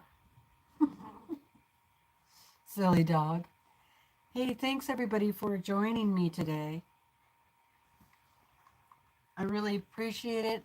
I know it was a long day for me, but I was, got to play catch up, right? Got to play catch up. So it was wonderful to see everybody and visit for a little while. I really appreciate you being here. And If you have any questions on that layer cake project, be sure and ask. And we'll see you next time, okay? I'm going to try to be on Tuesday. So hope you can join me. I'm not sure yet what time, because Tuesday is my B-Day. So you have to come and say hi, right? Okay, you got an eye booger.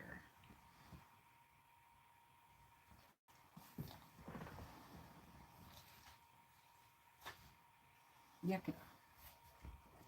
Okay, I need to start turning everything off so I can get out of here.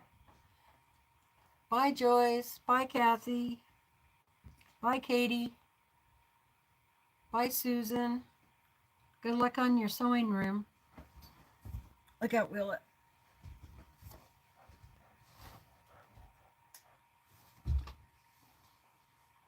Okay.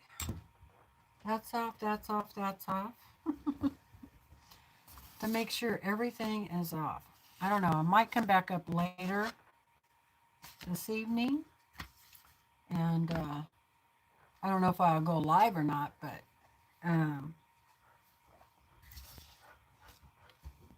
might do a little more of this.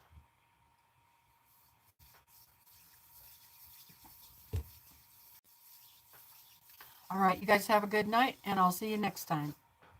Bye for now.